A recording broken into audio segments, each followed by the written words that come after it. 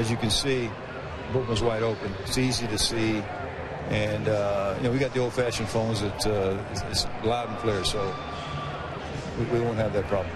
Tony, thanks a lot. Chris, back to you. Guys, thank you very much. Ken tried. No biting from Tony La Russa. He wouldn't touch it. He wouldn't touch it. But I don't care if the bullpen phones work or not. If the St. Louis Cardinals don't hit tonight, they're not going to win this game. Why? Why has Tony La Russa made these lineup changes? Albert Pujols needs protection behind him. He said it in the managers meeting today. Lance Berkman is moving up to fourth behind Albert Pujols. Why? Matt Holliday's left 11 guys on base. When Albert Pujols has been intentionally walked this series, they're 1 for 4 with 2 double plays. Half the time they hit into double plays. You can't have that if you're the St. Louis Cardinals. Albert needs protection. You need them to put some pressure on the pitcher if he's on first, have a guy that can drive him in. And Lance Berkman's that guy. He does most of his damage from the left side of the plate, and Colby Lewis is a right-handed pitcher. That's why he's hitting fourth. I heard what Tony said in the meetings about the protection behind Pujols more important, but I think the guys ahead of Albert are the more important guys. Skip Schumacher gets into that second spot. The top 2 spots in this series so far, 3 for 37 with 3 runs scored. If those guys are on, then Ron Washington has to make a decision. Do I pitch to Albert Pujols or do I walk him? But if nobody's on, it's real easy. You're getting this. 4. Go take yourself down to first base, Albert, and then the guys behind him. All right, of course, the series has shifted back to St. Louis for Game 6 and possibly Game 7. Of course, the biggest monument in town, that would be the St. Louis Arch. And at least somebody went on the class field trip without the rest of the class today, AJ. You guys didn't want to come. You guys couldn't get you out of bed. But what an awesome experience. What an awesome view. I was staring at our set, and I was staring at the home plate from Busch Stadium, 630 feet in the air.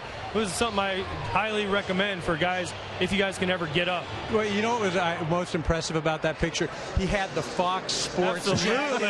You didn't pack your White Sox jersey? No, I wanted a billboard, but I wanted to, the company jacket. Look at that thing.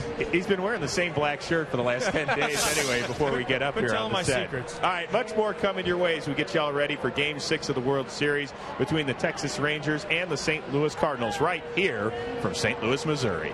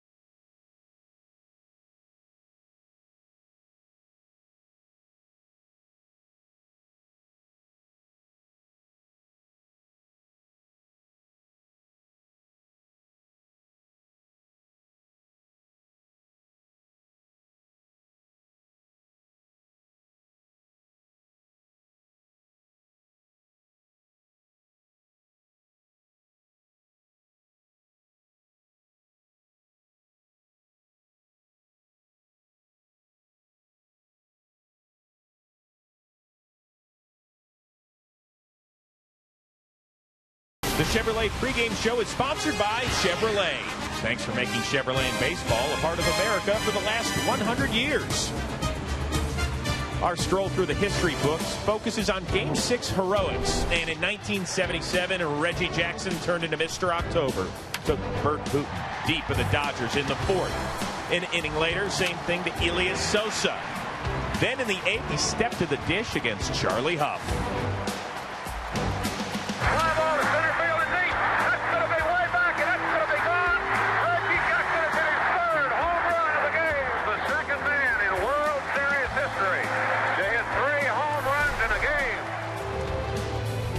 In Game 3 this year, Albert Pujols, of course, joined Reggie Jackson and Babe Ruth as the only players to club 3 homers in a single World Series game. But in the other 4 contests, Pujols has taken the collar. Well, in a perfect world, the Cardinals grab an early lead tonight and eventually turn it over to Jason Mott. But the man with the beard is only the second most loved furry creature here in St. Louis. If there was ever a time for that guy, the rally squirrel, to live up to his name, here it is. And there's a squirrel that ran right in front of home plate. He saw the squirrel yesterday, and now he's in the stands. Rally squirrel, rally squirrel. He's brave, he's bold, he is the rally squirrel. That's crazy, man. I mean, to go through the home plate, you know, on the big stage in the postseason, and now everybody talking about it. Philly threw one down in our bullpen at the end of Game 5, and Dotel's keeping it as kind of a little mascot that we have. He might be hiding in Dotel's locker. I think that's where we found out he's been hiding. Rally squirrel, rally squirrel. Rally squirrel, baby. So the big question is how much of a playoff share the rally squirrel should get. I think maybe a third, because it's been there really in the first round.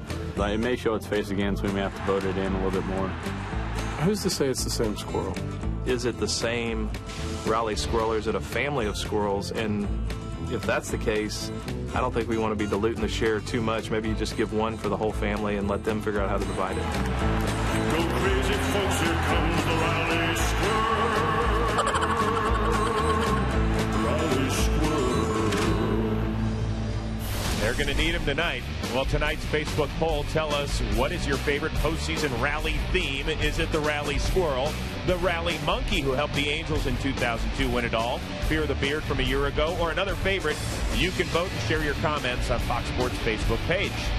Okay, guys, you get to vote first. I know which one's not my favorite. It's the rally monkey. I was there in 2002, and it destroyed my Twins that year, so I'm not a big fan of the rally monkey. All I know is that rally squirrel better be ready to go in the bottom of the first tonight, because he's got to come out and get this fan base excited. They've got to score first, get the crowd involved. You don't want to wait until the 5th or 6th inning and give Texas that advantage. The Cardinals are 1 for 16 with runners in scoring position since that offensive outburst in Game 3. As a hitter, you want to go up there, be patient. You've got to get that hit early in the game, because you're going to be thinking about it and you're going to be pressing. It makes it difficult. Score early. If I'm Texas, I want to do the complete opposite. I want to jump on St. Louis. If I put pressure on them and I make them score runs and have to score runs, you can feel it as a player. The other team starts pressing. They start pushing a little bit harder. And as a baseball player, the hardest thing to do in baseball, get a hit when you absolutely have to. If Texas scores early on tonight's game, St. Louis will feel that pressure. La Russa will start making moves left and right. You can see it in the dugout. You can see it on the other side of the field.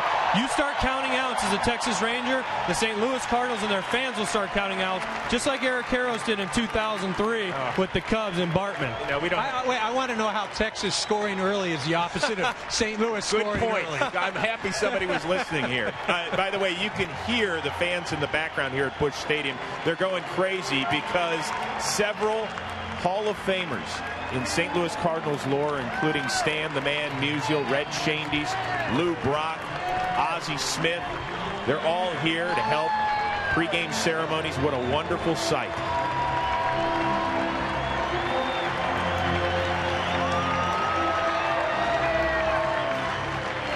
Also, Bob Gibson here as well. Talk about some amazing history for a franchise. Those guys are good. I want to know if Ozzie did the backflip running out tonight. That red, something about that red, though, it just works.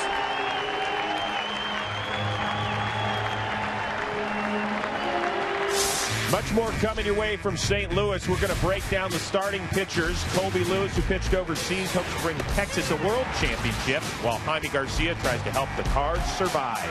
More from St. Louis after this.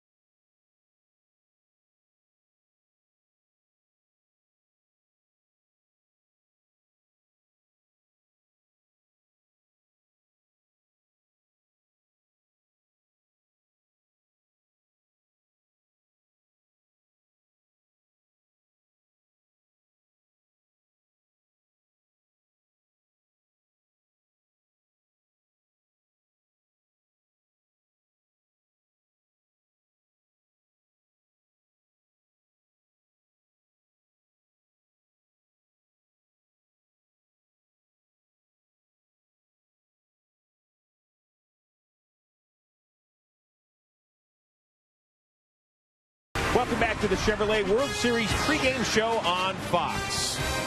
You got a little taste of it before the break. A sight to see here in St. Louis tonight. The greats of yesteryear gathering together. Stan the Man Musial seated. He turns 91 next month, joined by fellow Hall of Famers Red Schoendienst, Bob Gibson, Lou Brock, and Ozzie Smith. Something special for the fans, and obviously an emotional moment here tonight in St. Louis. Well, right now, Texas Rangers catcher Mike Napoli might be the World Series most valuable player. He was also the most moved player this offseason, traded twice in a 5-day span, and he's been quite a catch for Texas.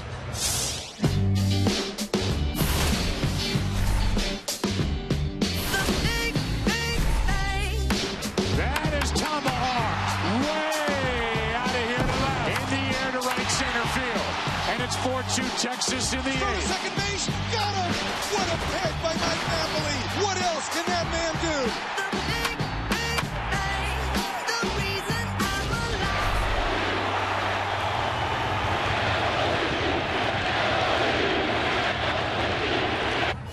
You can almost hear those Napoli chants all the way from Arlington, Texas. It just shows the depth of this lineup, EK. Well, it's incredibly deep, and that's the thing that makes the Texas Rangers so dangerous. In the division series, the leader in home runs and RBIs for the Rangers, Adrian Beltre.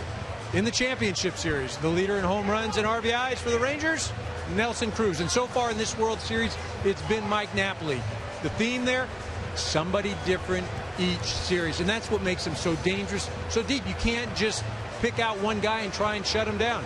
Right now, Napoli is on fire. Well, you didn't even talk about two guys that everyone talked about before this series, and that's Josh Hamilton and Michael Young. I picked Michael Young to win the MVP before this series. I picked the wrong Mike. I should have picked Mike Napoli. But not only offensively has he done it, defensively he's been amazing, throwing out 5 of 7 potential base stealers.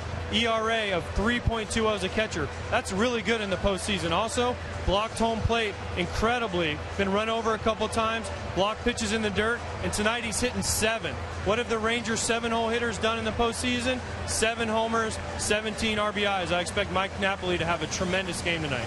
All right, guys, let's focus on the mound men. It's a rematch from Game 2.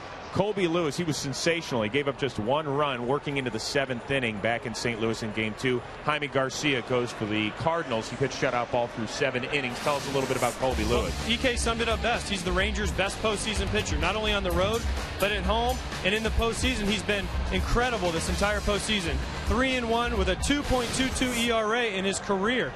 What does that mean? He's going to throw sliders. He's got to throw a high fastball just high enough where you pop it up. As a hitter, you face him, it's not an uncomfortable at bat. You don't realize, hey, I'm 0 for 4 all of a sudden. Why? Because I just missed pitches. That's what he did in Game 2, and he has to do that again tonight, and I fully expect it out of him if the Texas Rangers are going to win. And Jaime Garcia had a great Game 2, no question about it. 7 strikeouts, all 7 of them swinging. He's going to have to make some adjustments because I guarantee you those Ranger hitters will make adjustments after what they saw in Game 2. Talking to Michael Young, Mike Napoli, they said, think up the middle. Go right back up the middle. Don't try to pull it. If Jaime Garcia recognizes that you try to pull the ball, he's going to eat you alive with off-speed stuff away. It's Garcia against Lewis here in Game 6. We'll see you right after the game. Time right now to send you upstairs to the public address announcer here in St. Louis. That would be John Hewlett. Ladies and gentlemen, please rise and remove your caps for our national anthem. Performing tonight's anthem is multi-platinum, Grammy-nominated R&B singer and record producer Joe. Oh, say, can you see by the dawn's early light what so proudly we hailed at the twilight's last gleaming, whose broad stripes and bright stars through the perilous fight o'er the ramparts we watched were so gallantly streaming, and the rocket's red glare, the bombs bursting in air, gave proof through the night that our flag was still there. Oh, save us that star-spangled banner yet wave.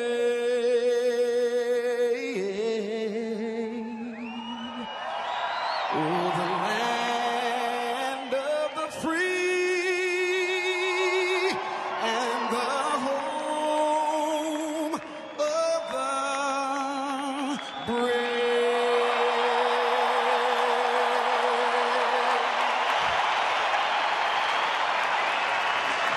We are just about ready for baseball in a series that has seen it all. Tight games and dramatic moments. Will the trophy head to Texas, or will the Cardinals force one more contest? Those my brothers, I ain't even gotta say it. That's just something they know. They know, they know, they know. They know, they know.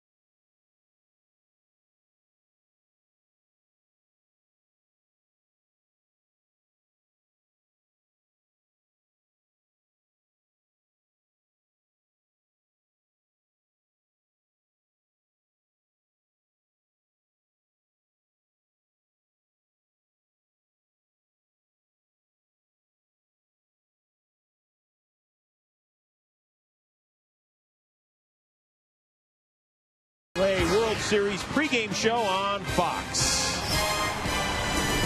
St. Louis is jumping. They're ready to go. And so are we as we bring you Game 6 of the World Series between the Texas Rangers and the St. Louis Cardinals. Let's head on upstairs to the broadcast booth and say hello, Joe Buck. And right back at you, Chris Rose. Hello, and hello to everybody. Well, here we are in St. Louis. It is cool, no rain in the forecast, and we're ready for Game 6. Everybody's well rested and ready to go after a couple of nights off, and it's a rematch pitching-wise of Game 2, a very well-pitched game with Garcia and Colby Lewis. By the way, I'm Joe. Tim is coming up, and get in here, Tim. You know, you can talk about bullpen phone lines and failed hit and runs and all you want. The reason why the Cardinals lost Game 5 is they did not hit, and that has to change if they're going to force a Game 7. And the reason the Texas Rangers are up 3-2 over the Cardinals is, for the most part, they've shut down the Cardinal hitters.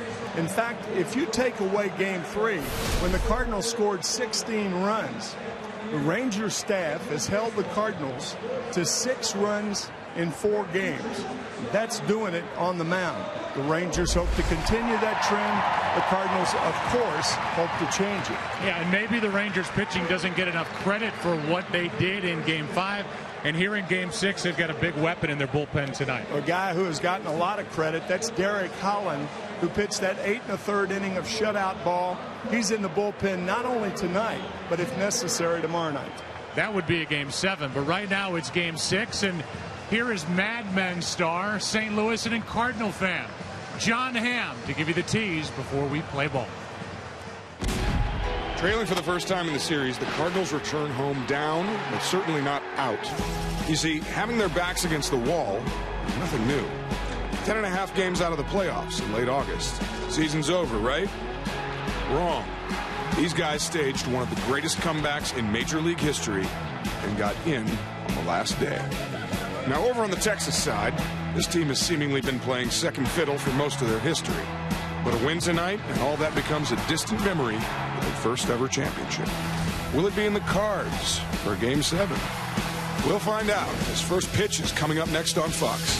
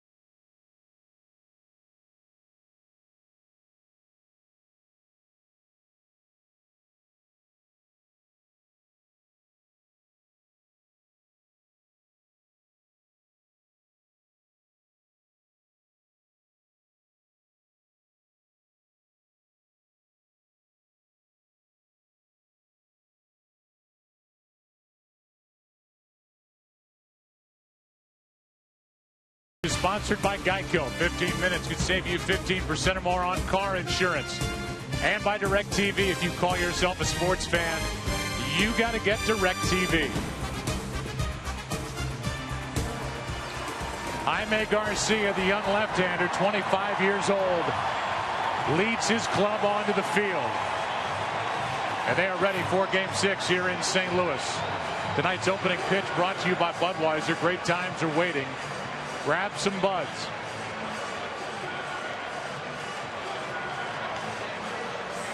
And we'll give you a look at the Taco Bell starting lineup. Taco Bell, think outside the bun. Same that tried to deal with Garcia in Game 2. Ian Kinsler leads it off at second.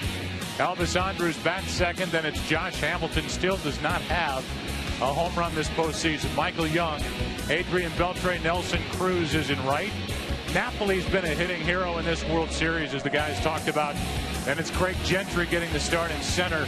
And Colby Lewis pitching and batting ninth as we look at the stats for the left-hander Jaime Garcia and what he's done this postseason. He had 32 starts during the season, 4 in the postseason, and has yet to win. You may remember Ron Washington saying this about Jaime Garcia: Texas must bring him on the plate. What that basically means, they're right-handed batters on the change-up away, don't swing at bad balls in the dirt. You're inclined to do that with Garcia, but he has an electrifying change, curveball, and cutter. He broke a lot of bats of the Rangers in Game 2. And he is going to try to break their hearts here tonight and force a Game 7 tomorrow, while the Rangers try for their first ever championship in franchise history. Gary Cederstrom is behind home plate. The crew chief who worked Game 1 is now all the way back around to first base. And it's Greg Gibson, Alfonso Marquez, Ron Kolpa down the left field line, Ted Barrett down the right field line, and here is Ian Kinsler, a .255 hitter during the regular season, 5 out of 17 in this World Series. Glad you're with us. Should be a fun night.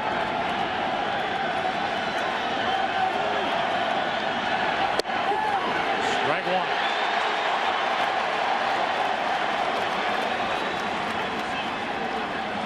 Home plate umpire already needs a new supply of baseballs.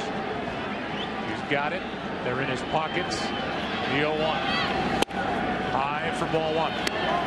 I know, Tim, you've been impressed when we've had a chance to sit down and talk with Jaime Garcia. Impressed by his talent, impressed by the way he approaches that talent. Great mental approach.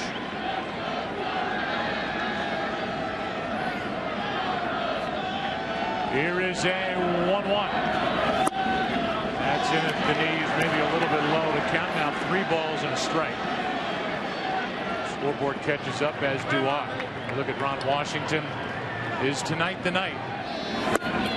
Over but low, and that's a leadoff walk, and not the kind of start Jaime Garcia had in mind when he woke up this morning. Let's take a look at Tony La Russa's defense. Matt Holliday is in left. Skip Schumacher gets the start in center. Lance Berkman is in right.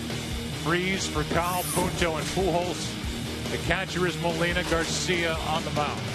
Joe, you talked about Skip Schumacher in center field. He had only 1 start in center this year.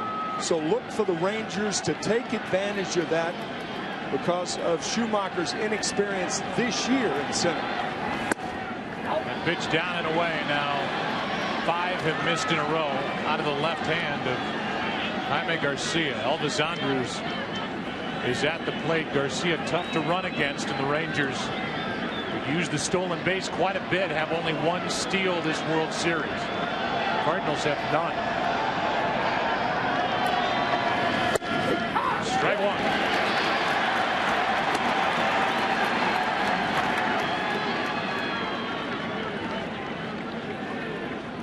Josh Hamilton on deck.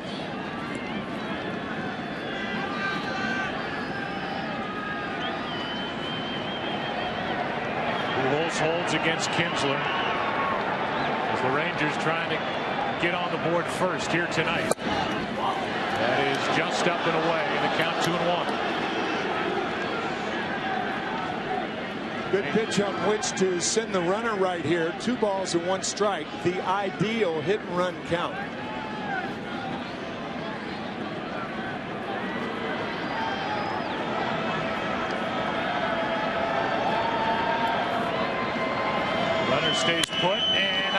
with a base hit into left center field.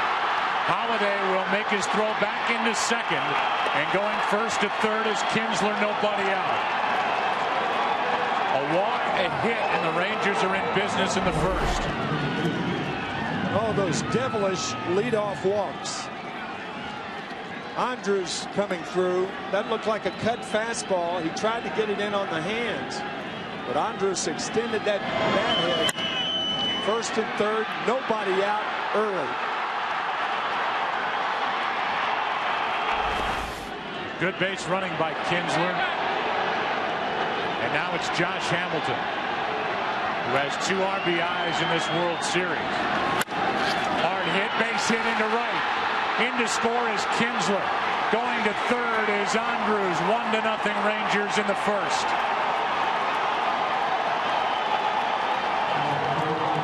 Hamilton jumped on the first pitch and singled it under the glove, or just to the side of the glove of Punto at second. He's jumped on the first pitch more than any other major leaguer this year. Almost 50% of the time will he swing at the first pitch, and it's a productive base hit for Hamilton. Just out of the reach of Punto.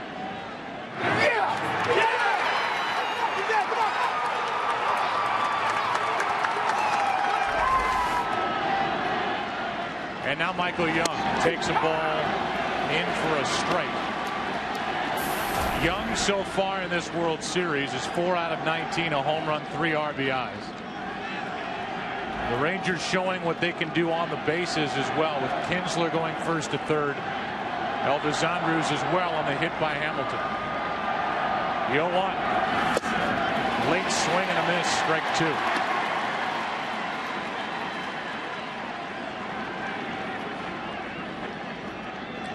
Dave Duncan, the Cardinals pitching coach, on the right. And all ready for Garcia, who was so good in game 2 when he got a no decision. The Rangers have touched him for 1, and now a big strikeout to get Young. And he chased it high, 1 out. Strikeout cutter from Garcia gets Michael Young for the first Cardinal out here in the first inning.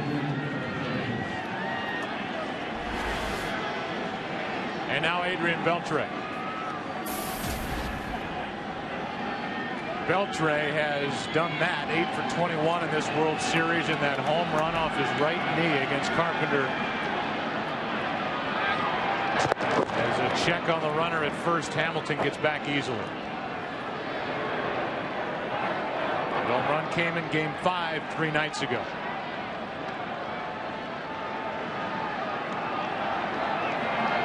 Those numbers since the 1st of September. He's got 4 home runs this postseason. Takes high.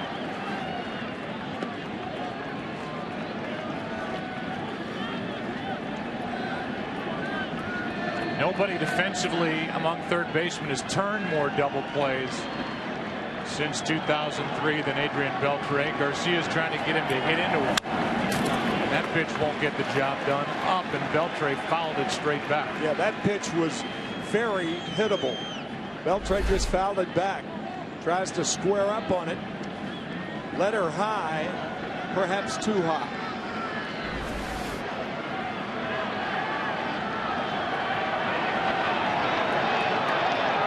Here's a 1-1. Strike 2. Garcia, who was pinpoint with his control in game 2. 7 innings, no runs, 3 hits, 7 strikeouts, 1 walk. He's given up 1. Rangers look for more.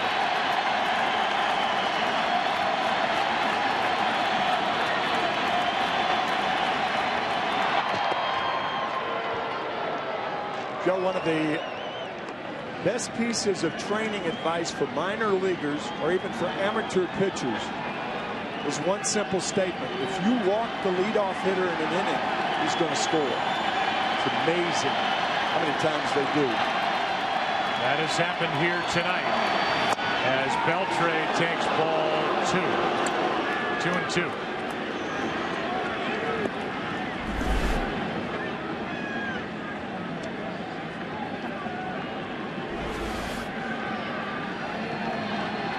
third is Andrews. Runner at first is Hamilton. Here is a 2-2. Another foul. That's the thing about these Ranger hitters. You can get 1/3, 2/3 of the way there. But they are a feisty group. They struck out fewer times than any other major league team this year. It's big when you're a team that can run. A 2-2. Full count.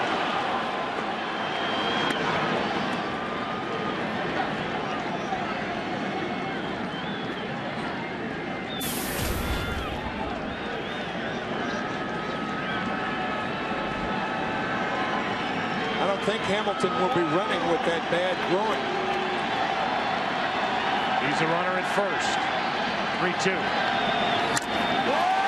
And that keeps him alive as the foul tip caught a lot of Yadier Molina. Looked like it came up under the right thigh of Yadi. Appears to be all right.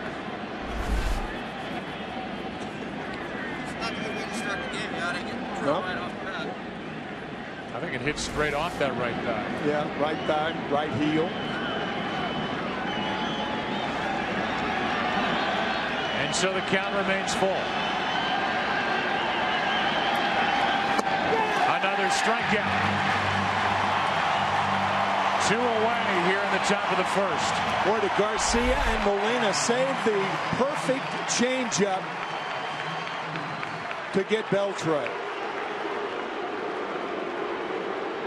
Pitchers almost choked that pitch.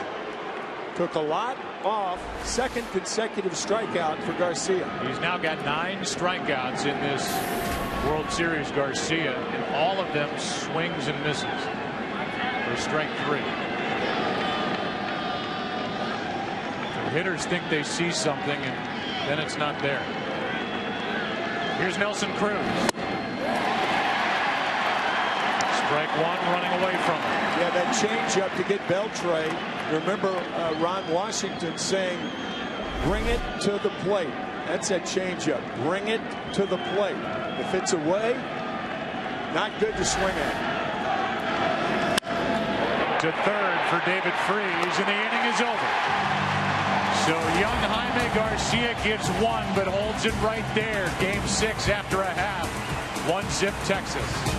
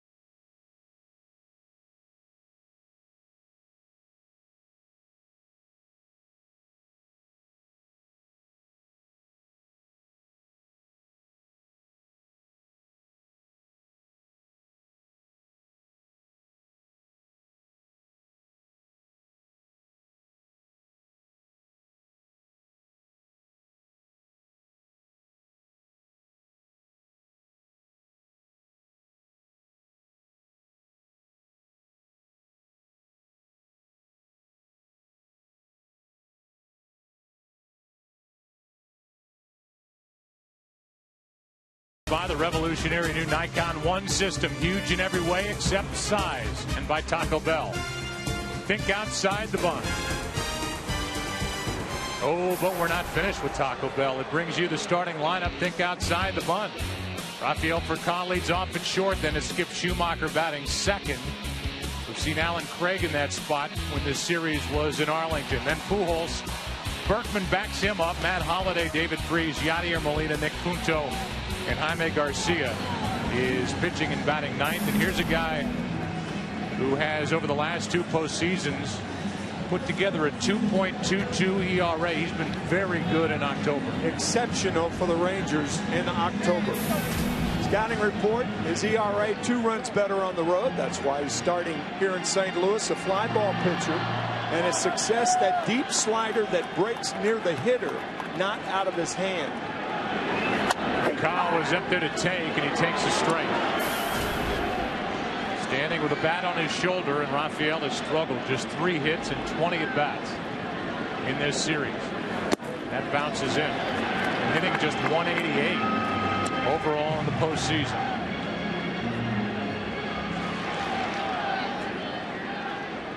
Here's a 1-1. Up high, 2-1. Look at the top 2 lineup spots. I talked about it in the pregame. 108, which is important in front of Pujols. Get traffic on in front of Albert Pujols to make the Rangers more inclined to pitch to him. And so far, Ron Washington has taken that approach when he's been able to. Anybody but Albert. 1 and 2 hitters very important, and obviously the number 4 hitter, Lance Berkman, hitting behind Pujols tonight. Here's a 2-2 from Colby Lewis. In the air to center, and Gentry goes back to grab it. 1 out. You know, Gentry's in center. To his right is Josh Hamilton. To his left, Nelson Cruz. And around the infield, it's Beltre, Andrews, Kinsler, and Michael Young. The catcher is Napoli, who's done as much with his arm as he has with his bat. And he is catching Colby Lewis, and they try and figure out Schumacher, who's hitting .500 this postseason, 1 for 4 in the World Series. Strike 1.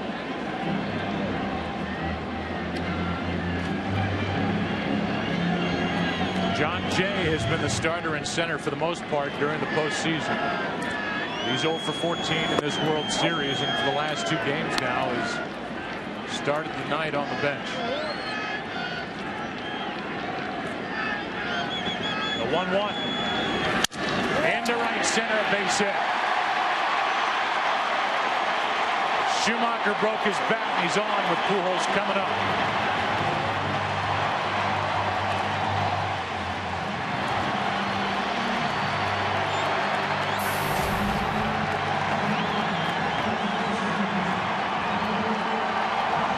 The Cardinals are hoping that they can get Pujols up there without any intention of walking him intentionally. Did it 3 times in Game 5.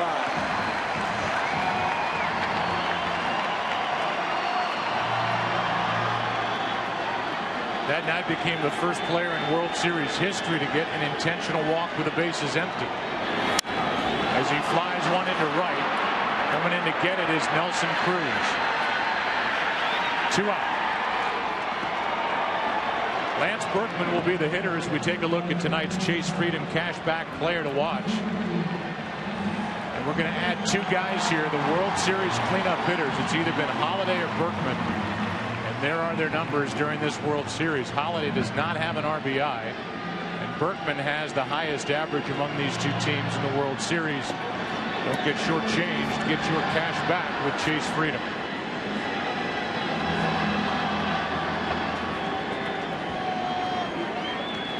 Lance 7 out of 18 to compile that .389 average.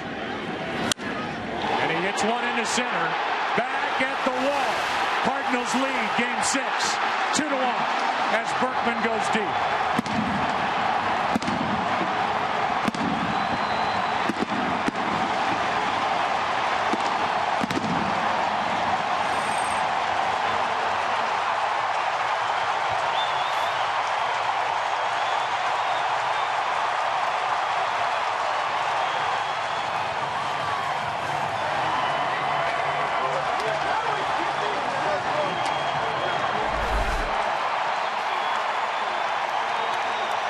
fastball away to left center in the October cold. You can understand that ball carrying in the summer. Got to hit it a ton to get it out in that direction tonight.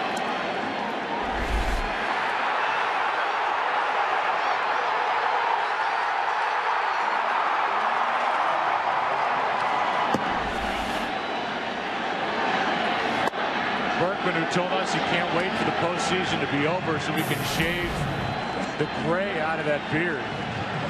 It's itching him. It's driving him nuts. He's trying to force one more day this October with that beard. So many of these guys, like hockey, have gone to a playoff style beard, and Berkman is one of the gang for St. Louis. Now a 1-2 pitch to Matt Holliday. Over but low, ball 2. Best way to eliminate Gray is to keep hitting them like Berkman just hit them, or hit it. That thing was pounded. Ooh. The 2-2. Full count.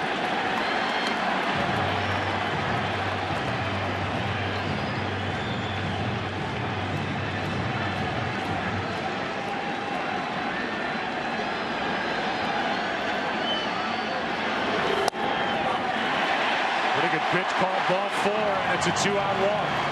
And Colby Lewis can't believe that was ball 4 instead of strike 3. And it keeps the inning alive for David Freese.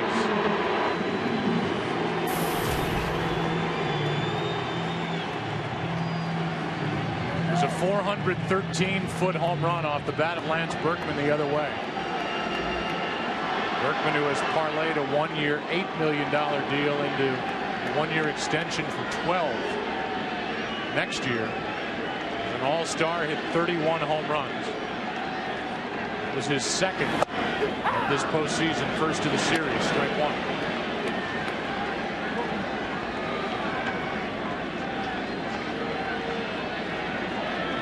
The home run ball bites Colby Lewis again.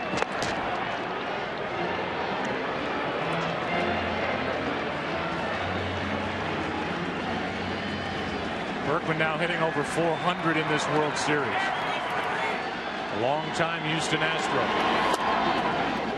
His Astros were swept in the World Series back in 2005 by the White Sox. He was a rent-a-player last year with the Yankees. They lost to these Rangers in the ALCS. Inside, ball 1.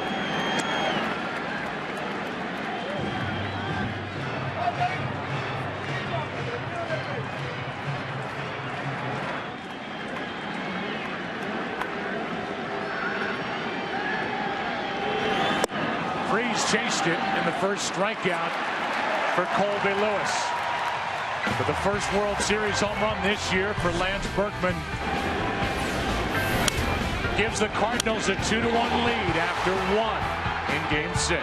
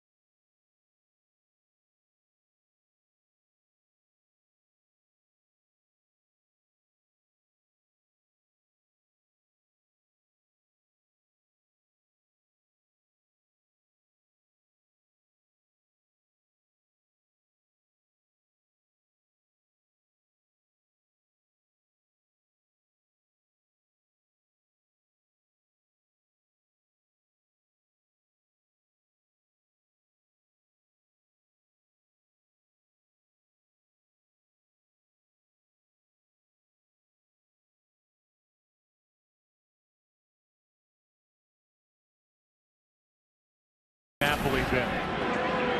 He has hit 2 home runs. He has driven in 9 during this World Series. He's been good behind the plate. He's been good with his arm. He's done everything. Everything. And he leads it off here with Gentry and Lewis to follow.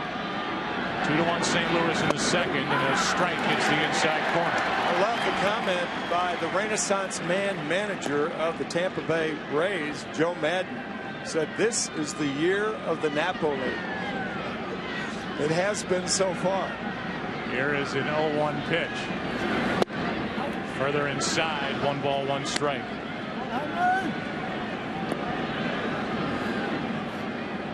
On deck Gentry and then the pitcher Lewis. So a little different look to the bottom of the lineup here. The Cardinals hosting this World Series game. That ball carries a long way but foul. Strike 2. Here are the numbers for Napoli. 9 runs batted in. The rest of the team actually 11 now with that first inning run. Game-winning double in Game 5. And one of 2 players all time with 4 multiple RBI games in a World Series. The other guy, by the way, is Mickey Mantle back in 1960. When the Yankees played the Pittsburgh Pirates, the shot heard round Pittsburgh, the Mazeroski home run. That was in Game 7 to win it. As Napoli takes in the dirt 2-2. But we've talked about it a couple of times. He was traded twice in January, Napoli. From the Angels to Toronto and from Toronto to Texas. 2-2. Full count.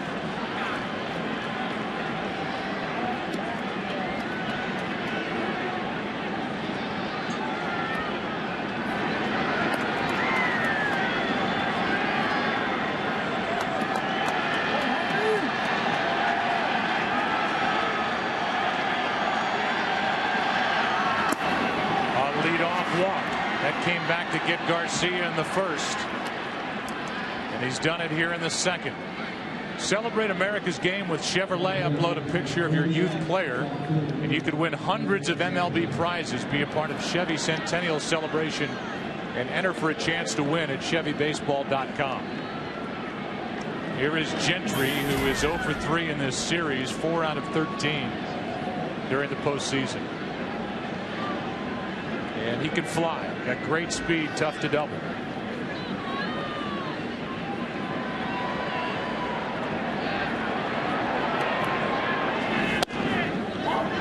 Garcia held him hitless in Game 2, and now Garcia, like he did back in the first, misses with the first to the second batter of the inning after a leadoff walk.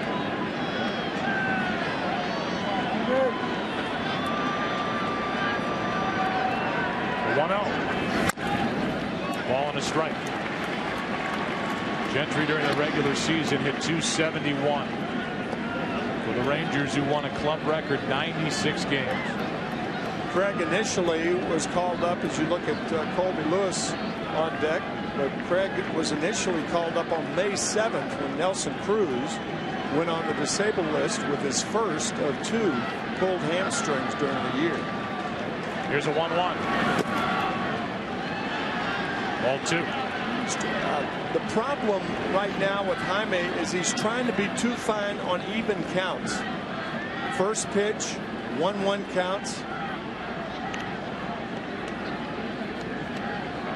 A good theory on pitching is use the middle of the plate for strikes and then expand the strike zone. Base hit left field off the bat of Gentry, gets his first World Series hit. And the first 2 are on for the Rangers in the second. And that will bring Colby Lewis in, presumably to bunt.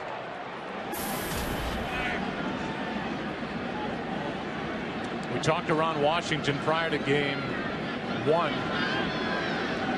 And he said, I'm going to play it straight with my pitchers. Nobody's on, they'll swing. If they run the bases, I hope they don't get hurt. And if guys are on, I'm going to have them bunt. Well, we saw Lewis in Game 2 swing the bat and handle the bat pretty well. Albert Pujols will dare him to swing the bat.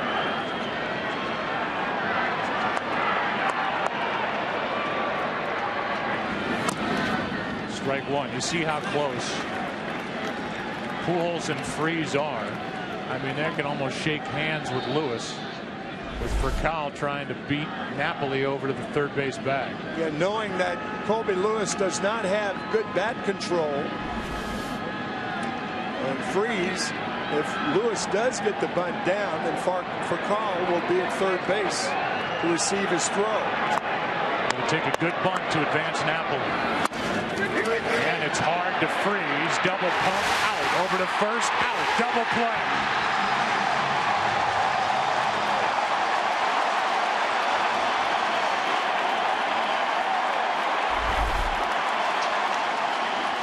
He laid down what normally would be a good bunt, but not for an American League pitcher. An easy play, and that rocket arm of Furcal gets Lewis at first base. 5, 6, 4 from the blimp.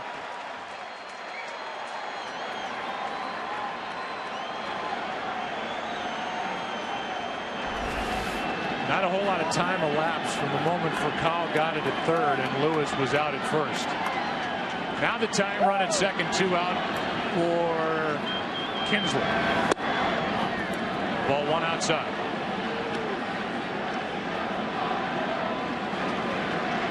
A walk and a run scored. He scored on a base hit by Josh Hamilton. Then the Rangers at first and third, nobody out, and did not score another run.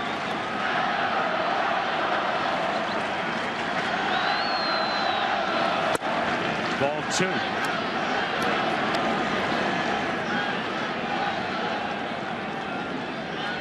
Trying to extend that to 12 straight postseason road games is Kinsler, and if he does, with Gentry's speed, the runner at second, and into the outfield should tie this game. 2-0. 2-1. Ian Kinsler, the very definition of a pull hitter. In his career, he's hit 128 home runs. That includes the last 2 postseasons. Of the 128 home runs, 109 have been pulled to left field. 2 have been hit to right field. He pulls that foul, pitch in on his hands, and it's 2-2. That's why Rafael Furcal is playing Kinsler in the hole on the left side of the infield.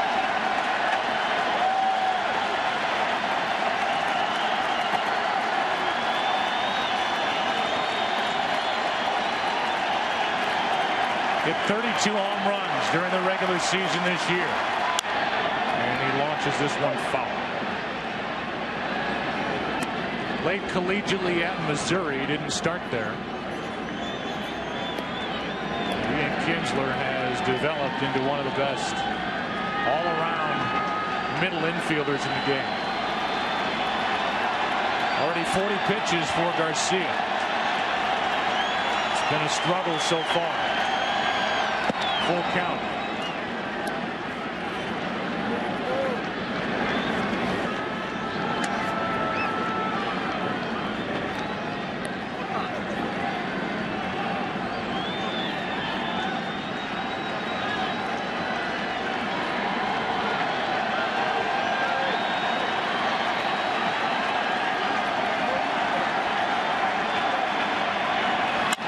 In the gap in left center field. To tie this game, 1 hop over the wall. It's a ground rule RBI double for Kinsler, and it's 2-2 in the second. You've heard that expression, second time through the lineup. This is the second time the Rangers have faced Jaime Garcia. And this cutter gets too much of the plate. It starts on the outside, right in the wheelhouse of a dead pull hitter to tie it.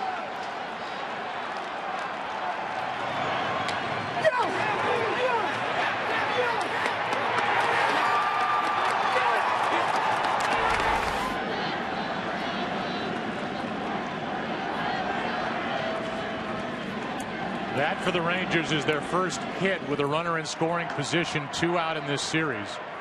And Mitchell Boggs is starting to get loose. Everybody is available in the Cardinal bullpen tonight except Chris Carpenter. could get the ball in game 7 on short rest tomorrow if there is one. Edwin Jackson on regular rest is a possibility. Even Westbrook. Now the go-ahead run at second with 2 out. And Elvis Andrews at the plate. Strike 1.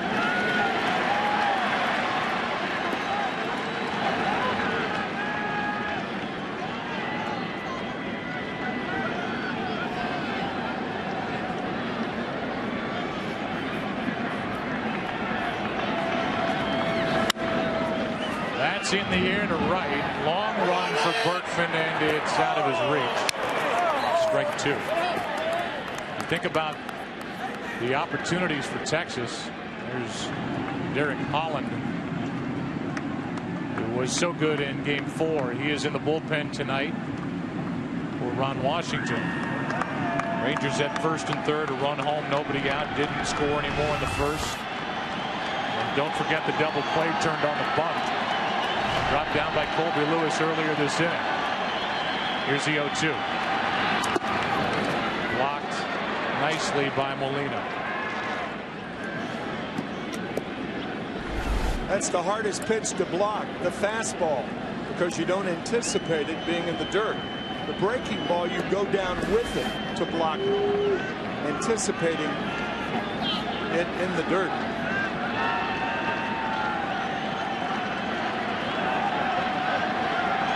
Here is a 1-2. Again, it's down. A lot of pitches down from Garcia here in the first 2 innings, 2-2.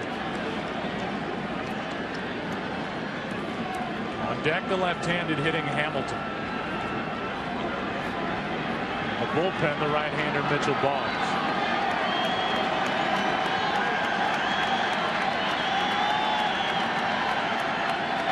Here's a 2-2. Spoiled it. Is asking the home plate umpire Gary Cederstrom if he just offered it ball 3.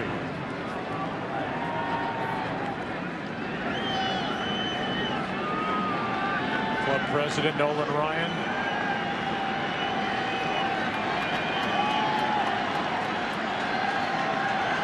Watching with the rest of us, a 2-2 pitch.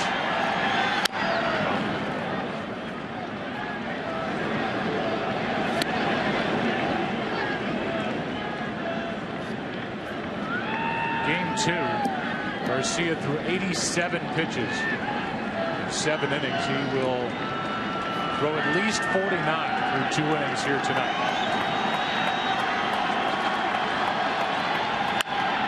Into right, and Berkman came in and had to reach high to grab it. Rangers get a run. RBI double by Kinsler, and after an inning and a half in game 6, tied at 2.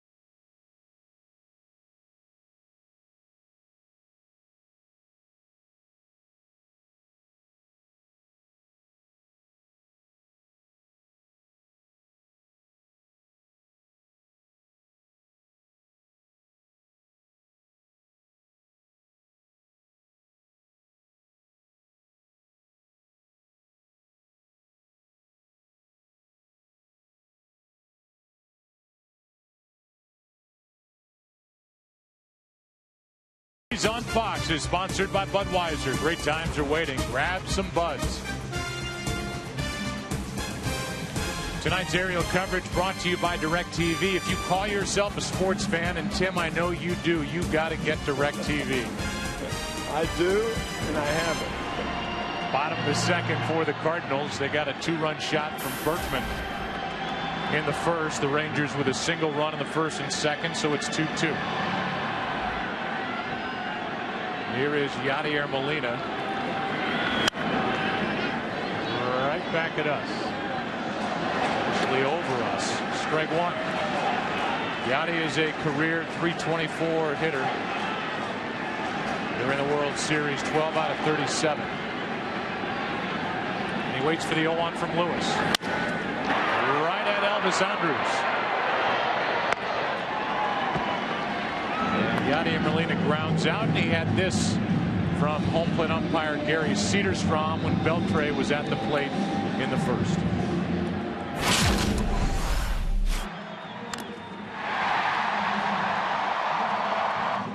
You all ready? It's not a good way to start the game. You ought to get drilled right off the bat.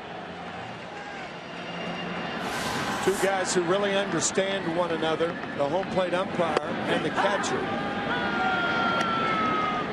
They always see eye to eye, as you did back in your career. Never a cross word with a guy behind the plate. No. Punto loses his bat, and it hits the front rail of the dugout. Right in front of Chris Carpenter and Edwin Jackson.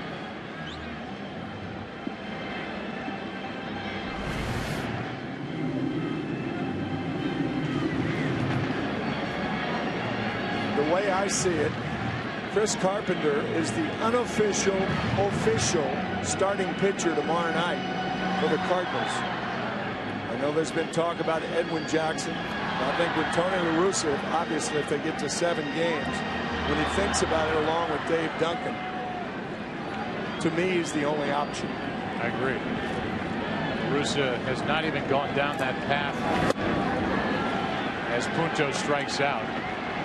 Talking about it with us before the game, he said, either way, even if we had no rain out, we felt good about how we could pitch Game 7. And he said, I promise you, I will really think about it if we get there, meaning if the Cardinals win tonight, as Jaime Garcia walks in. Ken Rosenthal is with us. Ken, what's your gut? Who gets the ball if there is a Game 7?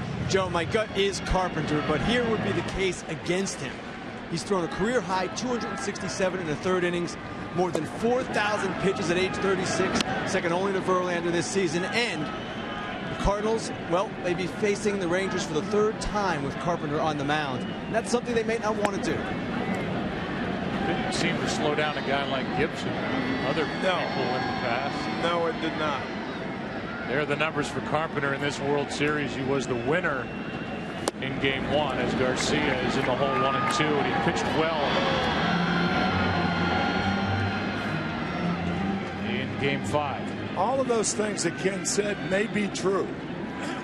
However, it's Game 7 of the World Series. How many other chances are you going to have for that game? He was also undefeated at home during the postseason in his career, and he said he learned something from starting on short rest in the division series at Philadelphia.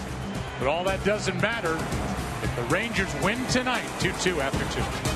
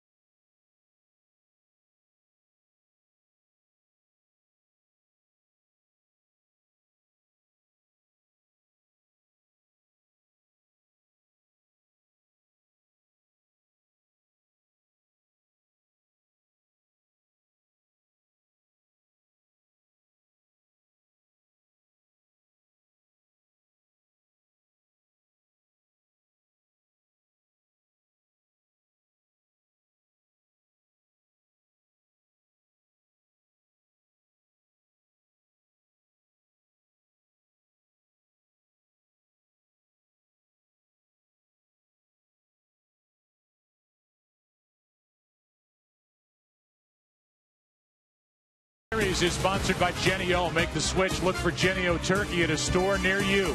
And by Chase. Don't get shortchanged. Get your cash back with Chase Freedom. Down below, we go into the third inning of Game 6, tied at 2. Hamilton takes a ball. So far, the breaking ball has not been a strike from Jaime Garcia. It is obvious that the leash is short.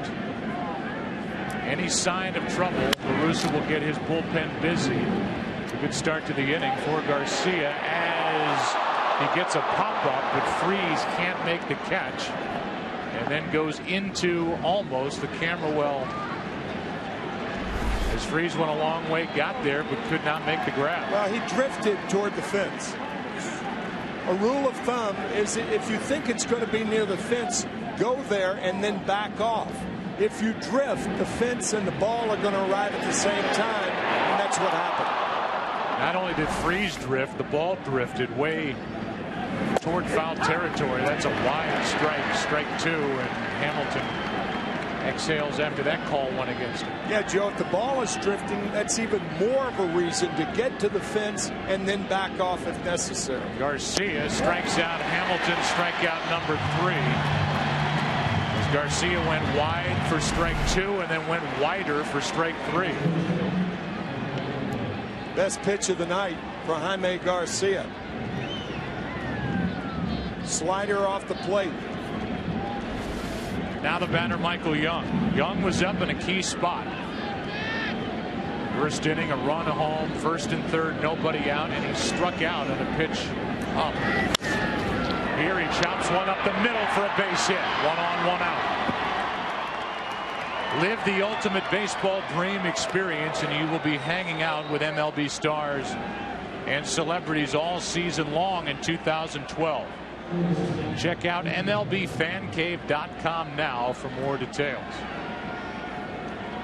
A lot of Ranger fans in attendance, hoping that for the first time in franchise history, franchise that started as the Senators in Washington in 1961, they win it all here tonight. Ball 1 to Beltran. The first game in Arlington was 14,439 days ago. 51st year of franchise history and the 40th in Texas.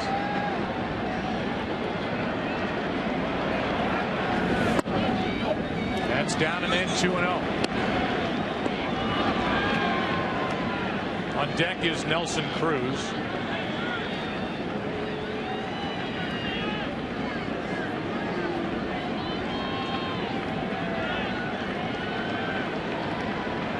Here's a 2-0. On the inside corner, Garcia got the call, 2-1.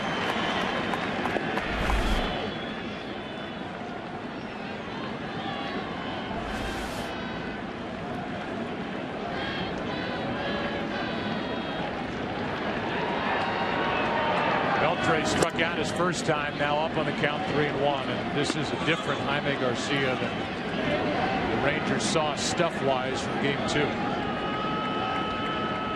Biggest difference, Joe, is he cannot control his stuff tonight. He's throwing as hard. I don't think he's throwing his changeup enough either. Might be 2. Punto flips out. Furcal took care of the rest, and that was well turned. Poor flip from Punto. Furcal saved it, and after 2.5 in Game 6, tied at 2.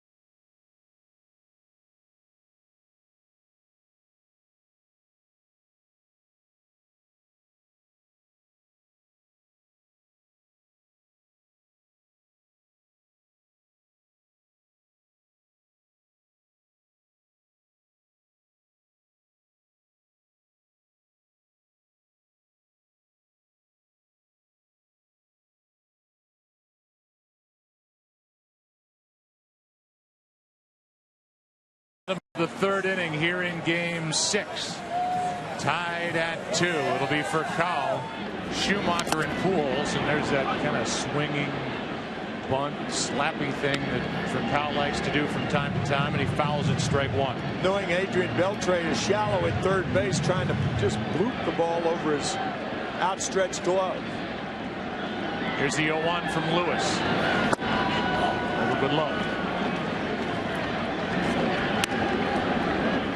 For Cal, lined out to center his first time up. Schumacher will follow. He got a base hit. And then Schumacher scored on the 2-out 2-run shot by Burton. Up and away, 2-1.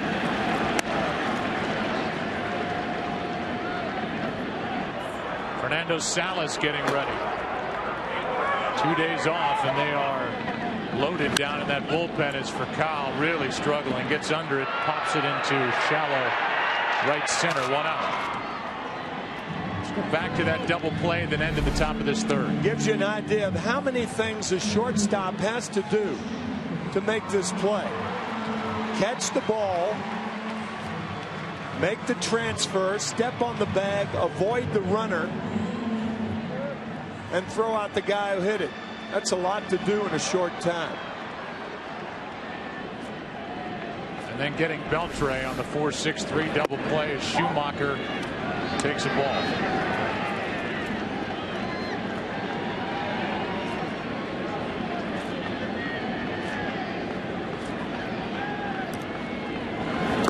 Anybody who watches enough baseball at this level, you just take the double play and turning it for granted. It's something Skip Schumacher had to really work hard at doing when he went from the outfield to the second base position. It's just not that physically easy.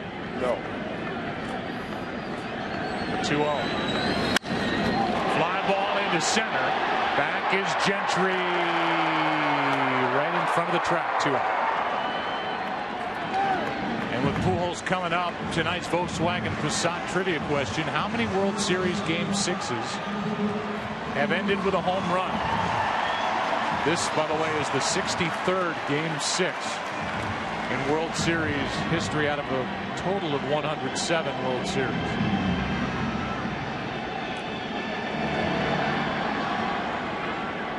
I'll give you a little video hint a bit later. Pujols had a pretty good swing his first time and fly to right, ball 1. I remember one, working it with your dad in '91. Kirby Puckett, Jack's famous call.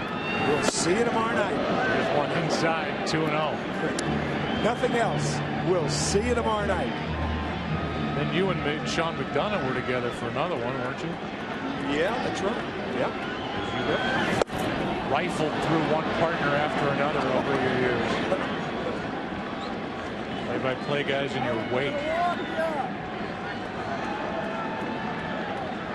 2 out, nobody on. The 2-1. Pujols takes a strike, and Lewis has come right after it.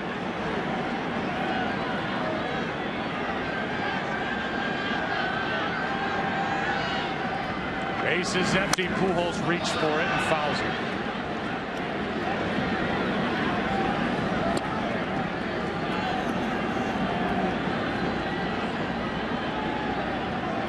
He's got 18 career postseason home runs. He hit 3 in Game 3.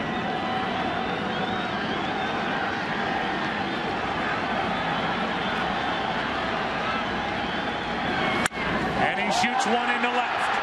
Back at the track. This ball will fall short as Pujols got under it, and Hamilton hauls it in.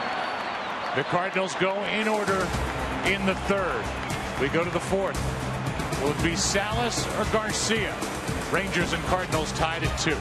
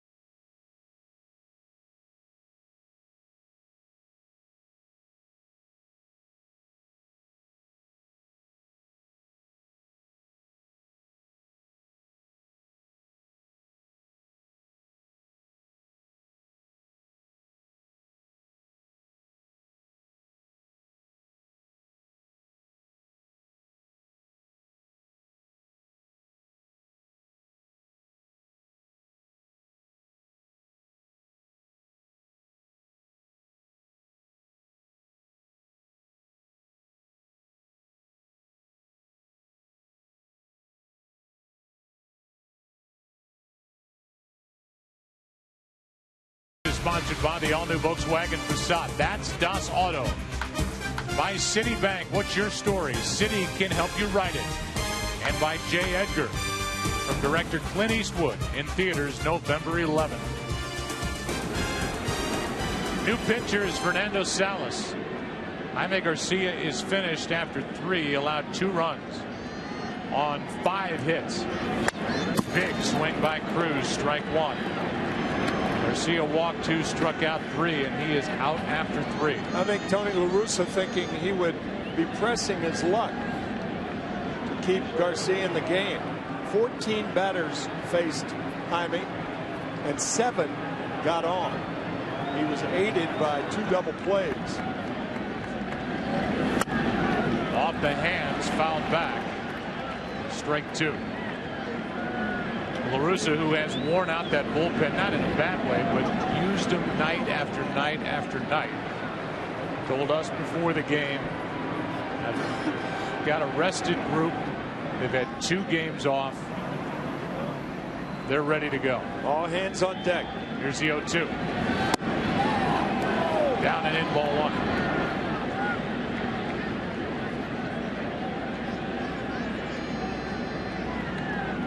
Cruz, then Napoli, then Gentry.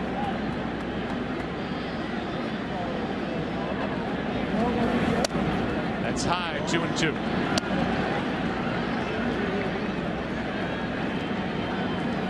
Meanwhile, Colby Lewis is settled in. He's now retired 7 straight.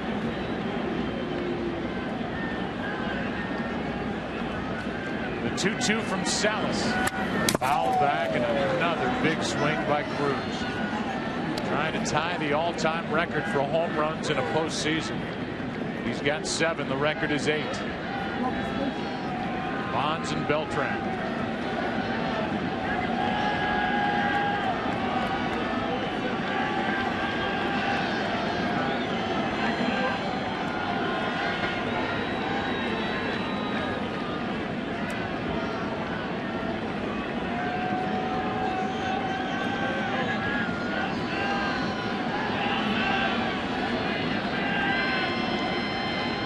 The 2-2, and he got under it. Fly ball into shallow left. In comes Holiday. Out goes for Kyle, and Holiday drops it.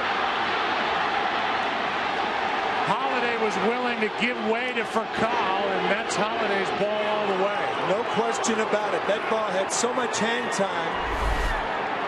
Now Holiday is playing Cruz deep, but there's no way that is Rafael Furcal's ball. Holiday should call him off immediately.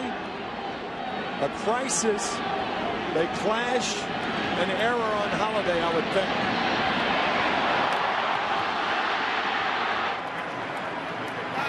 Here's the manager's reaction.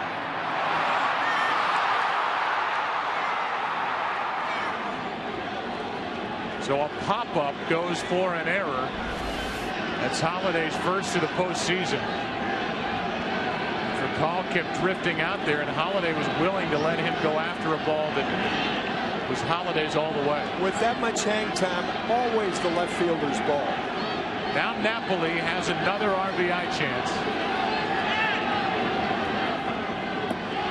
See how Salas does, trying to get around that error.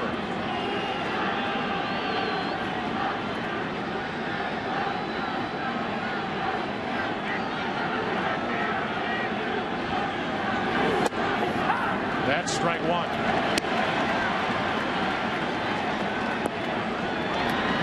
That will remind Cardinal fans of Holiday's drop in the division series. He's yelling, "Take it." Holiday dropped a ball out at Dodger Stadium against LA back in the division series of 09.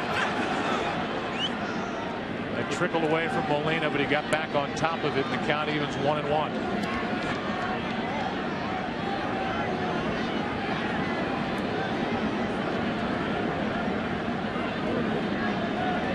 See what the Rangers do with this opportunity. Runner at second, nobody out. Had scored a run first and third, nobody out in the first. He did not played any more runs. Rangers have the right guy up there to do something about this tie game.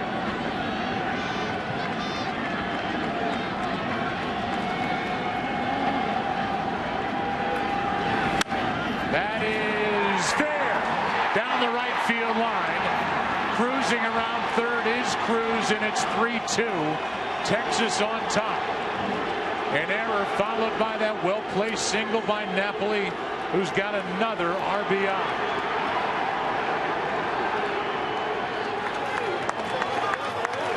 Well, so far, Christmas has come early for the Rangers. A fastball just fair. I think it may have hit the line. Good play by Berkman.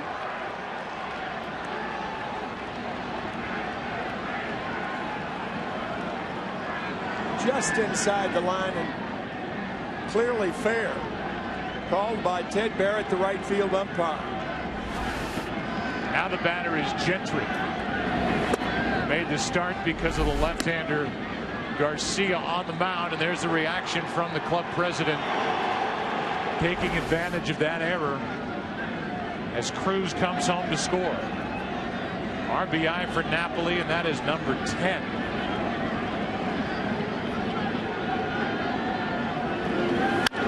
Foul. That now makes Napoli number 1 all time against the Cardinals in World Series RBIs. He's tied with Lou Gehrig, who drove home 9 back in 1928. But now Napoli has 10. On deck is Colby Lewis, who again has a 1-run lead. Here's a 1-1. Strike 2.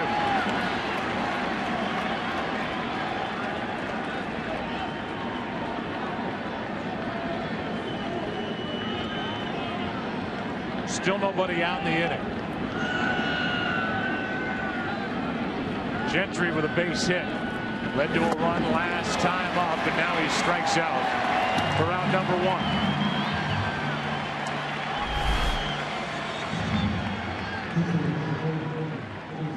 Good changeup from Salas, gets Gentry. And another bunt attempt expected from Colby Lewis. He'll try to get Napoli down to second. He could not bunt Napoli over to third back in the second. Went for a double play, and that one is a foul ball.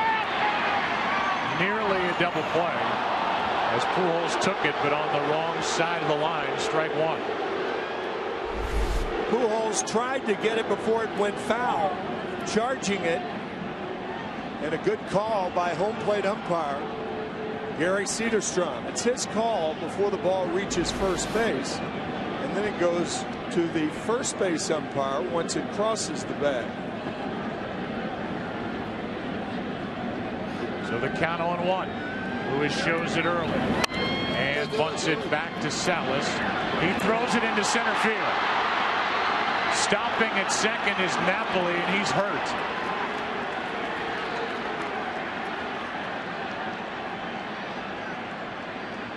And Mike Napoli, who has been a star in this World Series, went down going around the bag.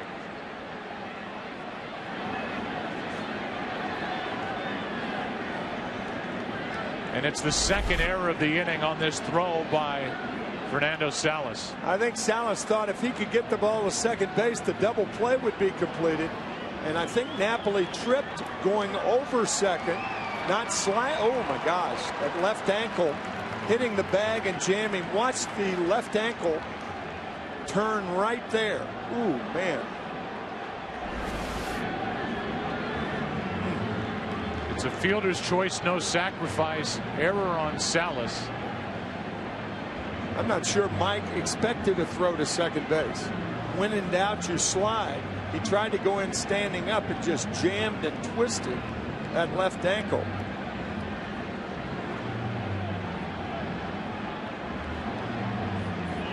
Sometimes a shortstop will decoy a throw. He'll act like there's no play. For Kyle, a very experienced shortstop. But that throw, he had no chance for that throw by Salas. Cardinal defense He's committed 2 errors in the inning, 1 on a routine fly ball. Trying to straighten out or loosen up that left ankle is Napoli after he went down hard.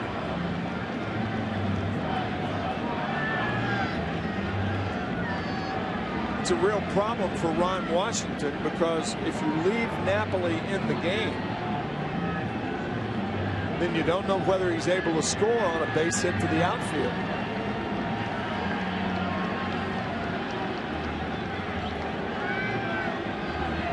You want to make absolutely sure that he can run.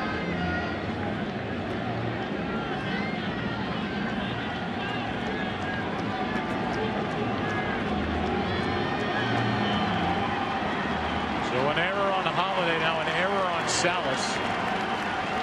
Napoli will stay in the game with Ian Kinsler coming up. And Joe, even if he can run, you're not sure whether he could squat or not.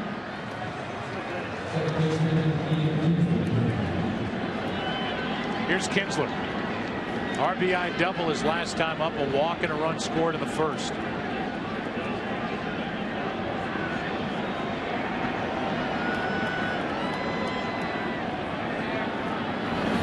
Strike 1.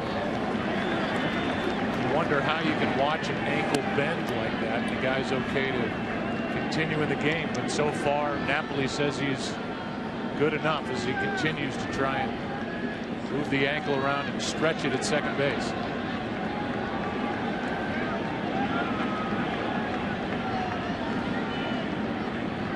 Here's the 0-1. On the inside corner, strike 2.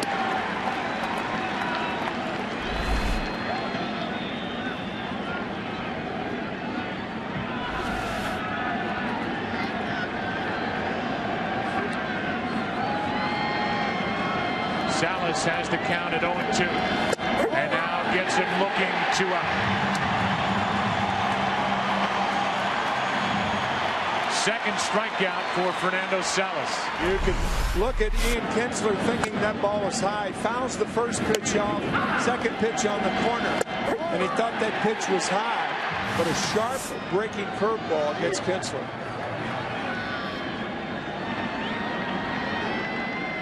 An unearned run has scored. The Rangers lead 3-2.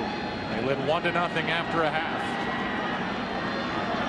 They have a chance for more. 2 on, 2 out. Here's Elvis Andrus. Strike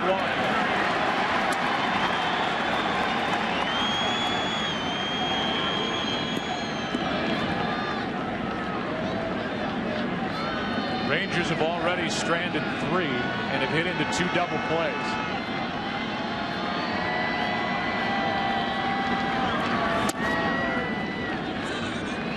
That's high. 1 ball, 1 strike. First 5 games, the Cardinals had committed 2 errors. Now 2 this inning. Led directly to at least 1 run.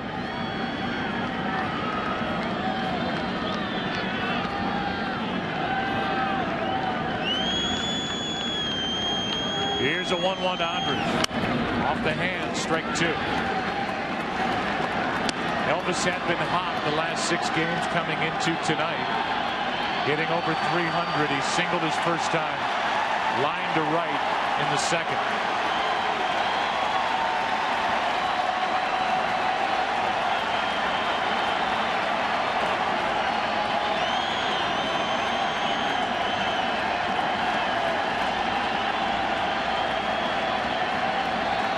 A 1-2. That's foul.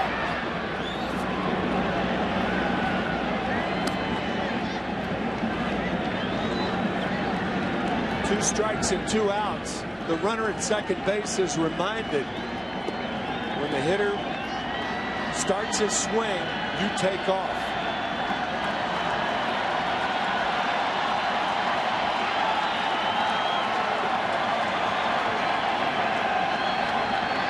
Again, the 1-2 and a fly ball into left field. Holiday turns all the way around and makes the catch to end the inning. It was an error by Holiday that started the frame on a ball hit in the air by Cruz. Then an RBI hit by Napoli. 3-2 Texas after 3.5 in Game 6.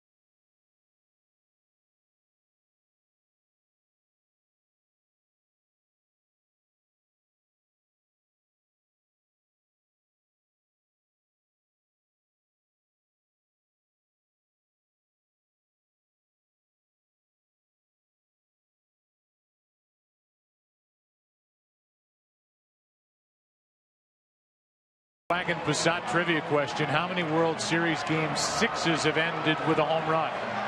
The answer 3. Fisk in 75, Kirby Puckett in 91, and Joe Carter for Toronto in 93. Tonight's aerial coverage is brought to you by DirecTV. If you call yourself a sports fan, you got to get DirecTV. Berkman with a 2-run home run his first time up. And this time he grounds one off the glove of Young, who recovers to get the out, and now they say Lewis missed the bag. He was there, got the throw from Young, and no argument from Colby Lewis as he evidently missed the base. Stepping over the bag, and a good call by Jerry Lane. First base umpire can see that clearly because that's the side of the base over which he stepped. Good call by Jerry Lane. So an error by the Cardinals to open the top of the 4th, and an error by the Rangers here in the bottom of the 4th. Got to be against Michael Young. It is. Now the batter's Holiday. Ball 1 inside. Holiday didn't look like he was seeing the ball well at all in left field. On the ball that he misplayed for an error, and even the one he caught hit by Elvis Andrus to end the top of this 4th. That's right. Here's a 1-0. Inside, 2-0 from Colby Lewis.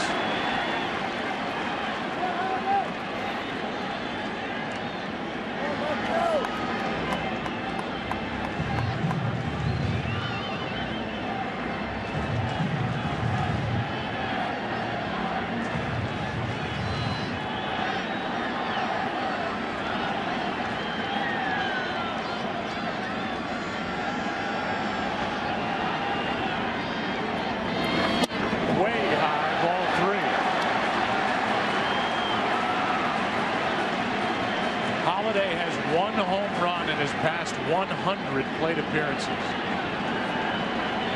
So I think Tony La Russa would be less inclined, since he's struggling like that, to let him hit right now.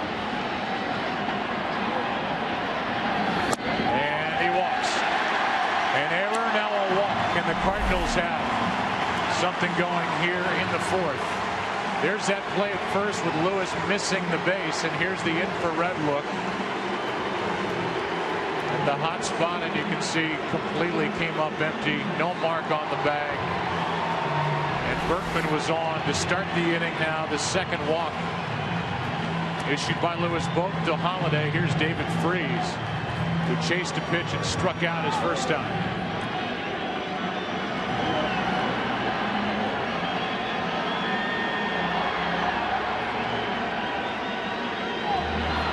Freese has been a .478 hitter here at Busch Stadium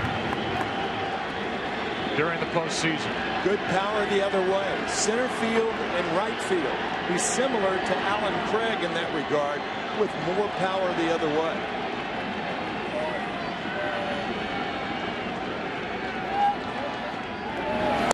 Ball 1. That's 5 in a row. After the guy on the mound missed the base, going to first, covering.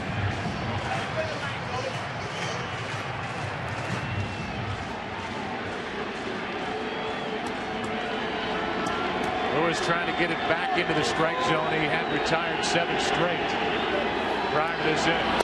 There's a strike, 1-1.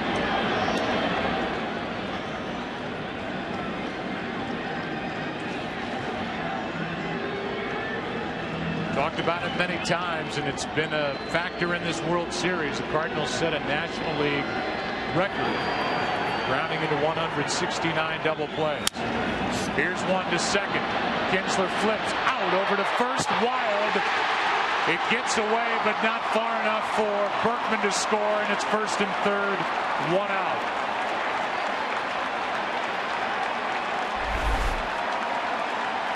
Watch the takeout slide from Matt Holliday, going in late, upending Elvis Andrus.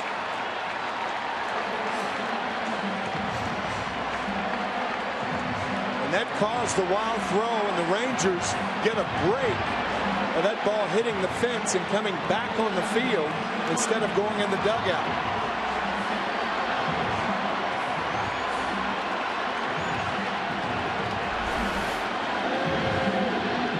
And now it's first and third, one out for Yadier Molina.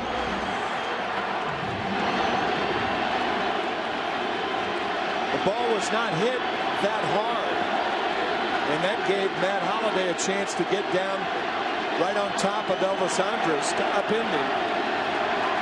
The ball bounced back on the playing field. Ball one up and away.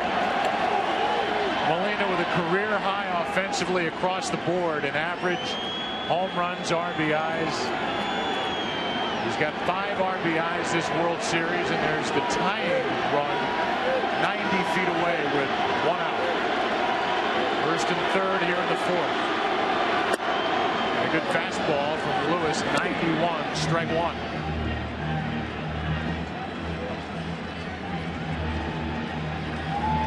No error on that throw. You can't assume a double play.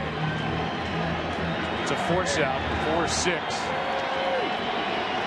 Only 1 error in the bottom half of the inning to this point. Runner goes, and Freese will come back on strike 2. Excuse me, Joe, that was a hit and run. Freese not a fast runner, but the speed of the runner on at first base really has nothing to do with it. It's whether the hitter can make contact, and Molina did, but fouled it back. Tony La Russa trying to stay out of the double play with that play.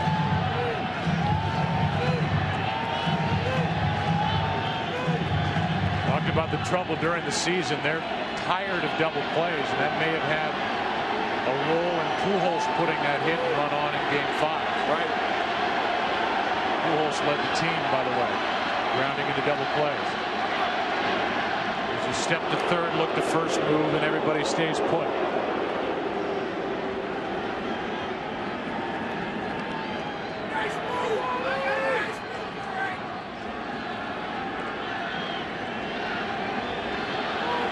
Molina usually a good battler with 2 strikes. Inside, almost walked into it, 2-2.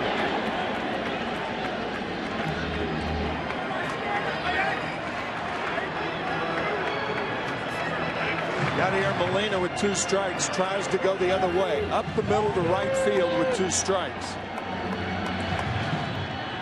That's why Lewis tried to come inside. That's a way to thwart that swing.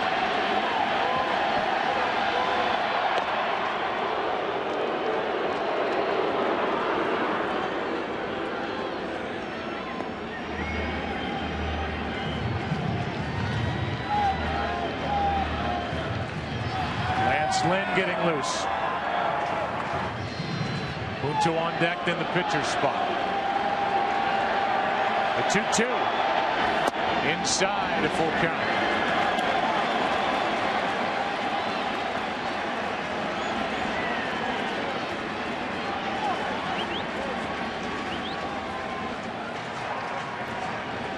I think you send the runner right here. Molina is not a guy that strikes out a lot.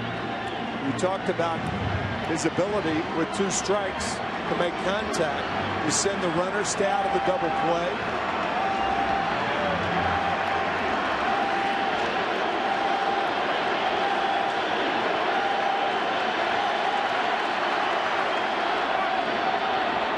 And if you're the runner at first base, you're not running to steal the base.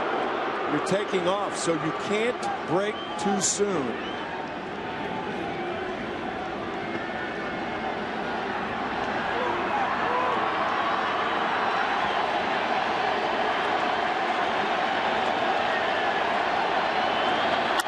Goes ground ball to third. Tying run scores. It's 3-3 in the fourth. And the Cardinals started the runner on a 3-2 count. And they've come back to tie it. Have the go-ahead run at second, 2 out. You're not sure if the double play would have been turned had Freese not run on the play. But perhaps it would have because of the speed of Molina, not a fast runner.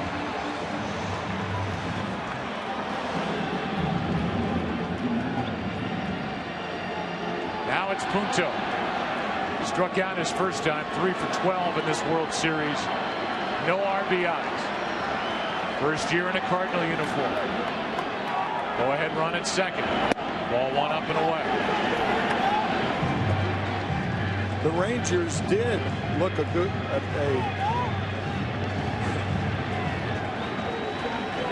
never mind. We'll get back to it. Here comes a 1-0. 1 ball, 1 strike. They did look that gift horse in the mouth, didn't they? I was wondering where you were going. Glad you brought it. I was too. Glad you brought it home after the foul. But an error causing a run in the top of the 4th, an error causing a run in the bottom of the 4th. Now I got it. That's us, just to put a face with the phrase. 1-1. Go ahead and run at second, 2 out, and that's up and away. On deck is John Jay. Rangers will have the 3, 4, 5 hitters in their half of the 5th. Lance Lynn is getting loose in case the pitcher's spot comes up here in the bottom of the 4th.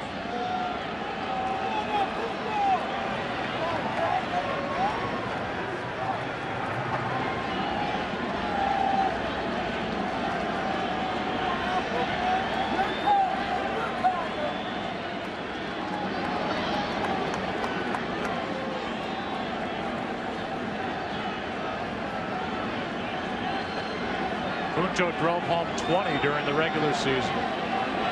Lewis steps off again.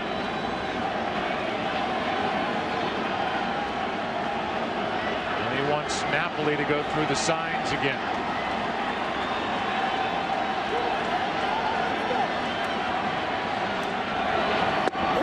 Breaking ball for a strike, and it's 2-2.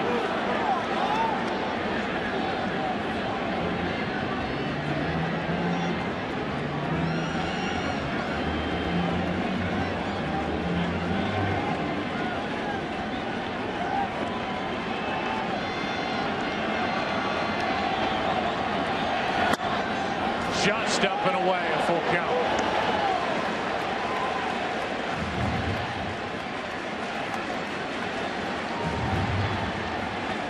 An error started the inning, then the Rangers' inability to turn a double play has come back to bite them in the 4th.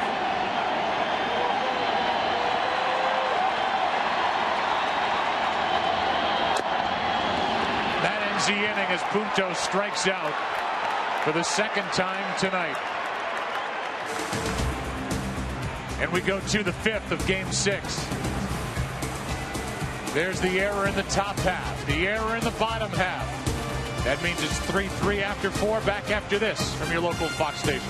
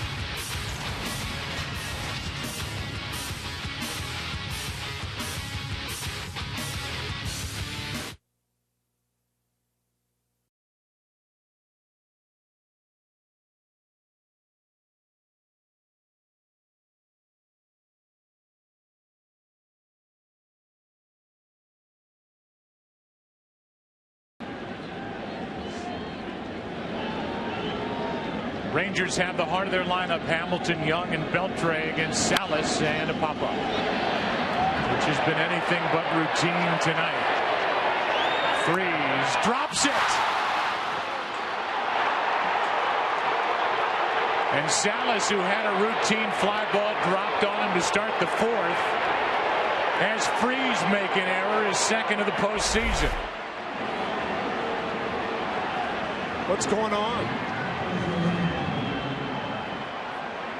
The first hitter in 3 half innings in a row has been on an error. To second, to first, and now to first again. And now we'll see if the Rangers do something with that. Runner at first, nobody out. Michael Young, who's 1 for 2. Steps in, and Salas steps off.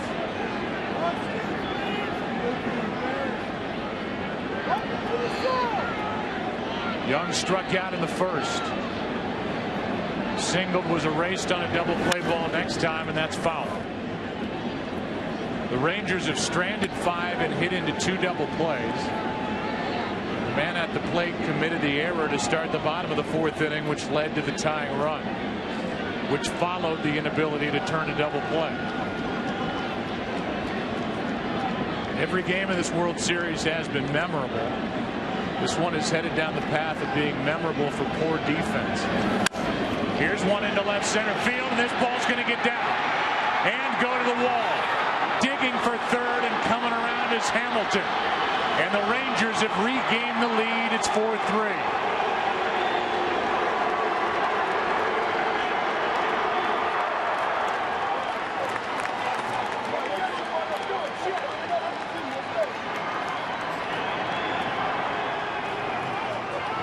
When you play defense poorly enough, runners are destined to score. Good hitting by Michael Young. The drive-in Hamilton, who reached on the arrow.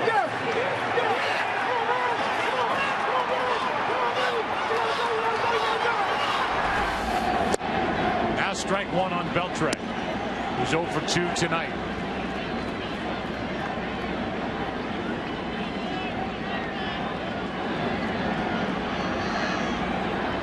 Runner at second, 1 out. Rather nobody out after that error, then the double. And the 0-1 inside. Ball and a strike. This has got to be the oddest game of the postseason so far this year. No question about it. Routine plays are not routine. Here's a 1-1 to Adrian Beltre. In for strike 2.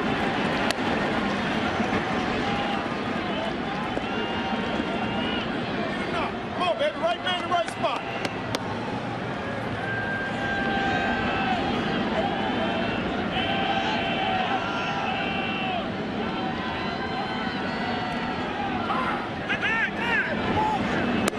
Before the 1-2 pitch, time is granted by the home plate umpire, Gary Cedarstrom.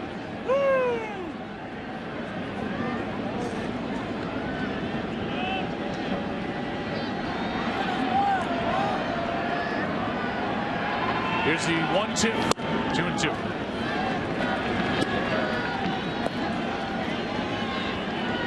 Nando Salas took over last inning. Garcia, the starter, lasted 3.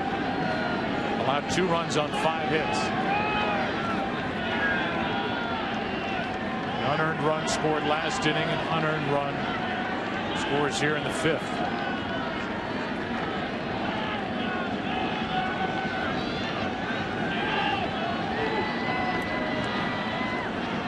The 2-2. Left side. Freeze gets a weird hop and gets the out. 1 away.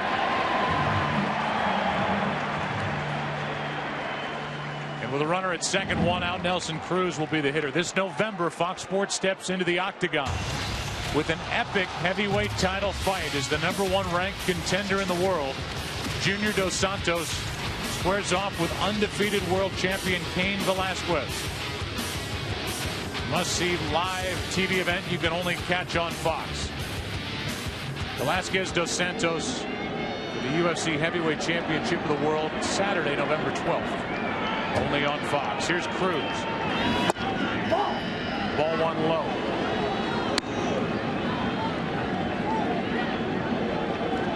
Nelson's the one that hit the ball in the air. Holiday could not handle to start last inning. Scored on the RBI hit by Napoli. Here's a 1-0. 2-0.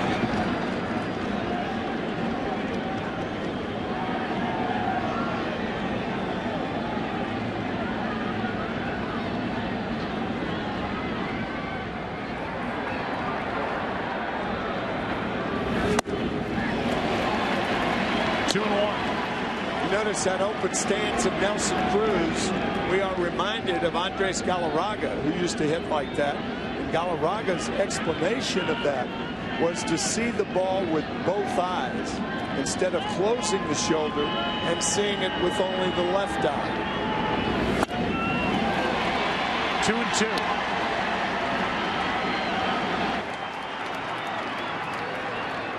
Cardinals have committed 3 errors tonight, the most by St. Louis in a World Series game since '43. Game 3 when they committed 4.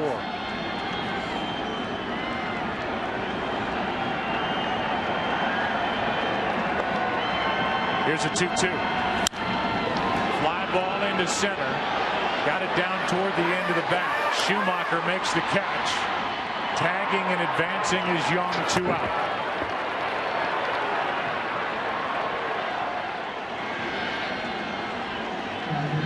The batter will be Napoli. Nikon 1 replay cam, the 3 errors. Holiday and left. The throwing error by Salas on a bunt. And then this one that started the 5th on a pop-up that Freese dropped.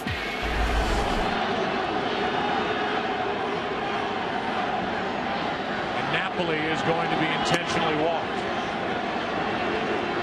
That will force the hand of Ron Washington, and he will go to his bench with Gentry, the next scheduled hitter. He'll call on David Murphy.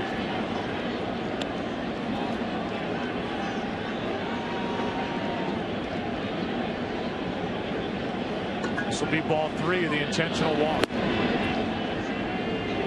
Napoli will be on base for the 3rd time tonight. He has an RBI single and 10 driven in this World Series.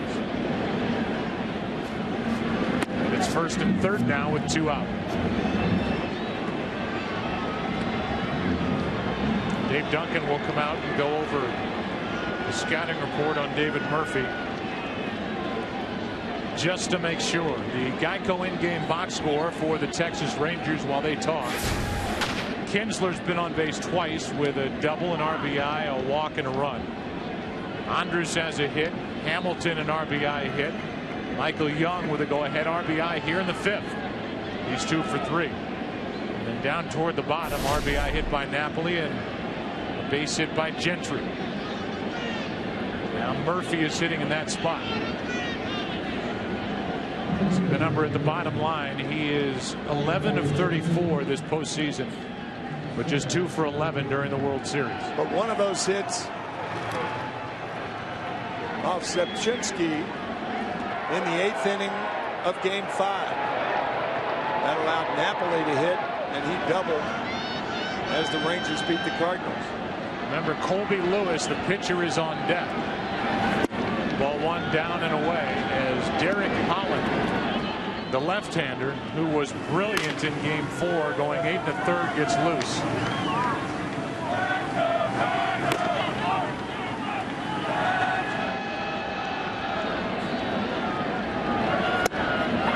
Outside corner, a ball and a strike. You know, Joe, Derek Holland is a starting pitcher, won 16 games as a starter this year. As you see, Terry Alba will be the pinch hitter if Murphy can get on. And Holland, a starter, can't get loose that quickly. Counts 2-1.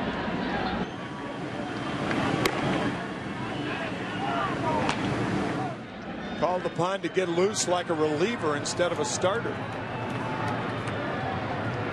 Here's a 2-1 outside. interesting to see if Torrey Alba comes up. If he's a decoy and Colby Lewis will hit anyway, or if it'll be Torrey Alba and then Ron Washington would have to go to Derek Holland.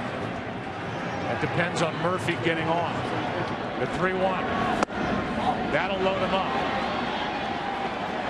We'll see if it's Torrey Alba or Lewis. Torrey Alba's walking back to the bench, and Lewis will come to the plate. Torrey Alba was just a decoy. So was Derek Holland. And LaRussa didn't bite. Instead of pitching to David Murphy, he's going to make Colby Lewis beat him with the bat for more runs here in the 5th.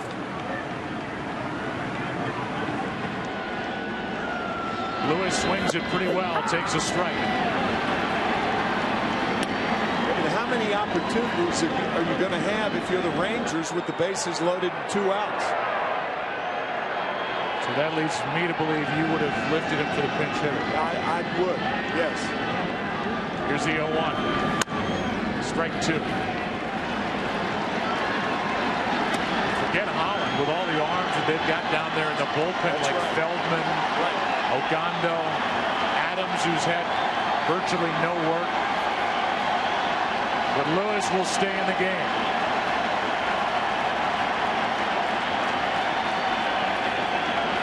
Here's the 0-2. And the inning is over. So LaRussa won that little battle by issuing an intentional pass to Napoli. Pitching around Murphy. Lewis strikes out, and it's a 4-3 game into the bottom of the 5th.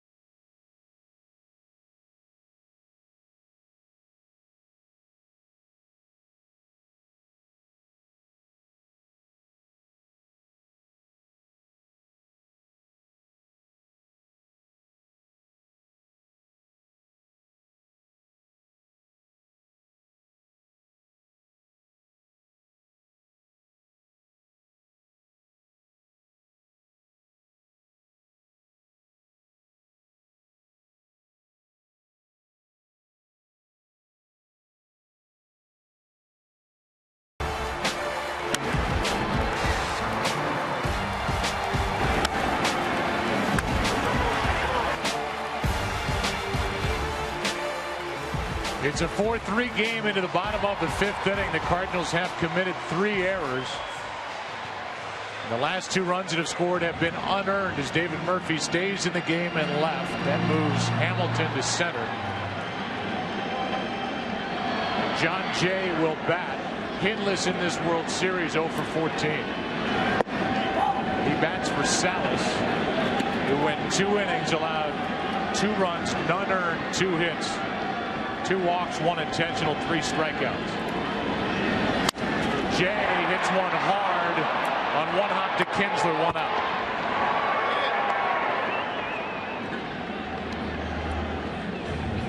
And back to the top of the lineup, Rafael Furcal. And if you're Ron Washington, you're hoping and praying that Colby Lewis can get through this half inning without having to go to your bullpen, because he just stuck with him in a spot where a base hit would have given the Texas Rangers some breathing room.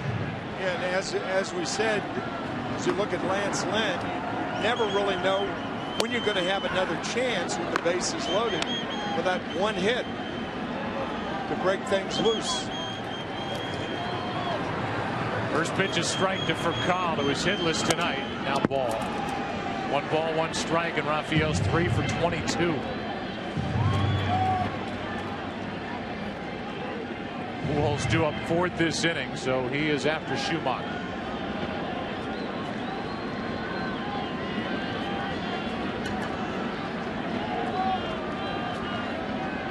Here's a 1-1. Ball 2.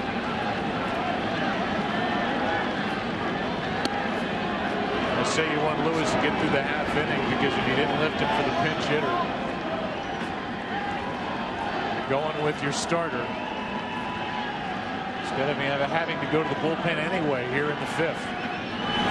That's low, 3-1.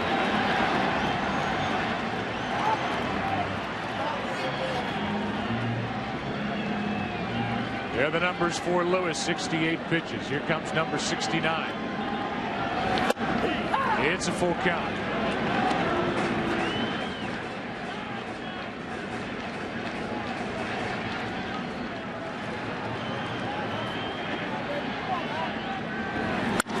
Furcal hits this one to Kinsler.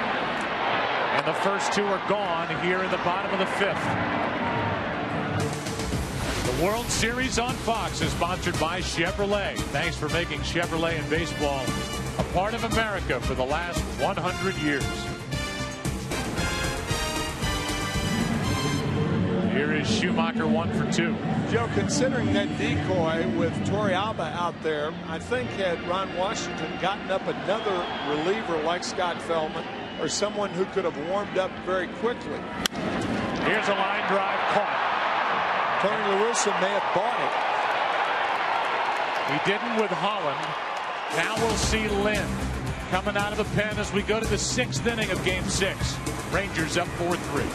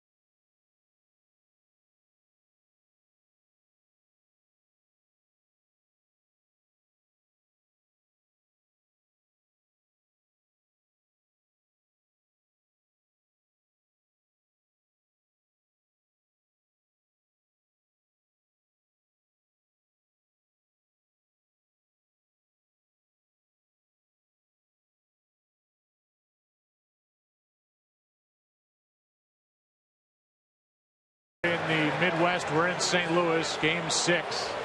Rangers leading 3-2 and leading game 6 4-3. Here's the game summary. Berkman with a 2-run shot in the first. Napoli another RBI that he knocked down the right field line in the 4th. We welcome you inside our broadcast booth, and this has been a very tense, odd game so far. Strange game. All 3 errors committed in this game have resulted in 3 runs being scored. 2 for the Rangers, 1 for the Cardinals. And really, a lot of the plays, there are errors and then there are errors. Yeah, there are no bad hops in the air. But there have been for the Cardinals tonight. John Jay stays in the game. He bats in that 9 spot where he just grounded out. He's in center. Schumacher is gone. The pitcher Lance Lynn will hit that number 2 spot. Count 1-1 on Kinsler. Top of the order for the Rangers, up by 1.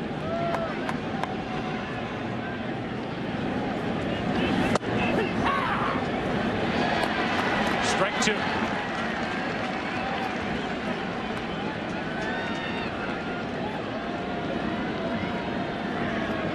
Andrews and then Josh Hamilton against Lance Lynn. Fastball upstairs, 2-2.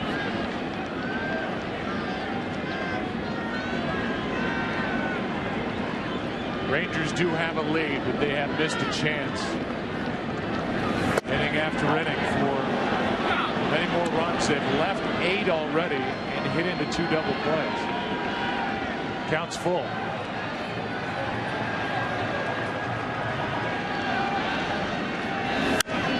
Kinsler fouls it.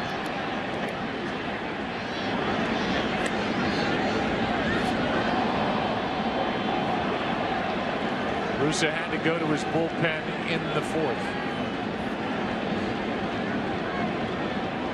Ron Washington has stayed with his starter. Here is a 3-2. Fly ball into left. Holiday is there for round number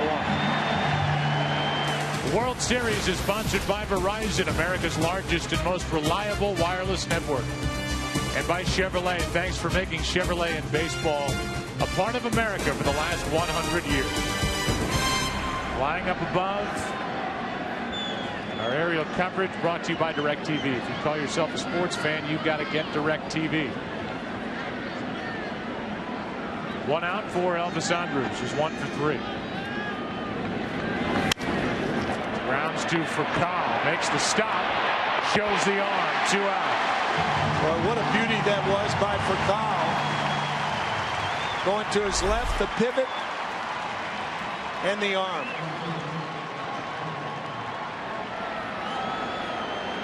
Furcal's not hitting, but he has not carried that with him into the field. Made some good plays in this series. That was one of them.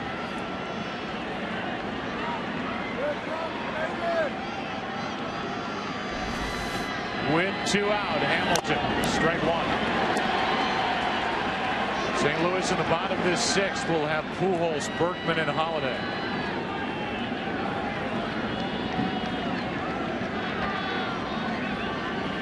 Here's the 0-1.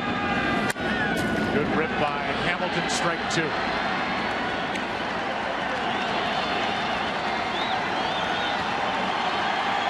Michael Young has the go-ahead RBI double. That happened in the 5th.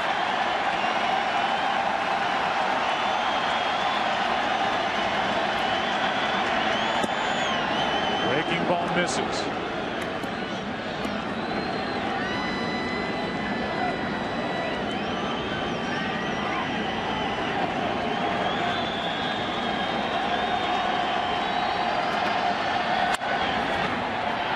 The glove of Pujols and into right. A 2-out base hit by Hamilton keeps this 6th inning alive. Pujols diving over the ball under the glove.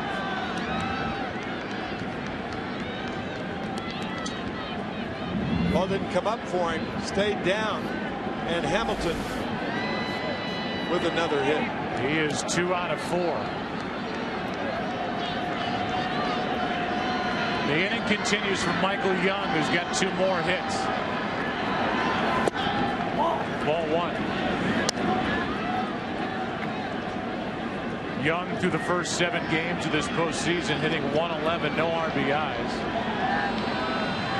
Right around the 300 mark over the last 8+ games now. That is hit on a rope into right at Berkman. And the top of the 6th inning is history.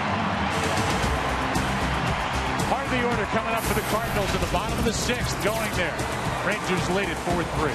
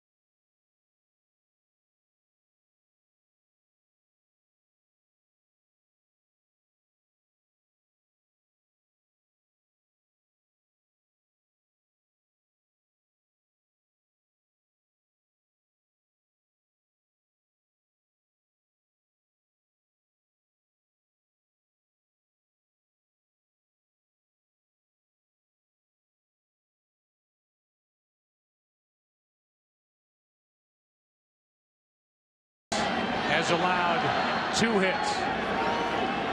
None since the first inning.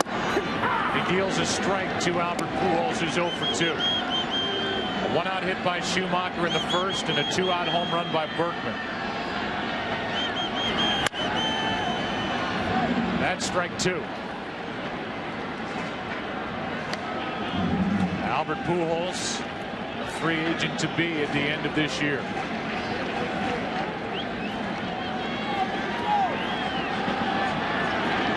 Here is an 0-2 from Lewis. Just inside, and Lewis looked away after not getting the call. Watch Gary Cederstrom behind home plate. A little nudge. He wanted to go up with that right hand, but thought better of it. Very close. Here is a 1-2. Got him on the inside corner, 1 away. Lewis came back with the same pitch. And that's strikeout number 4 on the night for Colby Lewis. First pitch, a breaking ball. Second pitch, and Pujols is in the hole, and he finally comes back with a 1-2 fastball. Pujols saying it was the same place as the 0-2, but he's gone. And now Berkman, who's been on base twice, reached on an error last time up. That's foul. Now Alexio Gondo gets loose. Pujols is 5 for 21 in this series, but all 5 hits came in game 3.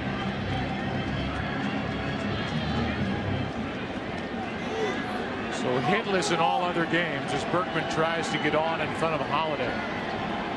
4-3 Rangers. Strike 2 on Berkman.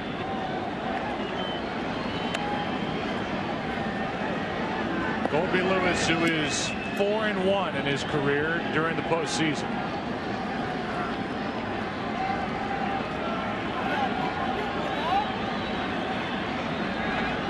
Fifteen of 22 batters tonight. He's thrown a first pitch strike. Bounces one into Berkman. In game 5, Albert Pujols was walked intentionally 3 times. Tonight, he's 0 for 3.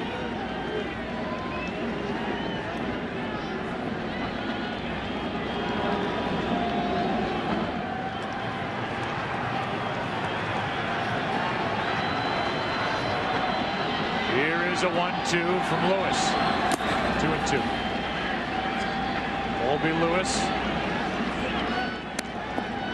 was originally a 38th overall pick by the Rangers in '99. He has had a long and winding road back to the Texas Rangers. Good last year during the postseason. Trying to win the clincher here tonight. The 2-2. Slow roller, tough play. Beltre with a bare hand, no throw. And it's an infield hit for Berkman on base for the 3rd time tonight.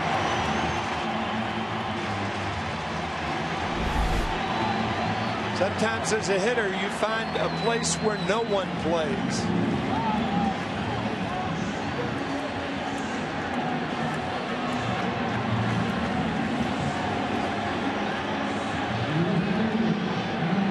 And even had he come up cleanly, probably doesn't have a play. Beltre, and now tying run is on at first, 1 out for Holiday.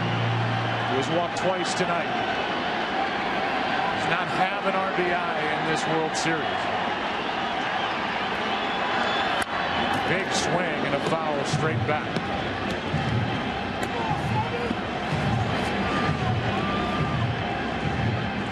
And now it's over 100 plate appearances since his last. He's got 1 blast. And over 100 plate appearances in that game in game 4. The NLCS.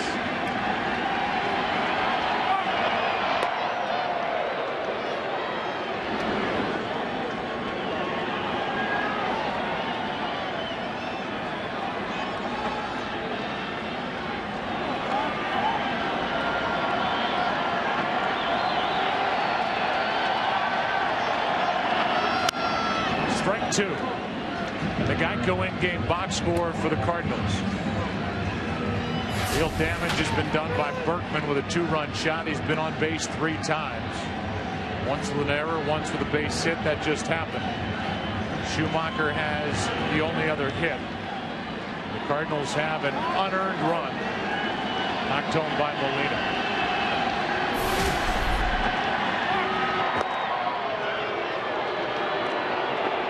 The reason Colby Lewis is winning this game, 16 out of 23 first pitch strikes, staying ahead of the Cardinal hitters all night.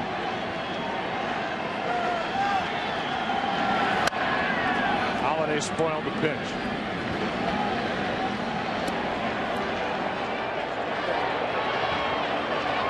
The rest of the team has not been able to figure out the 32-year-old right-hander Colby Lewis. Eric Holland, the left-hander. Alexio Gondo, the right-hander.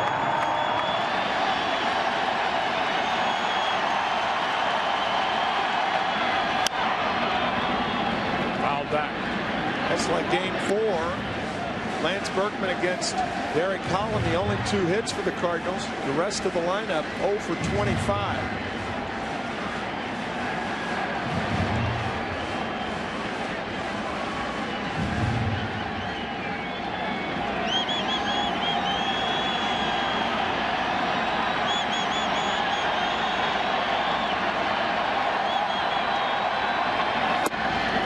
Contested pitch. The count 1-2.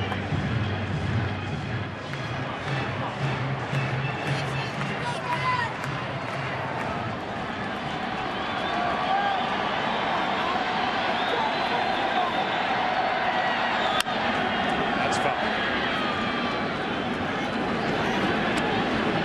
Holiday's had that nerve issue in his right hand, and you have to believe that has sapped him of some of his power.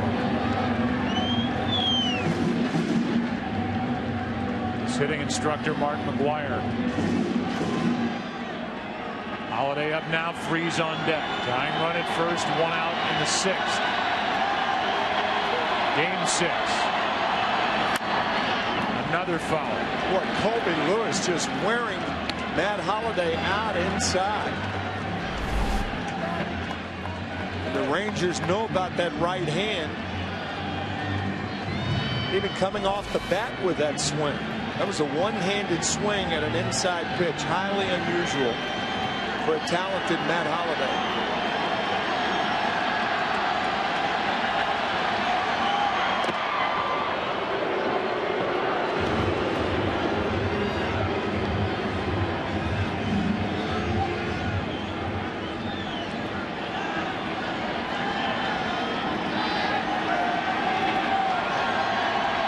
Inside. Chopper to the first baseman, Young. He bobbles it. Everybody's safe.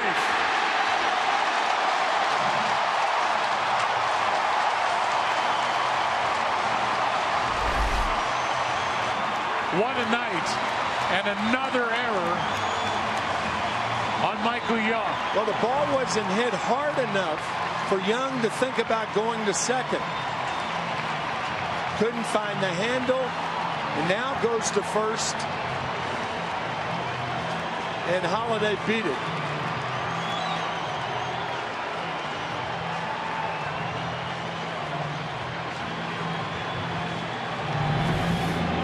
And a total of 5 errors have been committed. We're only in the 6th. And David Freeze, who has one of those errors,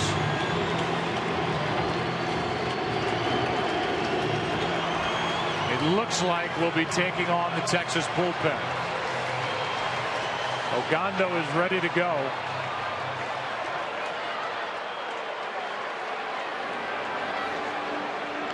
And we'll see. I mean, he's given up an infield chop hit. That's it. Since the first inning.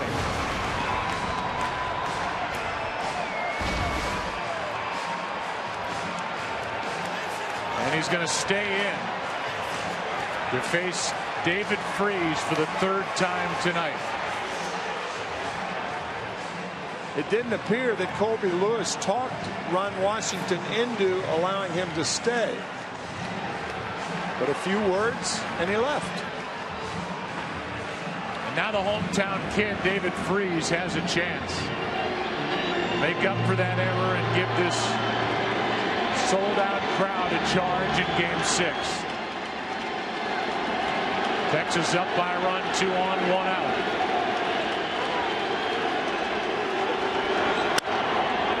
Strike 1. Baby. Ball has not left the infield. That's what Freeze has done with runners in scoring position during the postseason. He has 16 total RBIs. Matter of fact, the ball hasn't left the infield since the 3rd inning for the Cardinals.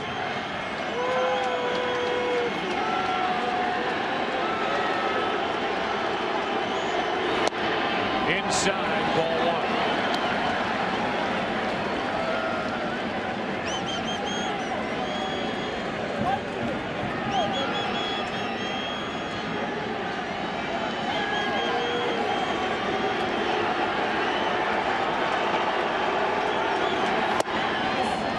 Just outside, ball 2. Watch how Napoli frames this pitch. They wanted the strike, but just outside.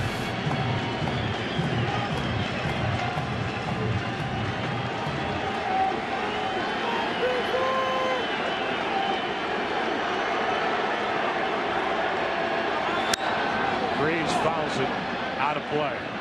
Colby Lewis has had 2 big votes of confidence from his manager, Ron Washington. He let him hit in the 5th with the bases loaded, 2 out. And now here in the bottom of the 6th with 2 on, 1 out. Ogando ready, but it's Lewis against David Freese.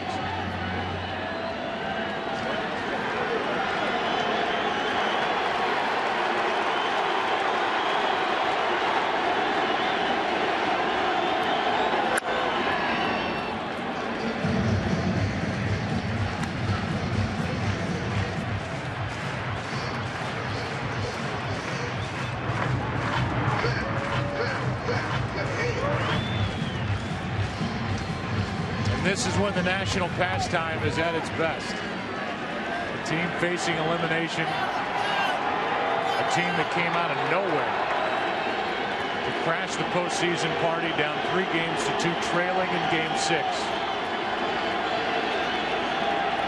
Here's a 2-2. Just outside a full count. Another one framed by Napoli. Just outside.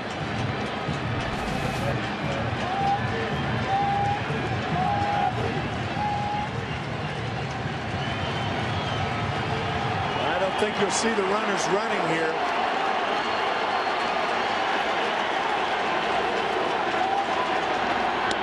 Gotta load him up.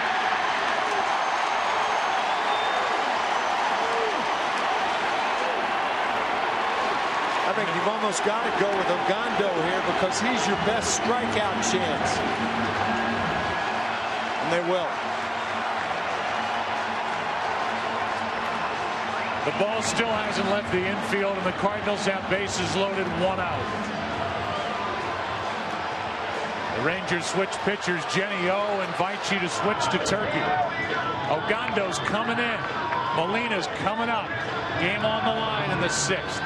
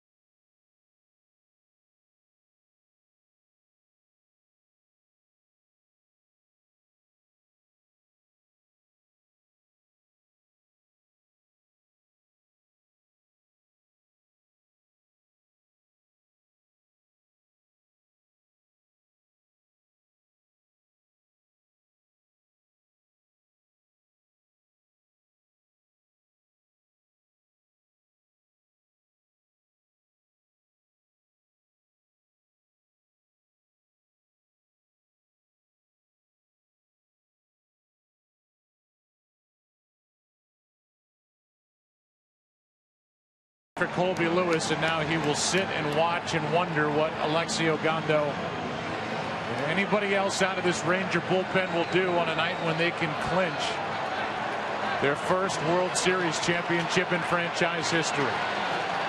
Ogando in with the bases loaded, 1 out. Berkman, Holiday, and freeze the runners. Molina, the man in the spotlight.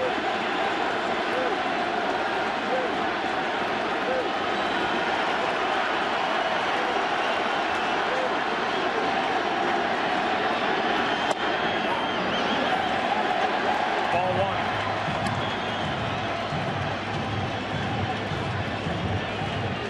Molina with an RBI ground out. He's got 6 RBIs in this World Series.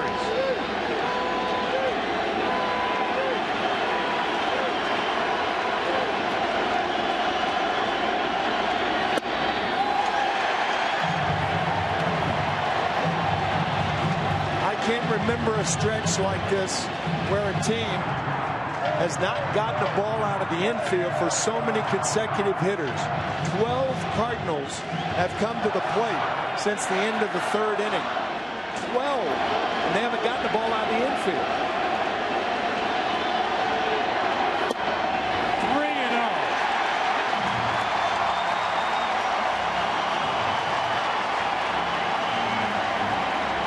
And a mystery that the Tigers couldn't solve in the ALCS. The Cardinals have had success against Ogando in this World Series, and now he's 3-0 on Molina.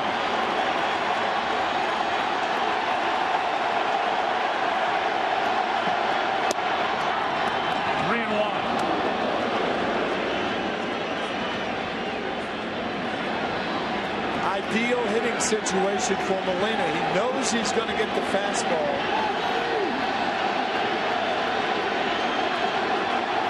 Will it be a strike?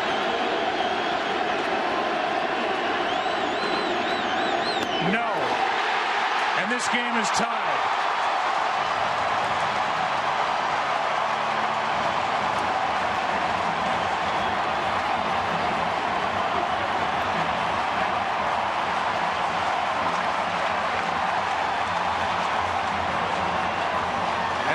Good work Colby Lewis did, because of yet another error, a walk that Lewis issued, and now a bases loaded walk by Ogando.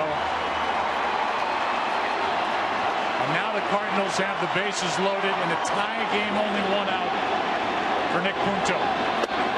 Strike one.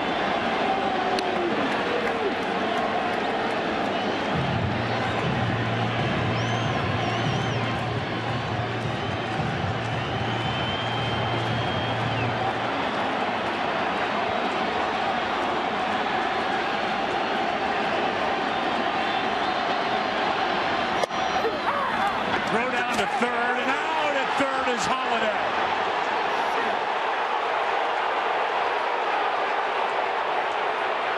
Tony Lewis is going to argue, but from his knees, Mike Napoli strikes again. This time to get Holiday.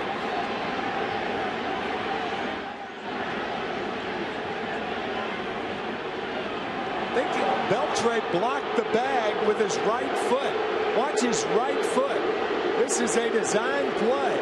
Anybody who dives back into the bag, he was out.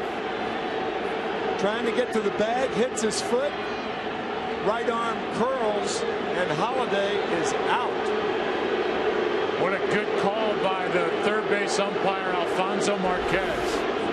If a base runner goes in feet first, you can't do that. When you know he's going to dive back hands first, you can put that leg out there blocking. A great play by both Napoli and Beltran. Look at the right foot. Finally touches the bag with his left hand, but too late. Now it's an 0-2 count on Punto.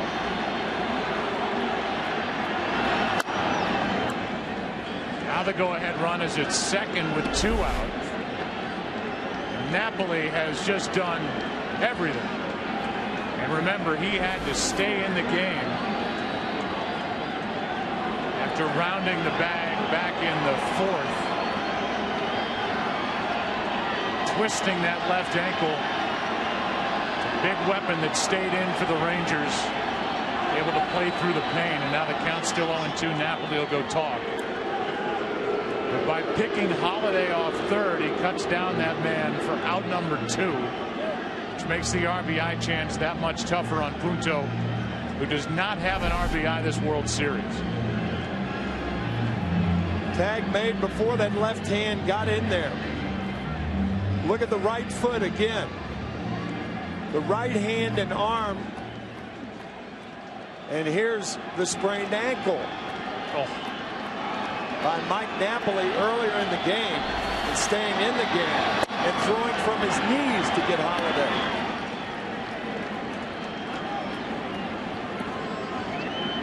Ball 1 high to Punto. 2 on, 2 out. 4-4 game 6.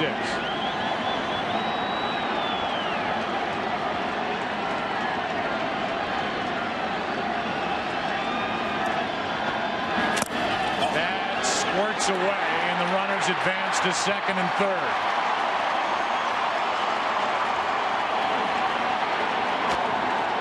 And Ogando's been all over the place since coming in here in relief of Lewis. Oh, hit the umpire's right leg. Gary Cederstrom kind of trickles behind Napoli. He can't find it. By the time Mike does, the runners move up. Wild pitch.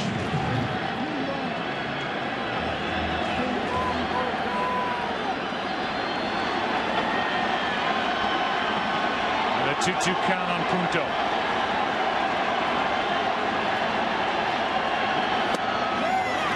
Ball 3 with John Jay on deck, the left-handed hitter. There are the numbers and what he's talking about. Difference with the first 2 rounds in 7 games against the Rays and the Tigers compared to what he's done Ogando against the Cardinals. Holland is still getting loose. Now at 3-2 to Punto, and he walks.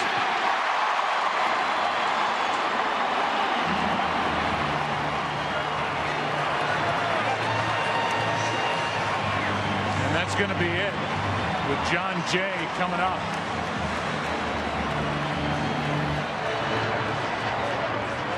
Because of that pickoff by Napoli, there was a base open.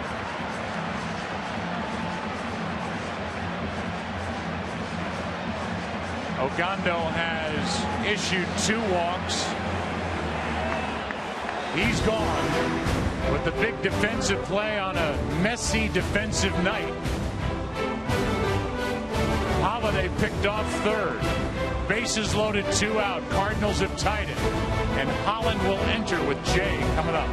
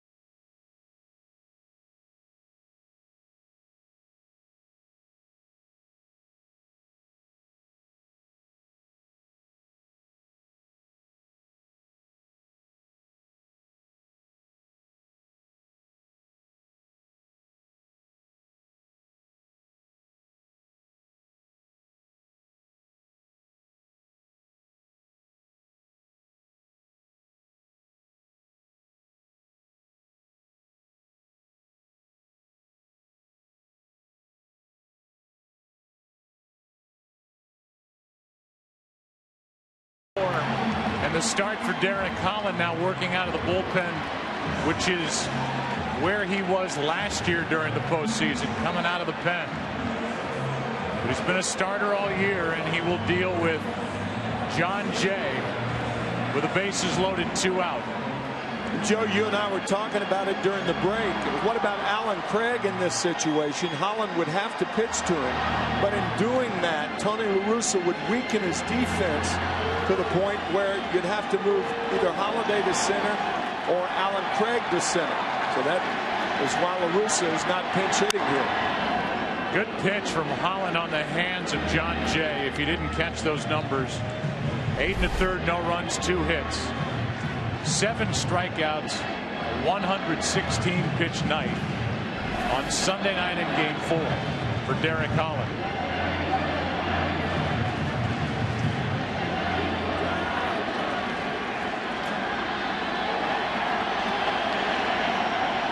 Bases loaded, 2 out.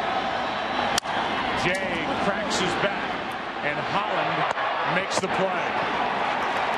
The Cardinals tie it. They leave the bases loaded. What a game. Game 6. We go to the 7th, tied at 4.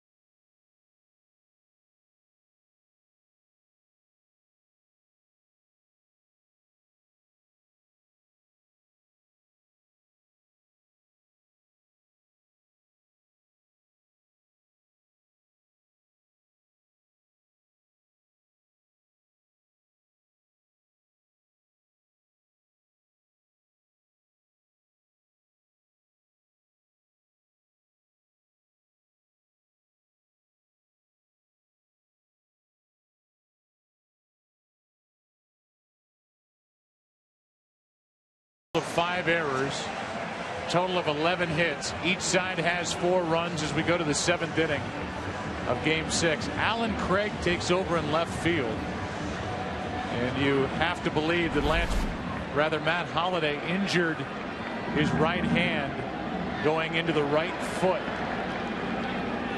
of Adrian Beltre, and he was looking at it. He was going back to the bag. So he can't continue, and that answers the question why, if there was any doubt why Alan Craig didn't hit for John Jay. Tony La Russa, with the injury to Holliday, is out of outfielders. With the extra pitcher that he added. Coming into this round, here is a 1-0 pitch. Fly ball into right center. Back at the track. This ball is gone. And Adrian Beltre has put the Rangers up 5-4 in the 7th inning of Game 6.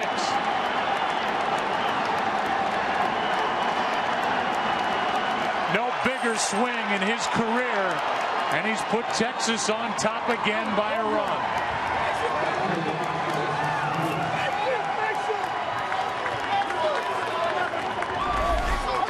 He blocks the base. In the next half inning, he breaks the tie.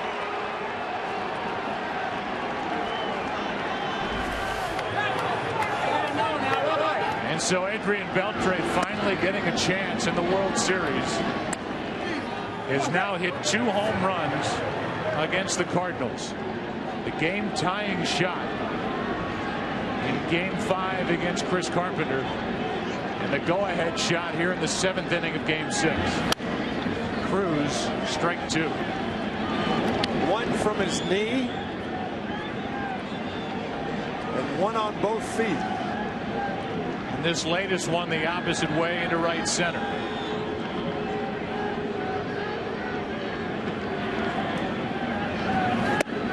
Breaking ball is down, ball 1. So now the Rangers go back out in front by a run. Zepchinski, the left-hander, getting loose.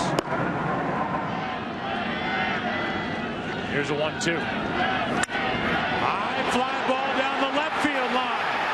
This ball is gone. The 8th home run this postseason for Nelson Cruz. And the Rangers have a 6-4 lead in the 7th.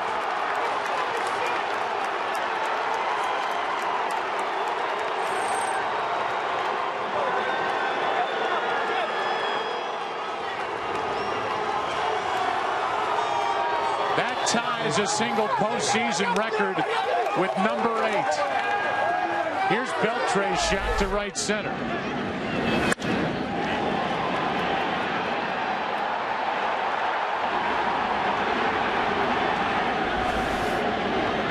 Here's Napoli, strike 1. Hanging breaking ball to Nelson Cruz. Hit in the 3rd deck here at Busch.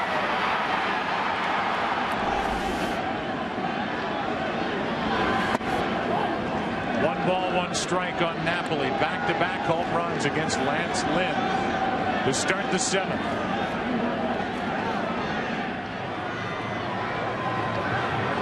The Rangers have their biggest lead of the night.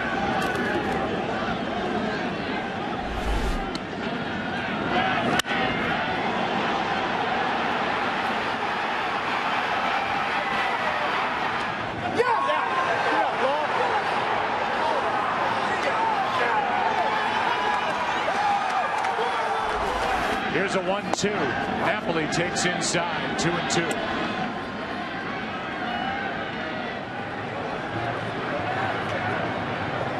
Now this postseason, 8 home runs, that ties the record.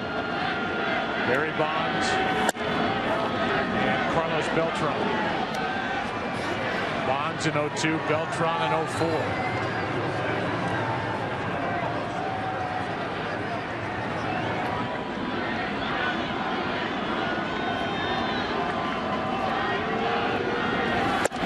The outside corner, 1 away.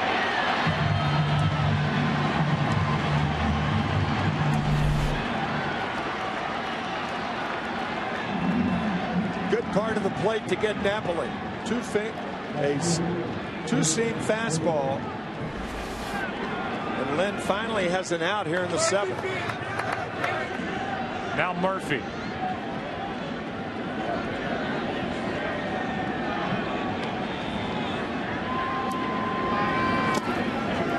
Bounces in, ball 1.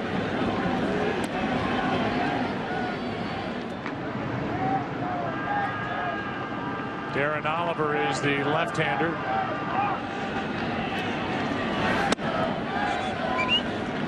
As Murphy goes up on the count, 2-0.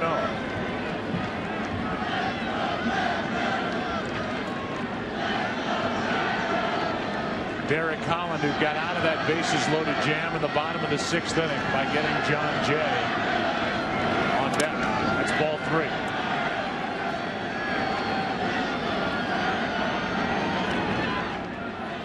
Murphy drew a walk his first time up. He replaced Gentry in the 5th. Now Dotel has replaced Zepchinski.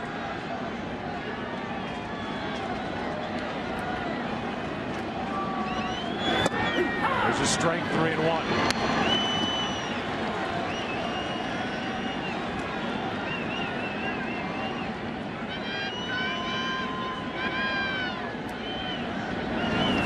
That is back into center field, right over the back of Lance Lynn.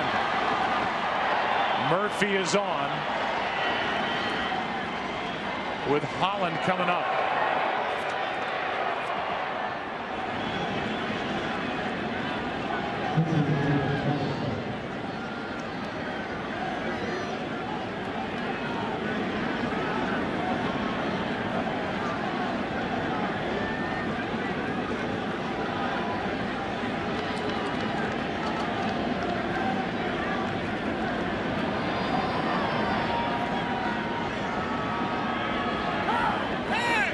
About Adrian Beltre, who got into pro ball in 1995 with the Dodgers, came up to LA in 98. Had a big year in 04 with the Dodgers, then Seattle, Boston last year.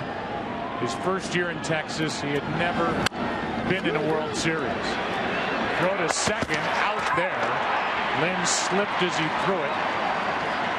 And the force out gets Murphy for out number 2. That was a good play. Only a strong arm got Murphy at second base. Initially, you think Lance Lynn waited too long. And then he throws a bullet to second base, slips. He appears to be all right. Longtime big league trainer Barry Weinberg got to check on him.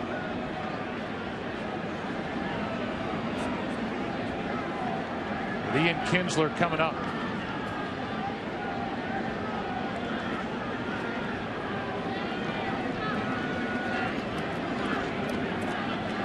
Word on Matt Holliday is a severely bruised little finger, X-rays negative.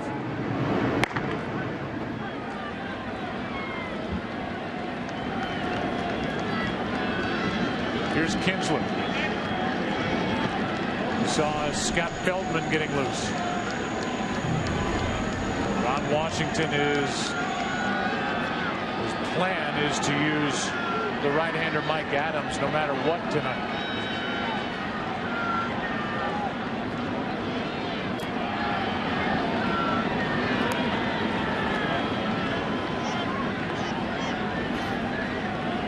Kinsler 1 for 3.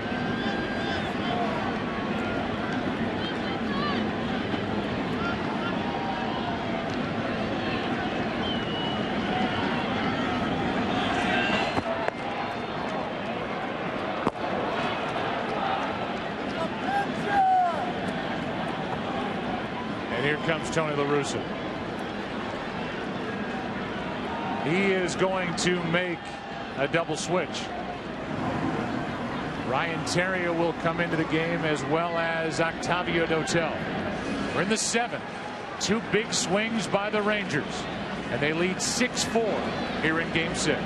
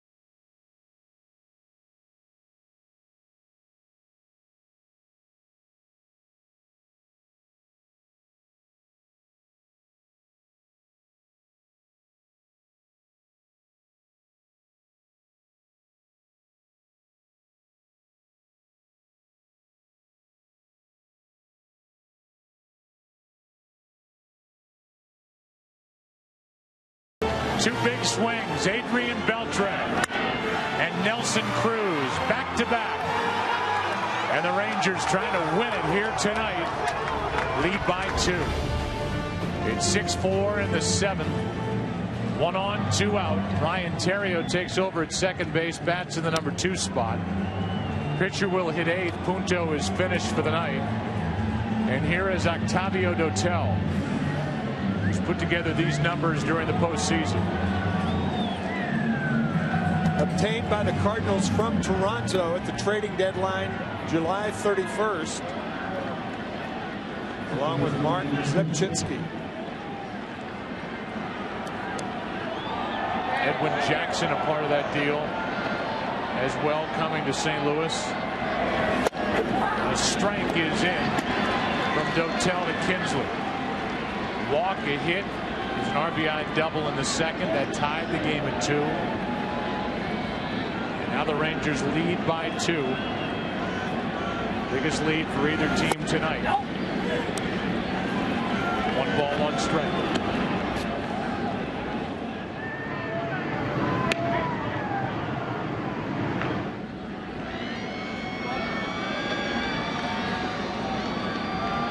Here's a 1-1. That's strike 2.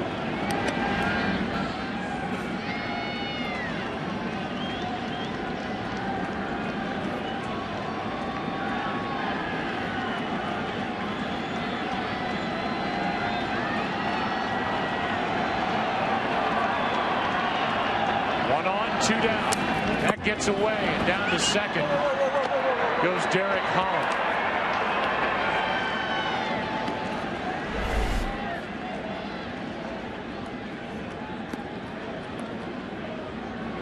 Shoots past Yadier Molina.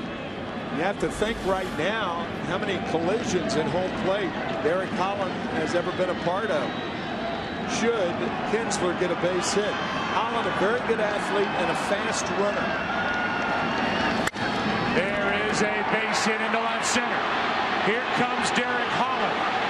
The throw by Jay is not in time. Cut off. And it's a 7-4 Texas lead.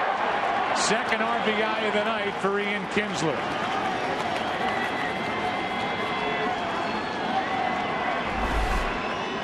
So Holland at second base scores easily on the play. Kinsler with a rocket up the middle, and John Jay really should have gone to second base on this ball. But he tried to come home. Not a play on Holland.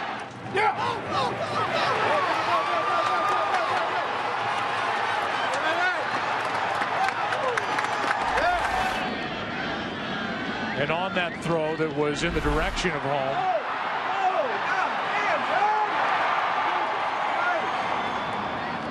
down to second went Ian Kinsler, and a base hit could mean another run.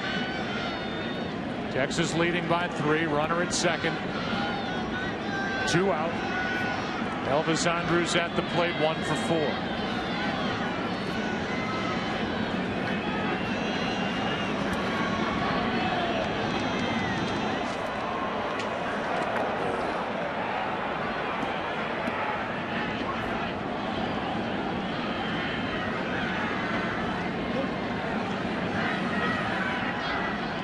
Derek Holland, by the way, is the pitcher of record for the Texas Rangers. 1 game 4, and he and the Rangers lead game 6 by 3. Derek Holland coming in the bottom of the 6th inning with the bases loaded and 2 outs, and retiring John Jay on that weak grounder back to him.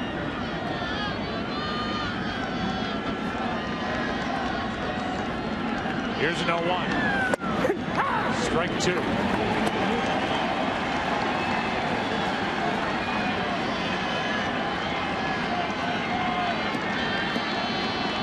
The Cardinals in the bottom of this 7th inning will have the top of their lineup for Call, Theriot, and Pujols. Down by at least 3. The 0-2. 1-2.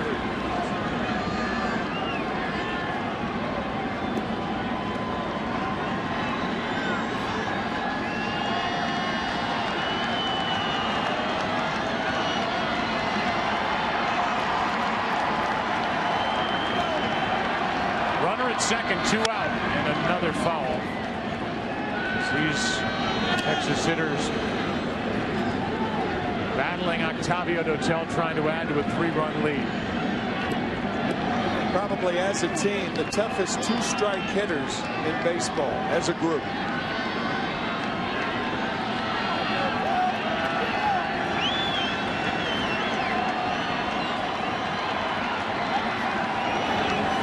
A strikeout ends the top of the 7th, but the Rangers get 3 and lead by 3 as they try to win the World Series here tonight. And before we go to God Bless America here in St. Louis, we salute our longtime vice chairman, Ed Gorin, who's been at the forefront of Fox Sports since the beginning. 1994, had nearly a 30-year run at CBS. Spent his early years there as a news writer and occasional on-air reporter. Spent his youth in New York, diehard Brooklyn Dodger fan during their glorious run of success before the team headed west. His dad, Herb, columnist, great baseball writer, and he was inducted last night at Manhattan's Waldorf Astoria into the Broadcasting and Cable Hall of Fame. And right now we join public address announcer John Hewlett for the introduction of God Bless America. Ladies and gentlemen, it's time for the singing of God Bless America. We are being led tonight by retired Navy Petty Officer First Class and national recording artist Generald Wilson. God bless America, land that I love. Stand beside her and guide her through the nights with the lights from above. From the mountains to the prairies to the oceans white with foam. God bless America, my home sweet home.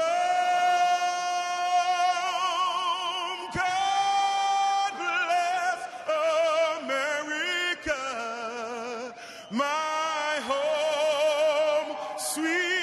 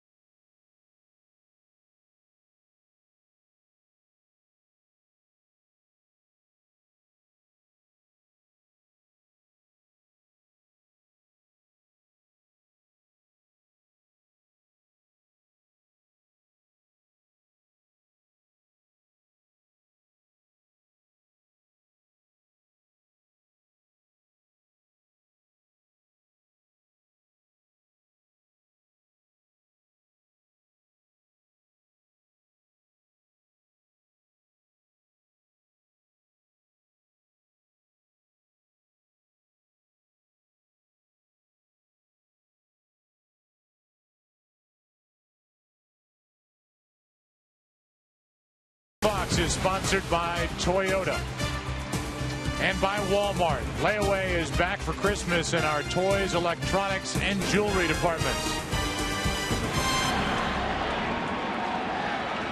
You are watching Game 6 of the 2011 World Series, and the Rangers have their biggest lead of the night, trying to win it here tonight. They just had back-to-back home runs. Adrian Beltre, Nelson Cruz. They lead 7-4, bottom of the 7th inning. Rafael Furcal is first up. Then Terrio and Pujols against Derek Holland, who finished off the bottom of the 6th, entered with the bases loaded, and got John Jay on a comeback. Here's a 1-1 to Furcal. Tried to push a bunt, fouled at strike 2.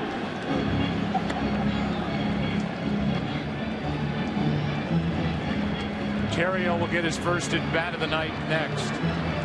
Took over in the double switch at the top of this 7th. All 3 runs charged to Lance Lynn.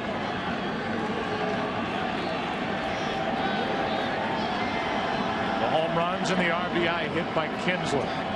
Here's a 1-2. Ball 2.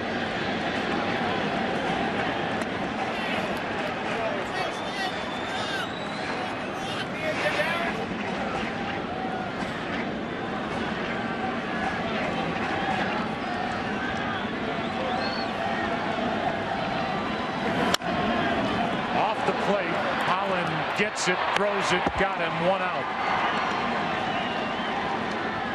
Our Get to a Better State recap brought to you by State Farm. For auto, home, life, and banking, get to a better state. Adrian Beltre with a game-tying home run in Game 5 off Carpenter, and then the go-ahead home run off Lynn here in the 7th tonight. His .360 average leads the team. And right now on the Texas side, in our opinion, is running number 2 in the MVP race behind catcher Mike Napoli. Pretty clear cut thus far.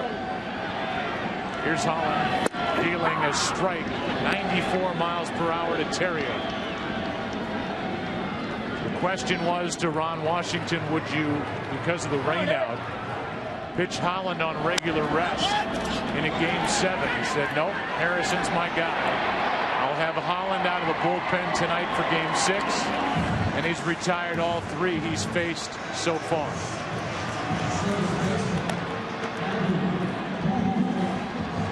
And this could very well be, and the Cardinal fans have wondered more than once, if this would be the final time they would see Albert Pujols bat in a Cardinal uniform. And those realizing it, getting to their feet with 2 out, nobody on here in the 7th.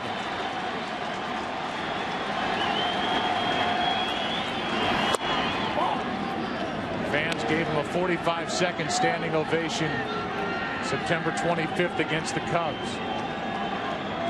We knew then the Cardinals would make it all the way to the World Series as they trailed by 3 here in Game 6. 11 years of excellence as a Cardinal. This World Series hitless except for that huge Game 3. He had 3 home runs, becoming the 3rd player to ever do that in a World Series game. Babe Ruth, Reggie Jackson, Albert Pujols. 2-0. 2-1 from Derek Holland, who with a 3-run lead can challenge the Cardinals' number 3 hitter.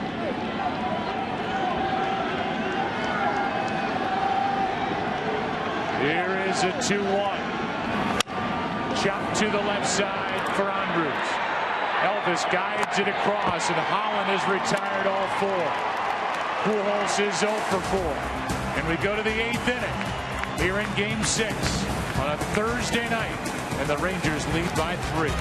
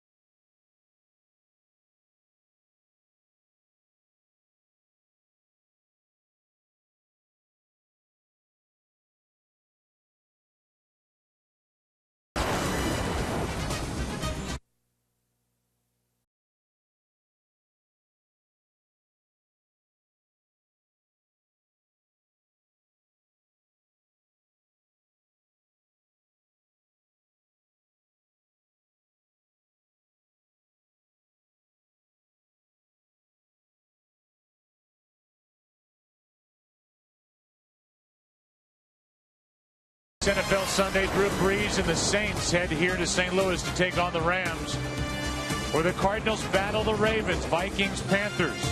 Lions square off against Tim Tebow and the Broncos. The Redskins take on the Bills in Toronto. Coverage begins this week with a Built for Tough Fox NFL Sunday pregame show at noon Eastern, 9 a.m. Pacific, as Zepchinski enters and gets a strike into Josh Hamilton. To the right side for Terrio. His first chance of the night, 1 out.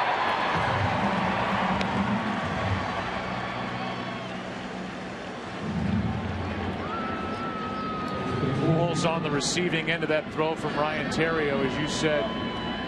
It's Mitch Moreland, who took over defensively in the bottom of the 7th inning, comes to the plate. It has been 11 years of excellence for Albert Pujols. Who knows if he will be back with this organization after testing the free agent waters. Second to Musial in home runs, RBIs, a career .328 hitter. I'd say it's about 50-50. He comes back. We'll just have to wait and see once he gets out and can take bids. Go back to 2001, his rookie year, as Moreland grounds one up the first baseline. Zepchinski makes a great play, 2 out. So does Pujols. Very, very nice.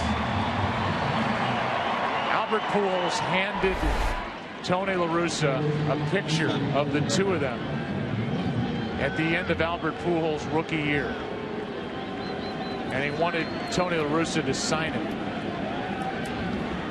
Tony La Russa said, let me think about it for a night and I'll give it to you tomorrow. Realize this is back in 2001 when we had seen just one excellent season from Albert Pujols. And Tony La Russa, who was in his 33rd year of managing in the big leagues, thought about it for a night and wrote on that picture in 2001, to the best player I've ever managed. And signed his name to Albert Pujols. Now here he is, maybe days away from free agency.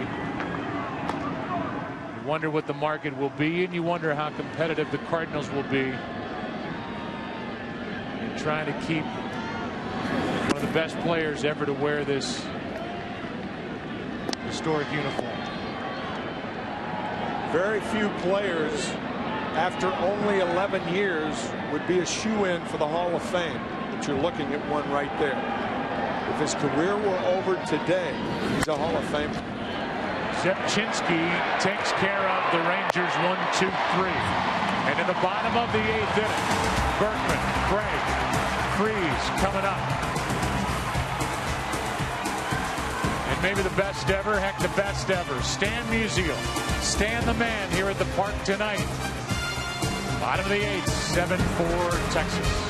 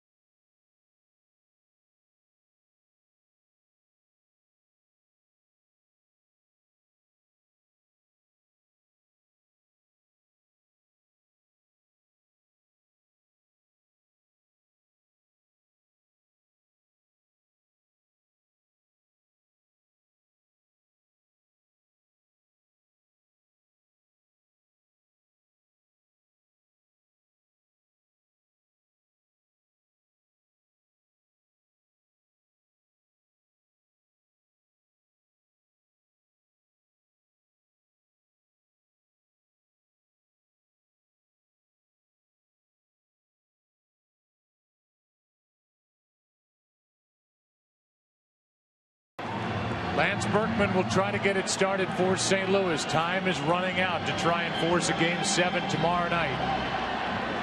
Bottom of the 8th inning, 7-4 Texas.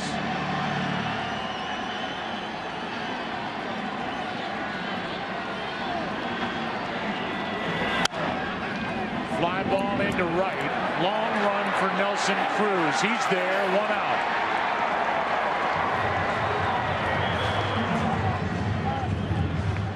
The World Series on Fox is sponsored by Audi, Truth in Engineering, and by State Farm. For auto, home, life, and banking, get to a better state.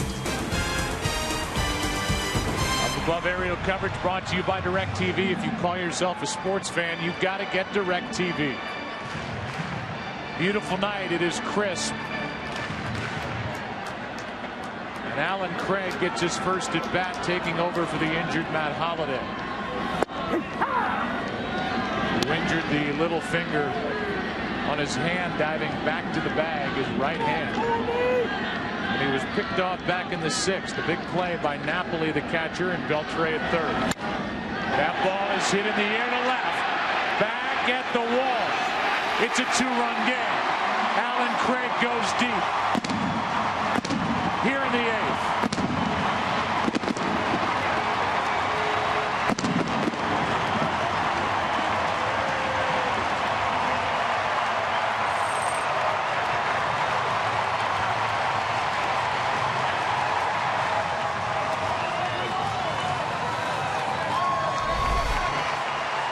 A breaking ball that hangs inside, but not for long.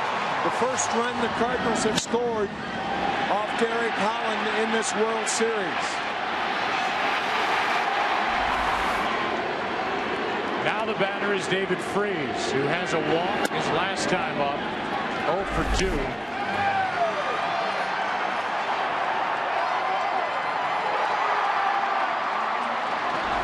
This Cardinal team has been resilient all year. Fought through injury and then charged their way back up in the wild card standings. And they have, in effect, played elimination games since the end of August, as the count goes to 2-1. Once again, 10.5 back on August 25th. They ended up winning the wild card on the last day of the season from the Atlanta Braves. And they beat the heavily favored Philadelphia Phillies. They beat the Brewers. And they trail here tonight, not just in the series, but in Game 6. 7-5 now. And the count's 2-2 on Freese. It's interesting that Holland is still on the mound, and Mike Adams, who was traded to this team for spots like this and who has not been in a game since Game 2, is not in the ball game as Holland gets the ground ball. Andrews stumbles but gets the out, 2 out. Adams is ready to go. Yadier Molina is coming up. Only man to reach against Derek Holland. The 1-out home run by Craig here in the 8th. Also, before Game 5 down in Arlington, Ron Washington telling us that he will use Neftali Feliz for 4 outs if necessary. Well, the Cardinals they have 4 outs to score at least 2 runs off Holland and others. That was a big run that scored for Texas in the top of the 7th with the 2-out RBI hit by Ian Kinsler. That made it 7-4. Now it's 7-5. That followed the back-to-back home runs to start the inning. Molina lines a base hit into right. And just like that, the tying run comes to the plate. Gerald Laird has come into the on-deck circle. Mike Adams continues to get ready in the bullpen. The pitcher's spot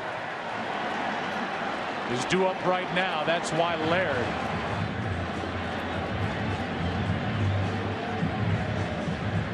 also, the Cardinals are 1 base runner away from assuring another Albert Pujols at bat before the end of this game. And that's going to be it for Holland.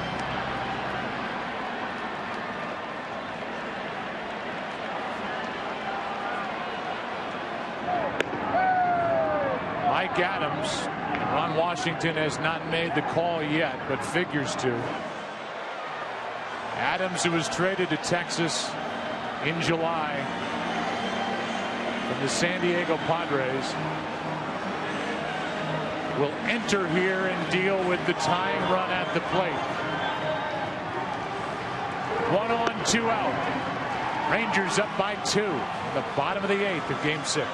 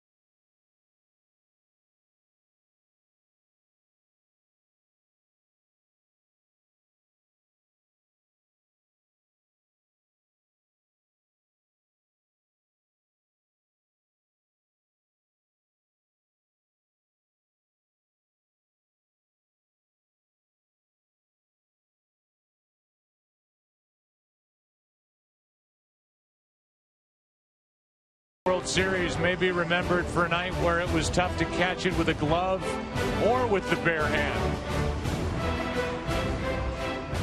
Tough to find the handle. And a total of 5 errors have been committed. 3 by the Cardinals, 2 by the Rangers. And that man, number 5, wondering if he will get one more shot. So far, the Rangers have been able to overcome and outplay their errors more than the Cardinals. The Rangers have had more consistent offense through this series.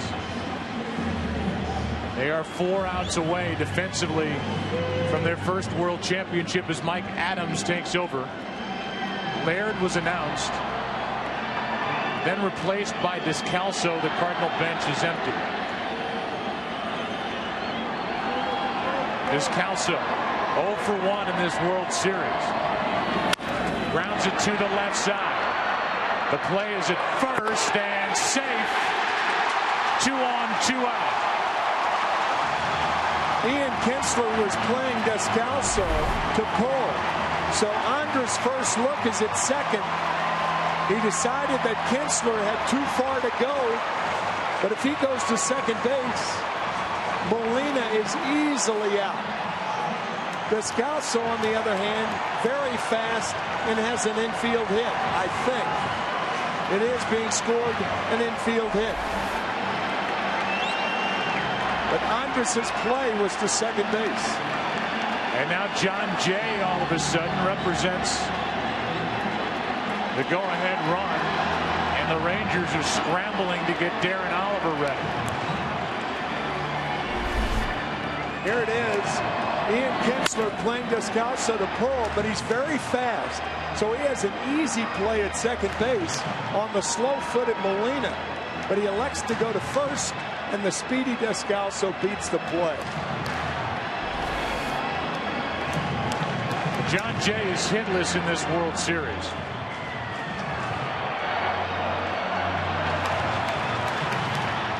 Will he face Adams? Yes. 2 on, 2 out. Into right field, a base hit. They will hold Molina. The bases are loaded.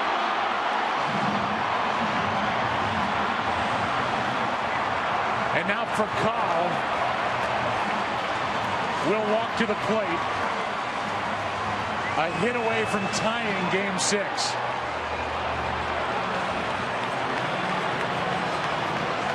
That for John Jay, his first hit since game 6 of the NLCS.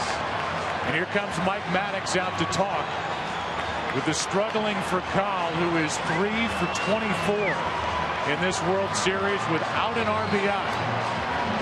And it's worth mentioning, Joe, that the Cardinals had gone through the lineup as Oliver is warming. He's warm. They've gone through the lineup twice coming into this inning without getting a ball out of the infield.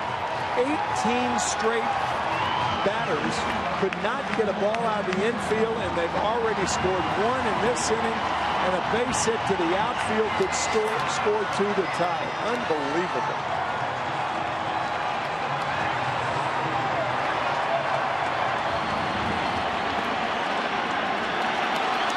Raphael for Carl. Picked up in July from the Dodgers. Chops it back to Adams. And a quiet end to the 8th. In the inning, a home run by Alan Craig to make it a 2-run game. Pujols will bat again before the end of the night. We go to the 9th inning, game 6. They exhale in the Texas dugout as they lead by 2.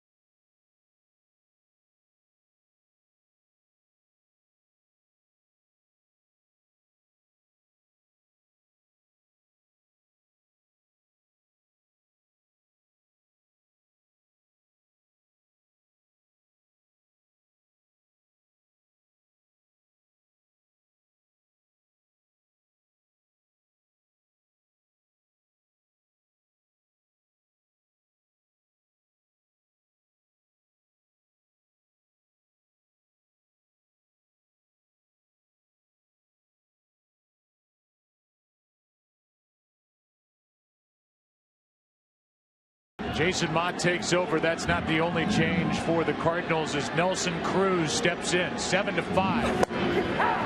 Mott comes in throwing 98. As Calso stays in the game, he's at short. The pitcher is now in the #1 spot for Cal.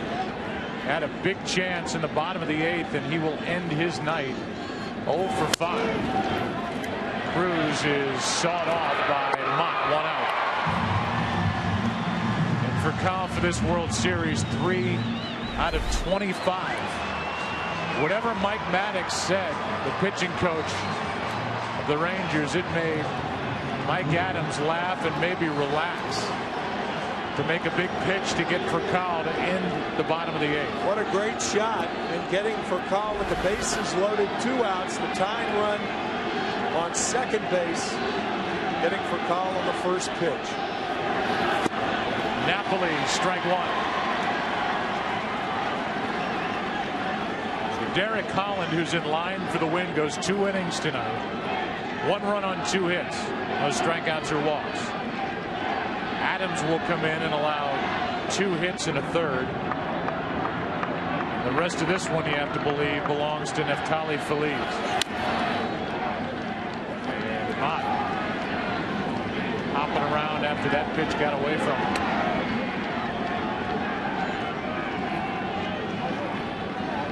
Derek Holland, the winner in Game 4, got into the 9th inning and tonight pitched out of the bullpen, taking over for Ogando.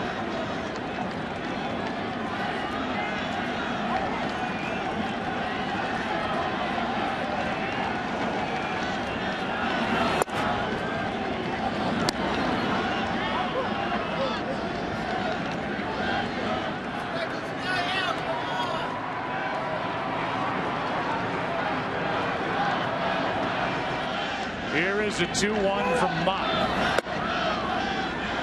Inside, 3-1.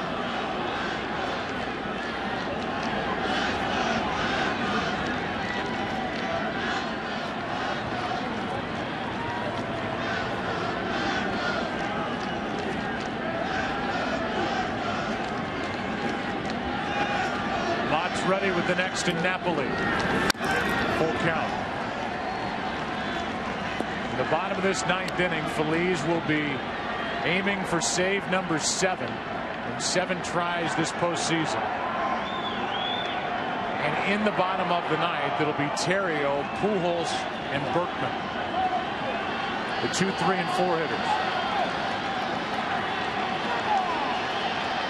Here is a 3-2, a 1-out walk.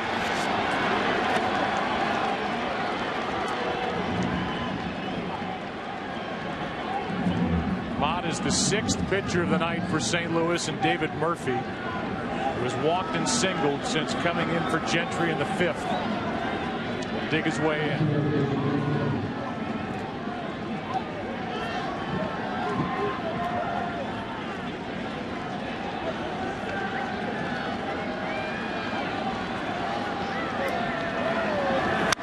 Good swing by Murphy, strike 1.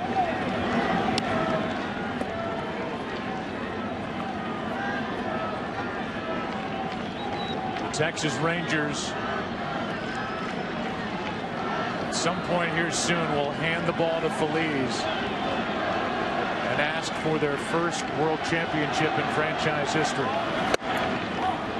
The Cardinals are going to come back here tonight. They're going to have to do it against the hard-throwing right-hander Feliz as Endy Chavez comes into the on-deck circle.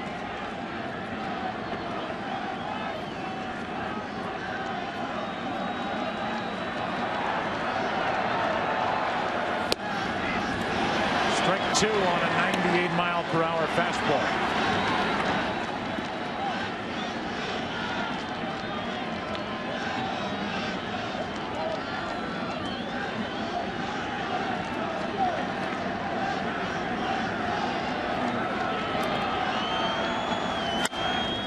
Left side for Descalso. A double clutch, and the out at second, 2 out. Descalso has played some short this year. I don't think the ball was hit hard enough to turn 2 as Endy Chavez walks in batting for Adams, who goes a third of an inning, 2 hits, the rest zeros. Yeah, and Mike Napoli running on that left sprained ankle, spraining it when he went into second base the last time he was on base.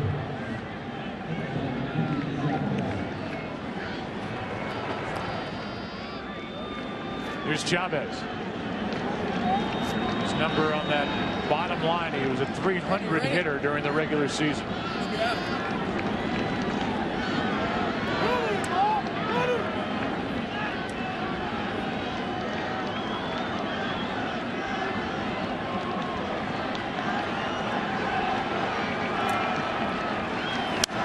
Big swing by Chavez, strike 1.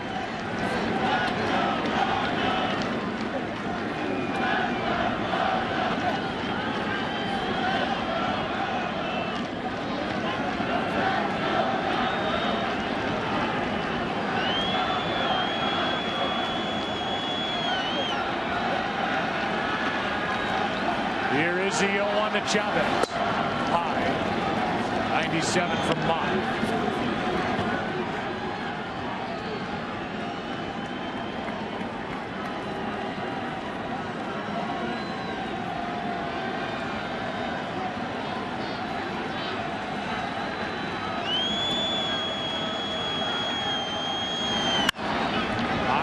Ball into right. Berkman is there, and it sets the stage for the bottom of the 9th. Terrio will try to get it started. Pujols will bat, and then Berkman. Feliz will enter, trying to give the Rangers their first World Championship in franchise history.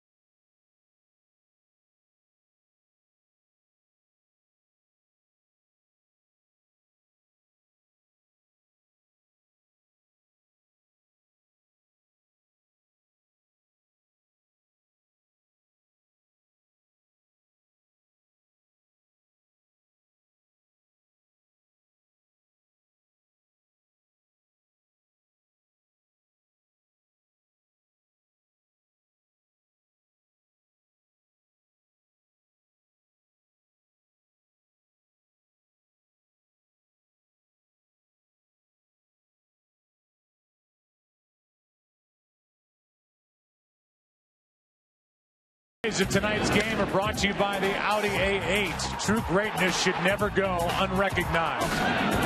Back to back, Adrian Beltre, Nelson Cruz in the 7th. Attack on run driven in by Ian Kinsler. It was 7-4, now 7-5. And we look at the longest active World Series title droughts. The Astros have never won it. The Rangers have never won it. It's been 103 seasons for the Cubs, 63 for the Indians, and this will not be an easy 9th inning for Feliz. He's making his 4th appearance of this World Series, and in each of his first 3 appearances, the lead man has reached base.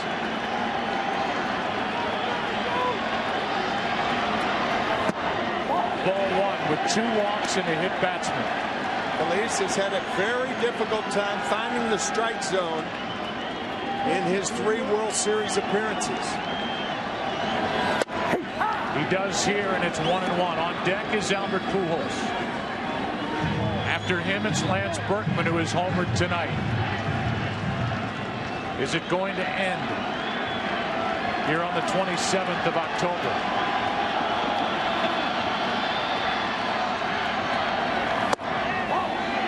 Low, ball 2.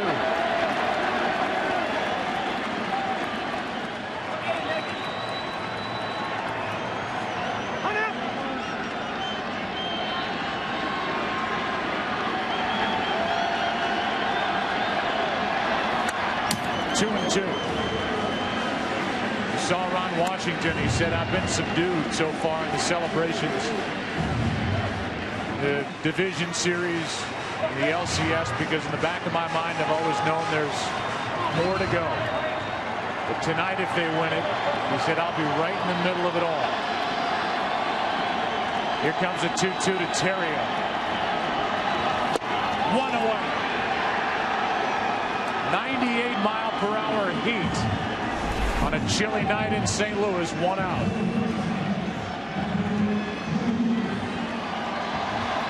Now the home run can't tie it.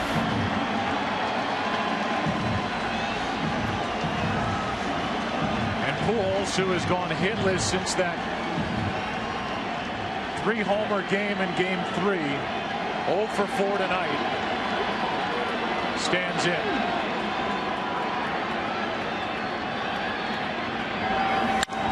That's a base hit into left center field, and it will scoot all the way to the wall. And if that is his last at bat as a Cardinal, it's a Game 6 double. But most importantly, it brings in the tying run.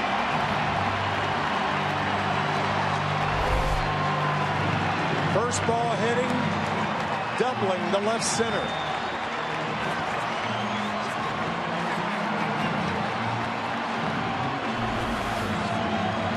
The Cardinals have the guy who has swung the bat the best in their lineup standing in.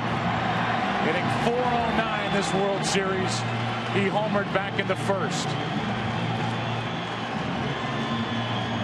And the Rangers in their no doubles defense is similar to football's prevent defense. About 5 steps farther out than they normally would be. Inside, ball 1. These fans wondering if the Cardinals have one more comeback in them.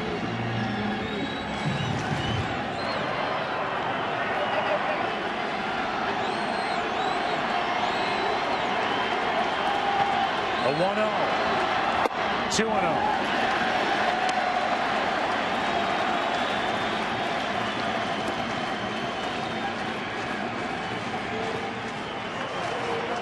Guy at the plate and the guy on deck have each homered tonight.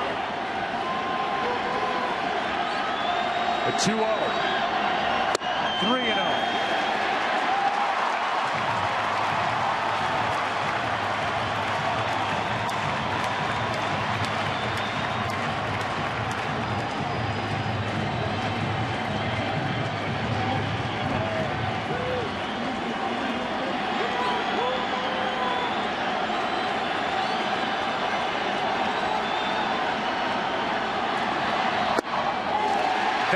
Will put the tying run on.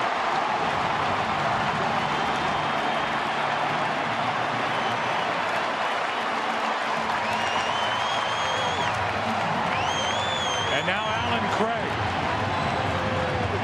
who homered his only time to the plate tonight, bats with 2 on and 1 out, down by 2.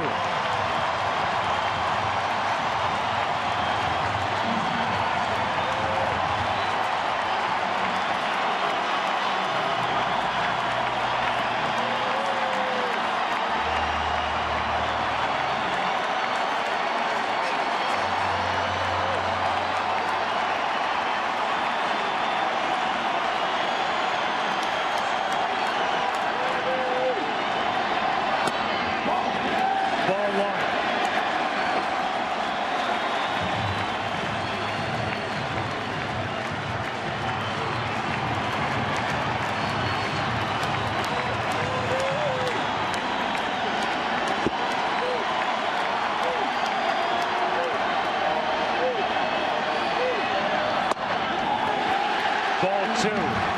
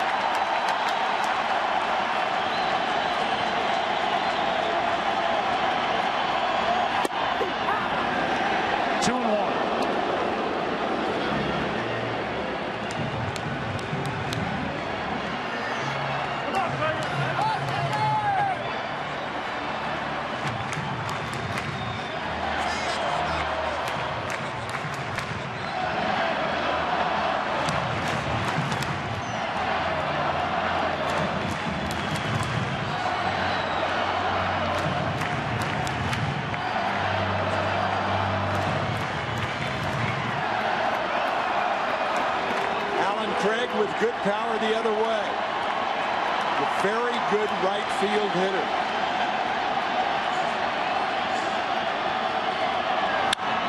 Ripped foul.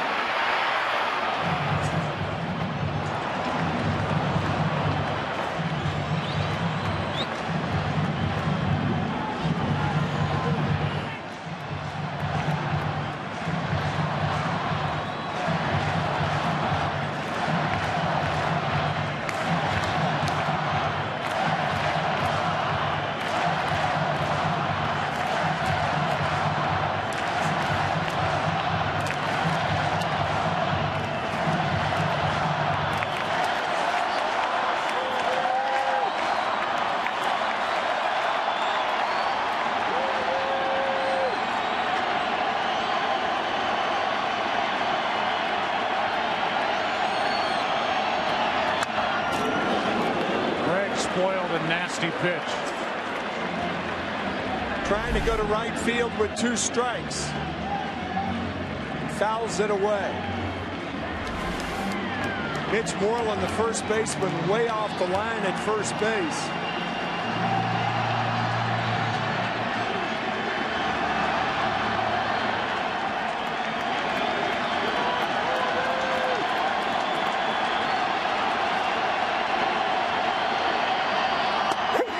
Looking 2 out.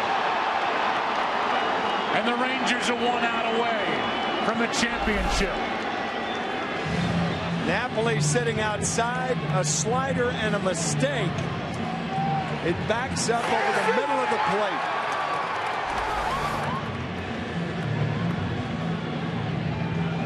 And it comes down to the hometown kid, David Freese.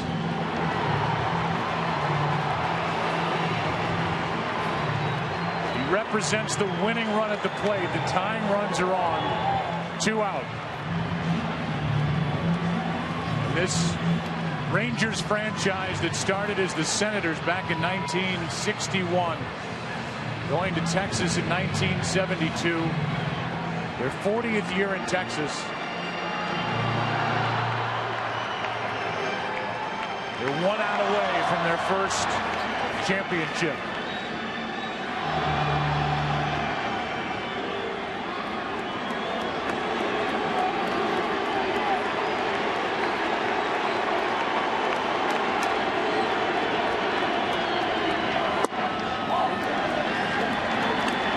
Ball 1.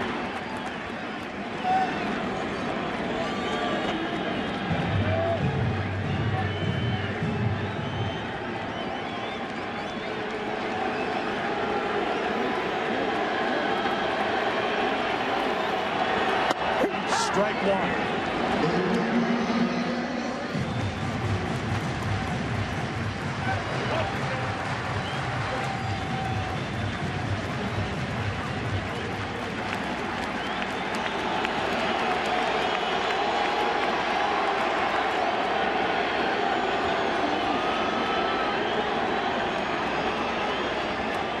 Napoli's going to go talk again.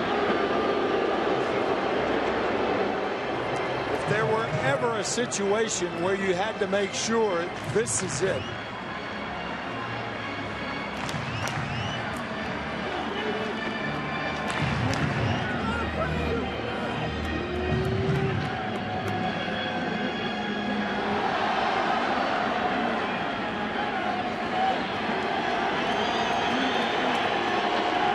1-1. Strike 2. And now the Rangers are 1 strike away.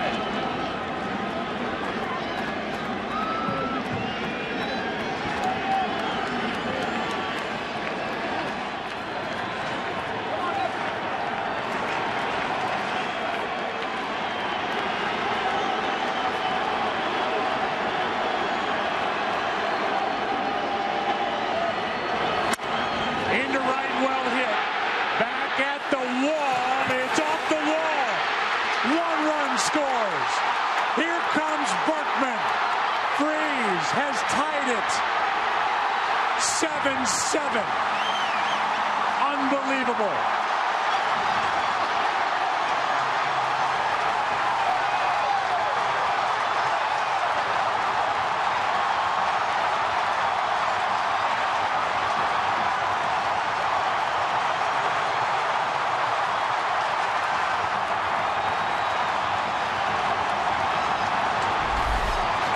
The Rangers, even in their no doubles defense, allows Freese to hit a double.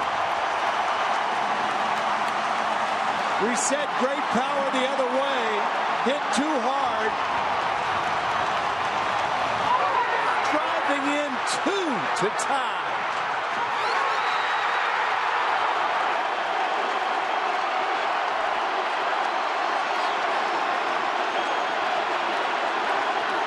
Now it's Molina. Winning run at third. Ball 1 in the dirt. Smothered by Napoli. And Freese, who must have his heart ready to jump out of his chest, was on his toes if that ball got away. A 7-7 game in the ninth. What a great save by Napoli on that 57-foot breaking ball.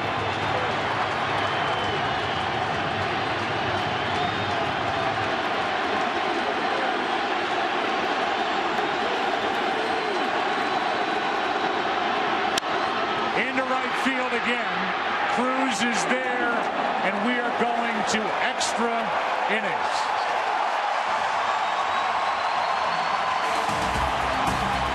David Freese, who grew up in St. Louis rooting for the Cardinals, shoots one over the head of Nelson Cruz in right to tie Game 6 with a 2-out, 2-run triple. We're 7-7, and this season continues into the 10th. What a night, what a series. Stay with us from St. Louis.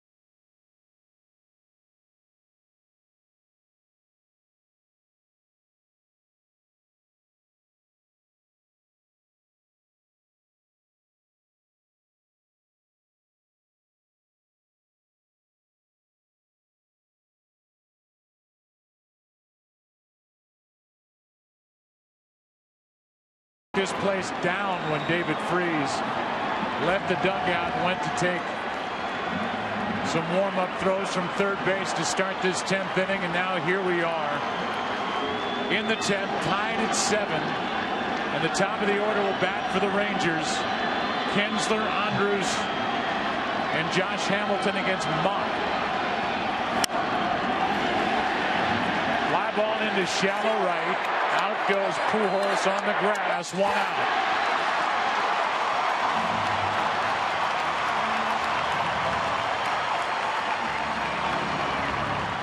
Mott issued a walk in the 9th.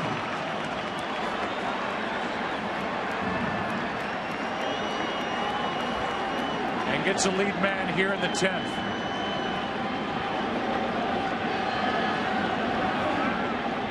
Here's Elvis Andrews.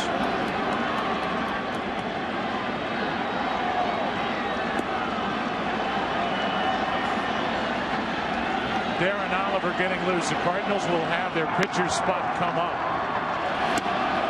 Ball 1 inside. They do not have any bench players left. Pitcher's spot will bat third in the bottom of this 10th.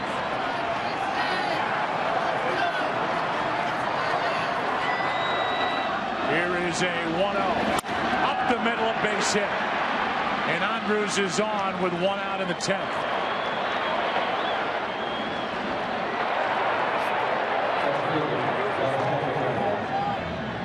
There has only been 1 stolen base in this World Series. Joe, you talked about it earlier.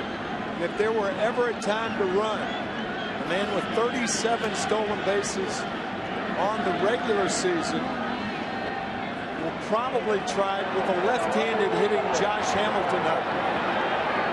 It's a lot tougher for a catcher to throw out an opposing base stealer with a left-hander at the plate. Molina, however, one of the best arms around. That could be a good battle. Remember, Hamilton has not gone deep yet in the postseason. The reigning American League MVP. That groin injury on the left side has sapped him of some of his strength. Tonight he has 2 singles, an RBI, a run scored. Go ahead run at first, 1 out. There's a shot into right. Back at the track. At the wall. Hamilton has gone deep. And it's 9-7 Texas here in the 10th. His first home run of this postseason.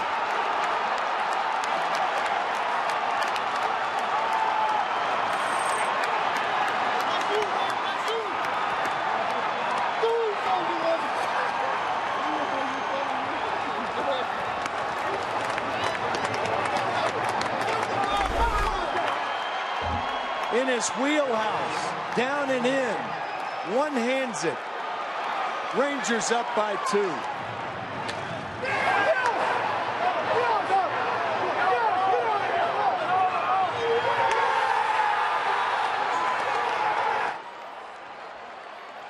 First home run and 82 at bats for Josh Hamilton. And Mott misses outside to Moreland.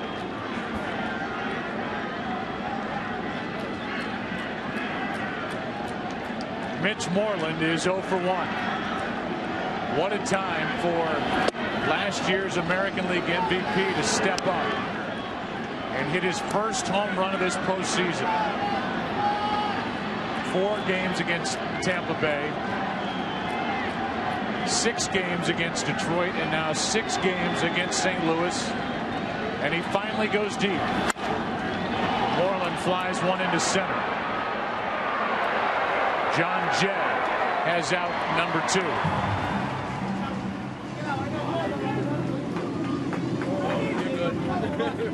And if you have just joined us, Hamilton just moments ago hit a go-ahead 2-run home run in this 10th. David Freese tied it with 2 strikes and 2 outs, a 2-run triple in the 9th. And it's been lead changes back and forth as we play now in the 10th. Here's Adrian Beltre. Ball 1. Beltre with a home run back in the 7th.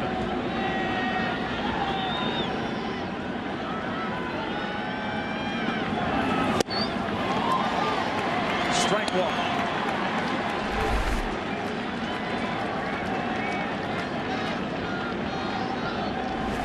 So again, the Cardinals are in a position in the bottom of this inning where they do not have anybody left on their bench. They will add Descalso, John Jay, and then the pitcher's spot. You can see someone like Garcia, who swings the bat well, one of the pitchers. But the bench is empty as Beltre pops it up right side, foul ball, out of play.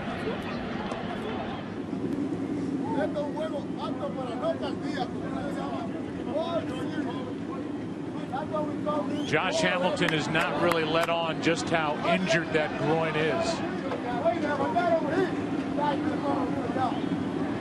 But it's been good enough.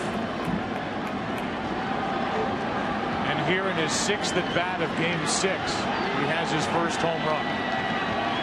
Here's a 1-2. Hit hard. Freeze knocks it down and throws for the out. And again, a 2-run lead, and the Rangers are 3 defensive outs away from their first championship. Josh Hamilton goes deep to right. 9-7 back after this from your local Fox station.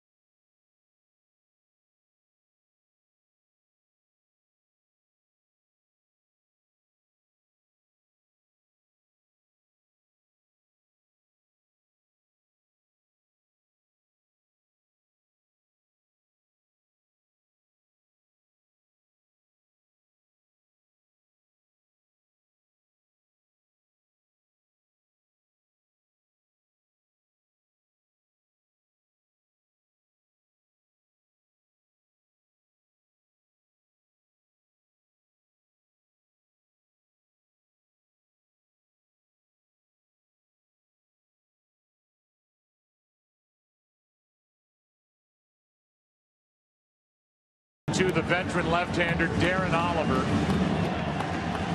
Former Cardinal, actually led the Cardinals in innings pitched back in '99. He's been a good, reliable reliever for Ron Washington, and now he is in the game trying to save it for Neftali Feliz. And the Cardinals have 2 left-handers to lead it off here in the bottom of the 10th. Out of bench players. Of all the guys to be on the mound to end potentially this World Series, it's Darren Oliver. And the count is even 1-1 on Descalso, who is 1 for 1. Josh Hamilton with a home run to put the Rangers on top again by 2. That is low, 2-1.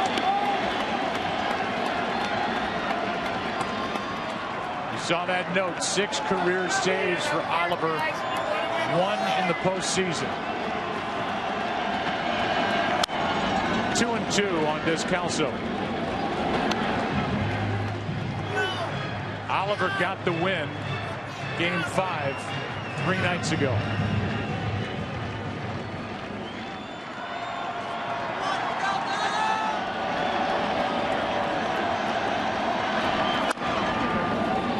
Still 2-2.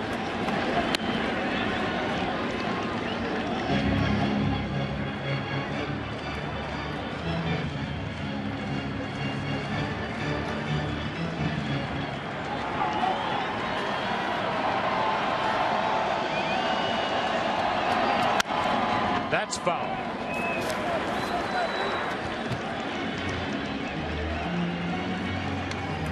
Oliver just turned 41. Got into pro ball in '88 and first got to the big leagues with Texas in '93. The 2-2 in the air down the line, and that ball will get out of play. You missed it!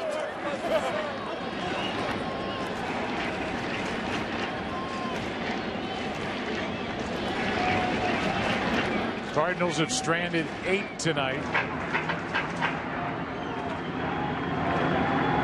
Texas 11.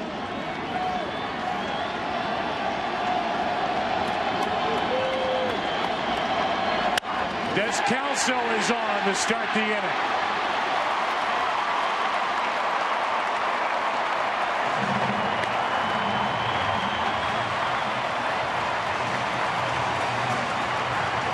And now John Jay will be the hitter. Jay with his first World Series hit his last time up. Descalso now 2 for 2 in this game. Edwin Jackson, who swings the bat well from the right side. Jaime Garcia swings the bat well from the left side. It's Jackson on deck.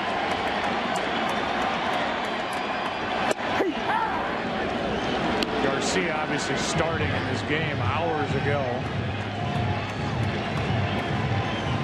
Jackson is the lone guy left on that bench among the pitchers who can swing the bat well. 0-1. With a fly ball in the left. That ball is going to drop for a hit. And it's 2 on with nobody out here in the bottom of the 10th.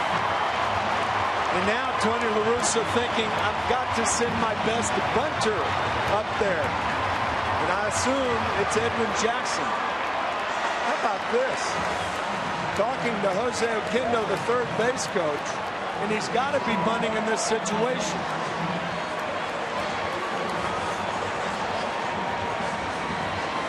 And then you go to Terrio. And we saw Feldman getting loose, and here comes Mike Maddox. What a game. Now, normally with the right-handed batting Jackson at the plate, you bring in the right-hander, but because it's easier for a left-hander to make that play at third base, I think you leave Oliver in the game. They'll definitely do that with Maddox out there because Washington makes the moves. So you leave the left-hander. Now Jackson's coming back out. And Loesch is coming up.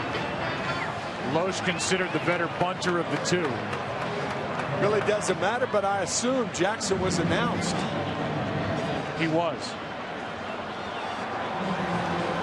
The Cardinals have 2 starting pitchers that can swing the bat. Garcia started this game. Jackson announced as a pinch hitter, and Loesch is up there likely to bunt. With runners at first and second, nobody out. Back-to-back hits by the left-handed batting Descalso.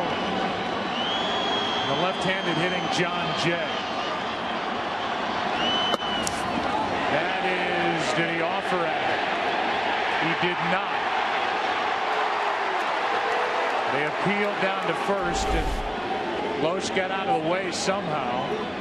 Boy, look, he looked like he still offered at that pitch, never really pulled the bat back. I think he did. Cardinals got the call. I'll tell you, the ball almost hit him. A slider inside. And they had the wheel play on where Beltre charges and Andrus goes to third. We'll see if they do it again. This one is in the air. It gets over the head of Beltre and out at first as the bad bunt by Loesch works out as he gets it over the head of Beltre. Second and third, one out. What a recovery by Elvis Andrus. He's headed toward third. The ball over the head of Beltre. Andrus reverses his pace going to third and recovers in time to make the throw to Kinsler covering. I have never seen that happen on one of those wheel plays. My gosh. And now Terrio. Guess who's on deck? Who? Albert Pujols.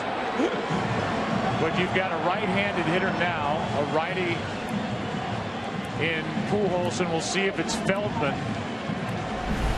to come into this game. Watch Ian Kinsler, who almost goes 90 feet to get the out. He was towards second base all the way across from second to first as Andrus recovers and makes the play. And that's going to be it for Darren Oliver. And Feldman, who's been so good this postseason for the Rangers, will come in. Terrio is coming up with Pujols on deck. What a night of baseball here in St. Louis, Game 6.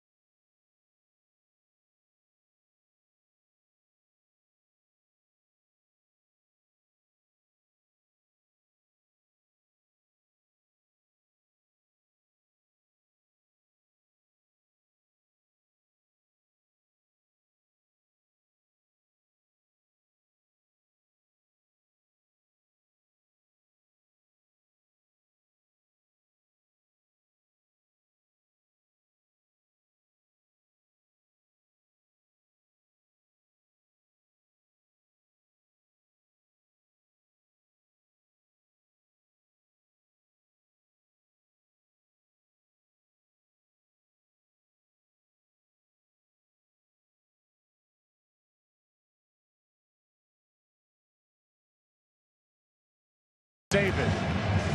He does not have a save in his big league career. He will pitch to Terrio. And the Cardinals have second and third, one out, down by 2. In case you're wondering, it's been 87 games since Terrio's last home run, but he's thinking, get a hit. Terrio up and Albert Pujols lurking on deck.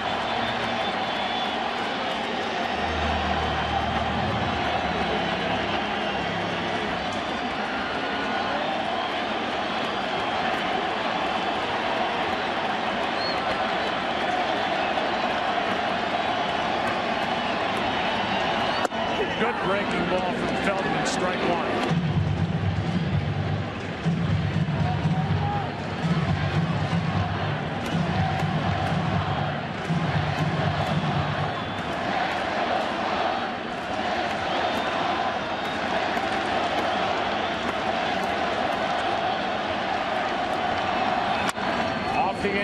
strike 2. Feldman, who had knee surgery at the end of the World Series last year, was not on the playoff roster for the Rangers. 17-game winner in 09.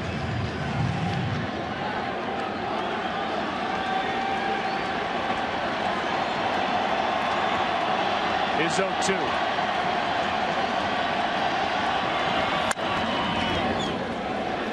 Still nothing in 2.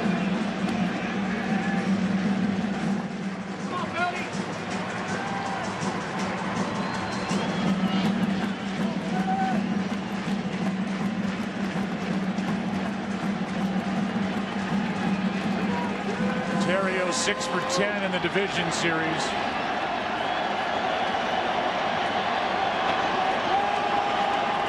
Has struggled since the start of the LCS. Takes the ball outside. 2 out of 17 since the end of the series against the Phillies. 3 of the 4 pitches breaking balls to Terrio. See if he gets another.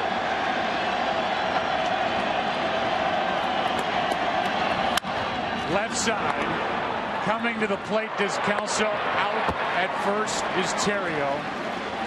It's a 9-8 game with Pujols coming up.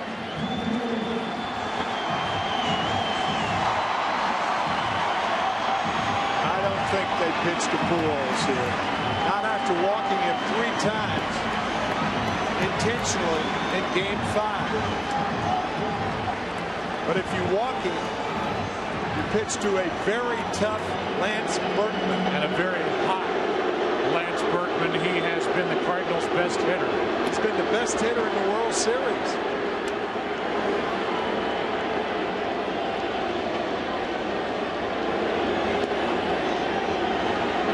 This will take the bat out of Pujols' hands, but you can understand the decision.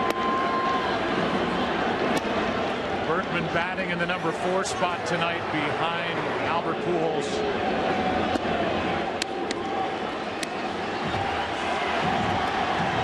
And the Texas native, Lance Berkman, will walk to the plate.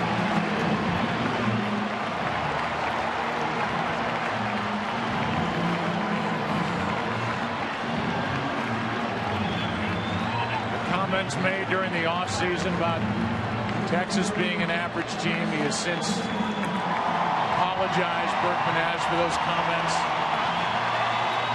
There was some talk in July of John Mozeliak, the Cardinal GM, trading Berkman to the Texas Rangers before the deadline. Cardinals not only hung on to him, but signed him to a 1-year deal for 2012.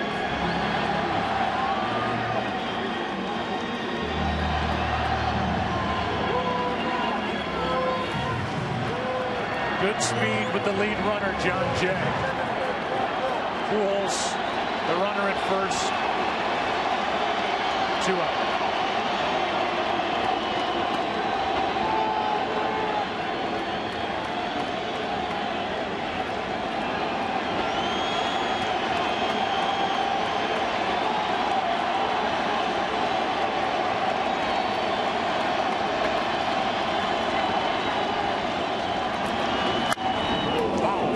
Back.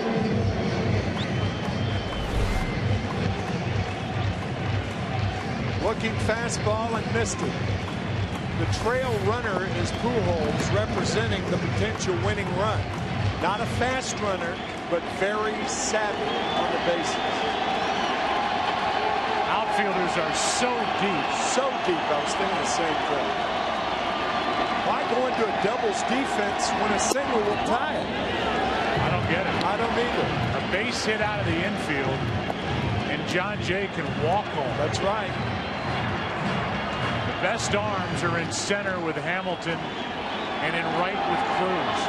But they're so deep. They're too deep for their arms to do any good.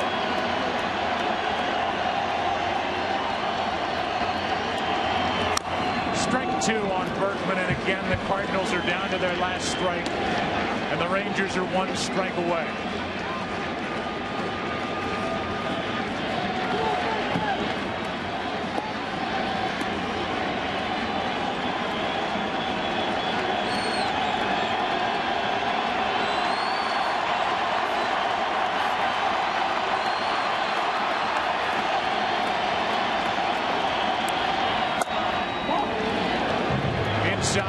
2.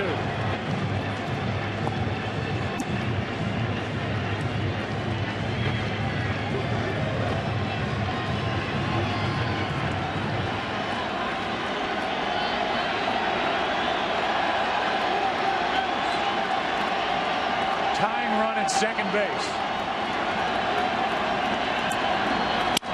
In the air to right center. This game is tied. Going to third is Pujols, and it's 9-9.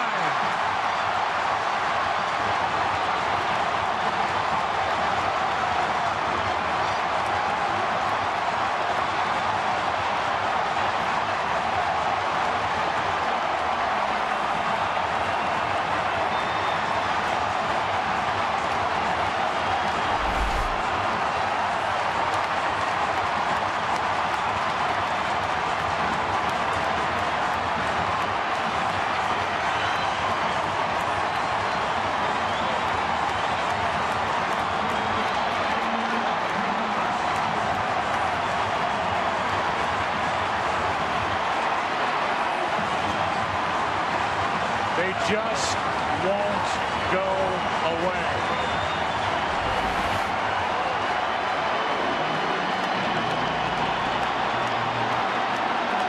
In the battle of the beards, the great beard won. Now Alan Craig could end the night. Berkman takes second on ball 1 low. That's not an insignificant play. Because a ball up the middle, that takes that force play away from the Rangers. Winning run at third. 2 out.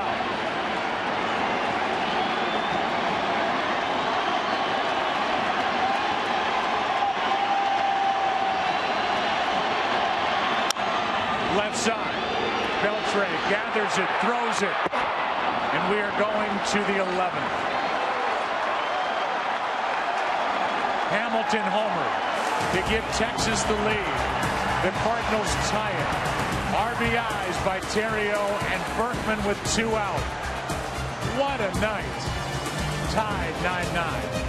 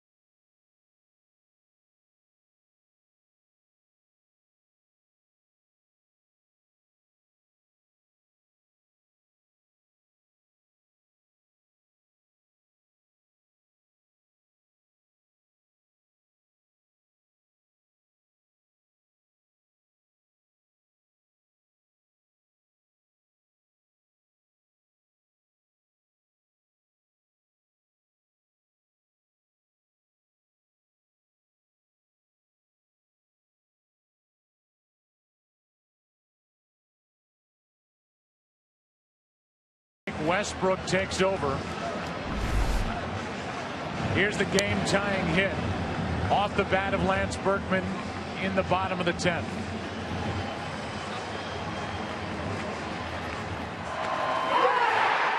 And with the outfielders as deep as they were, there was no drama as Jay scored easily.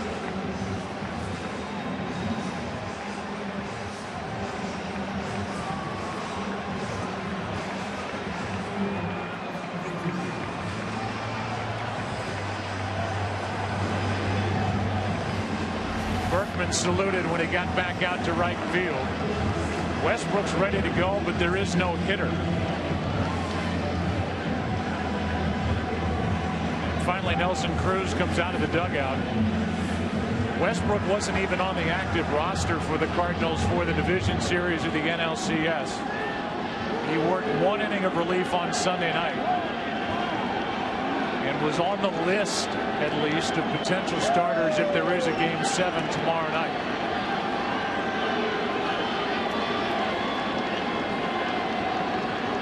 Nelson Cruz's homer tonight, his only hit. His 8th home run of this postseason. The sinker ball bounces it in, ball 1. If Westbrook is right, you'll see the ground balls. Must stay down in the strike zone. Fly ball into right center field, and Berkman, the latest hero for the Cardinals, goes to get it. 1 out. Now Napoli with Murphy on deck. If anybody gets on in the inning, the pitcher's spot. And Ron Washington would have to dig even deeper into his bullpen as Mark Lowe, a right-hander, gets loose. Napoli has popped 2 home runs in this World Series. 3 this postseason. He's been taking big swings. Ball 1 inside. On base 4 times tonight. 3 walks, 1 intentional with a double.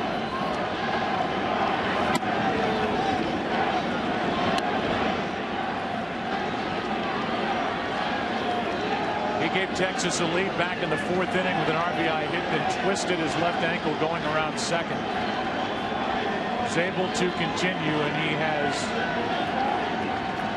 made an impact since. His bat and his arm, and now he flies one into right.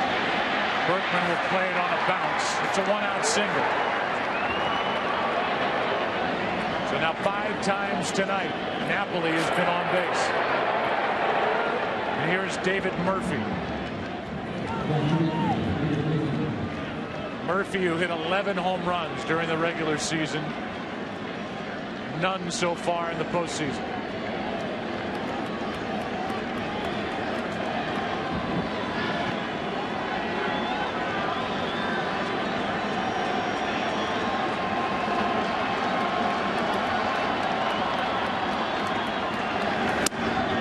Nobody is in the on-deck circle, and now Torrey Alba comes out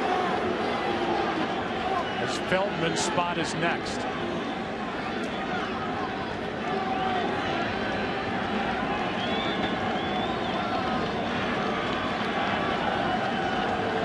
The 1-0.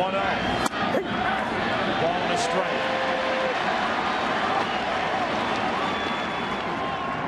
Mark Lowe, who was also an addition to this roster prior to the World Series, is getting loose. Here's a 1-1. Fly ball into center. Jay is there, 2 out.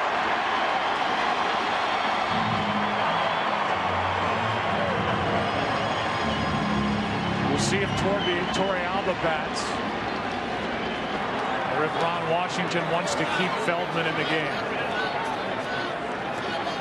He's used Torrey Alba once as a decoy and now again. Double decoy for number 8. And it makes sense. I mean, there's a runner at first, 2 out. I think a different situation.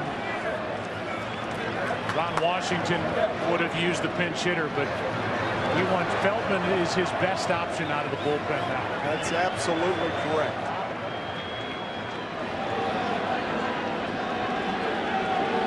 On the other hand, I'm not sure. Scott looks like he knows whether to bat left-handed or right-handed. Now indecision. We're going to get Herman to come off the bench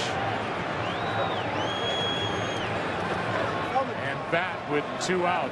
Feldman's been the most effective guy other than Neftali Feliz in the bullpen. I don't know what happened there. I don't either. I mean, if you're going to have Torrey Alba stand out there as a decoy, why not have Herman stand out there? So obviously indecision. Yep. And this means that Mark Lowe will be in the game and Feldman's gone. That's right. I think the Cardinals would take that trade. I do too. Ball one down and away.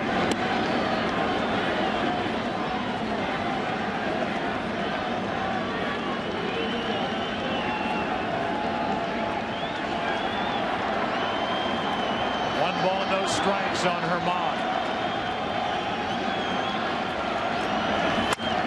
Should end the inning. Terrio backs up, makes the play. So the Rangers don't get the hit out of Herman, and they've lost their most effective reliever they had left on the night. Cardinals tied it. Hamilton put the Rangers back on top. Berkman tied it again. Bottom of the 11th. Tied at 9.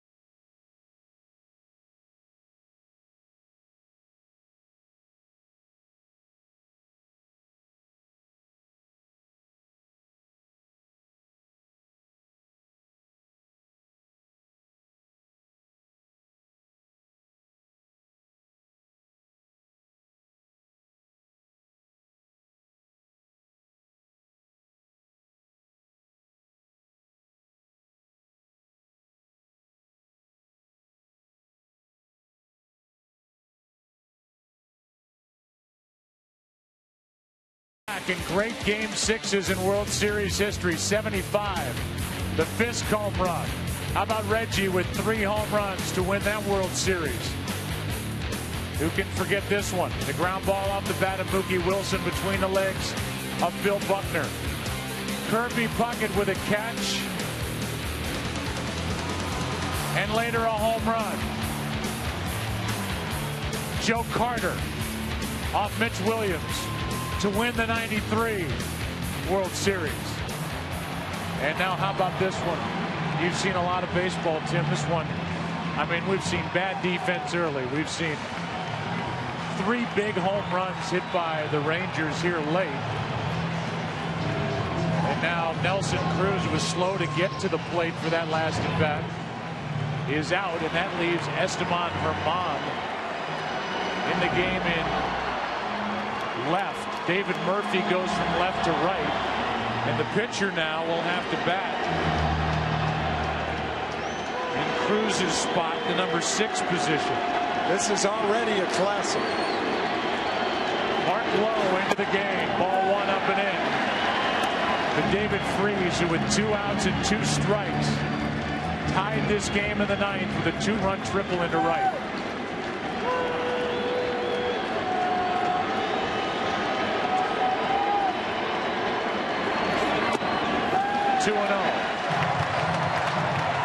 It's Freese now, then Yadier Molina, then Descalso.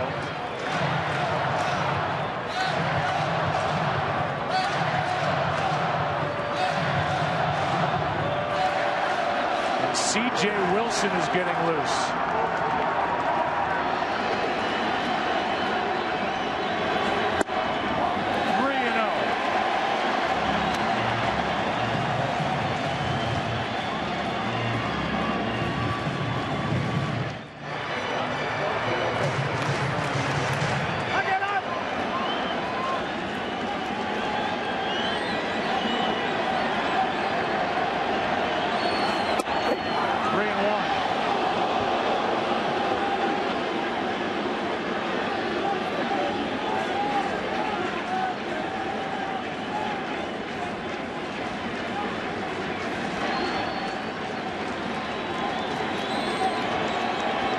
Is hit 4 home runs this postseason.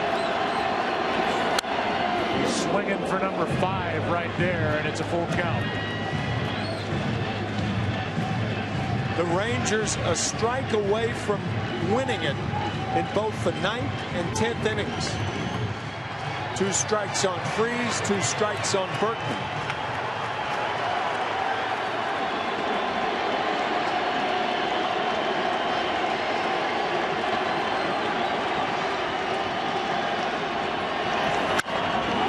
Hits it in the air to center. We will see you tomorrow night.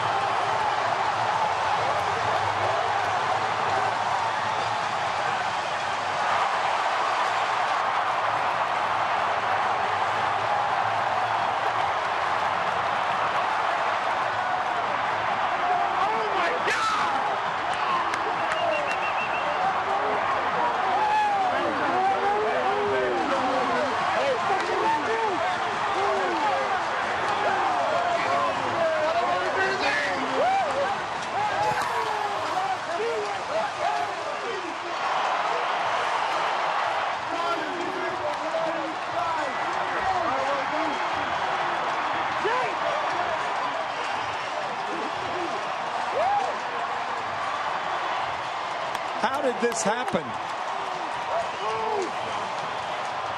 That's what the Rangers have to be saying to themselves and the Cardinals. Crashing this postseason party. And they have pushed this 2011 postseason to the final day. And it has been some kind of ride.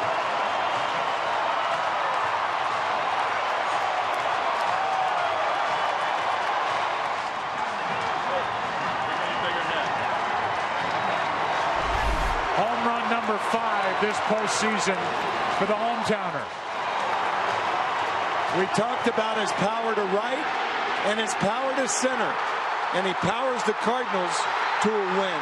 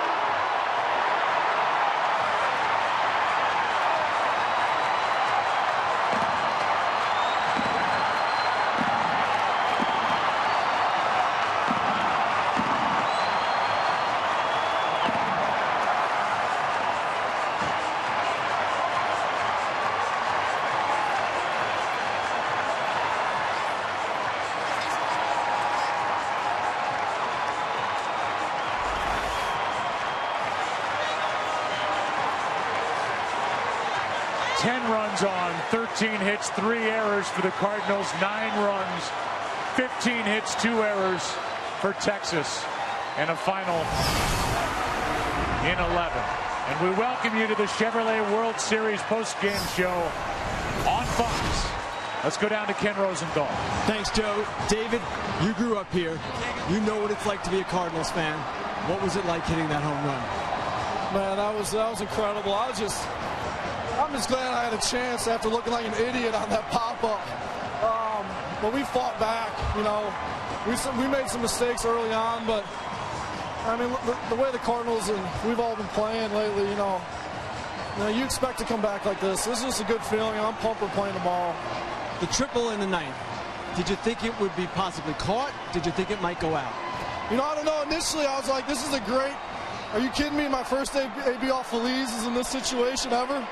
And I just bared down and, you know, got a pitch to hit. And initially, I thought I hit it pretty good. And I thought Cruzy was going to grab it. So just a lot of emotions on that one. Yeah, it looks like it's a beating at the plate. Your shirt's ripped. What happened? I think the shredder got a hold of me. You know, that was just an incredible feeling. Seeing all the teammates at the dish waiting for me, it was cool. David, last thing. How do you guys find the resilience to come back time and time again? I think it starts up top. You know, Tony's all about winning, and he has a knack for getting us ready. I mean, he's done it for 30-something years, and he knows what he's doing. Whether we're down 10 and a half back or we're right in the thick of things, he knows what he's doing. And then the character in this team, you know, we want to be here. You know, we're not going anywhere. We're going to fight till the end.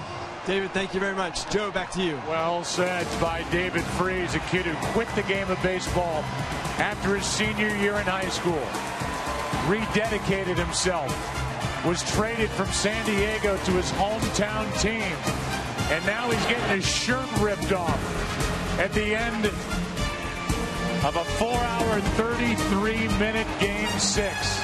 He wins it after tying it in the ninth. What a night for number 23 and for baseball, as we are going to go to 7 games. Chris Rose and the guys on the other side of the break from St. Louis. Wow.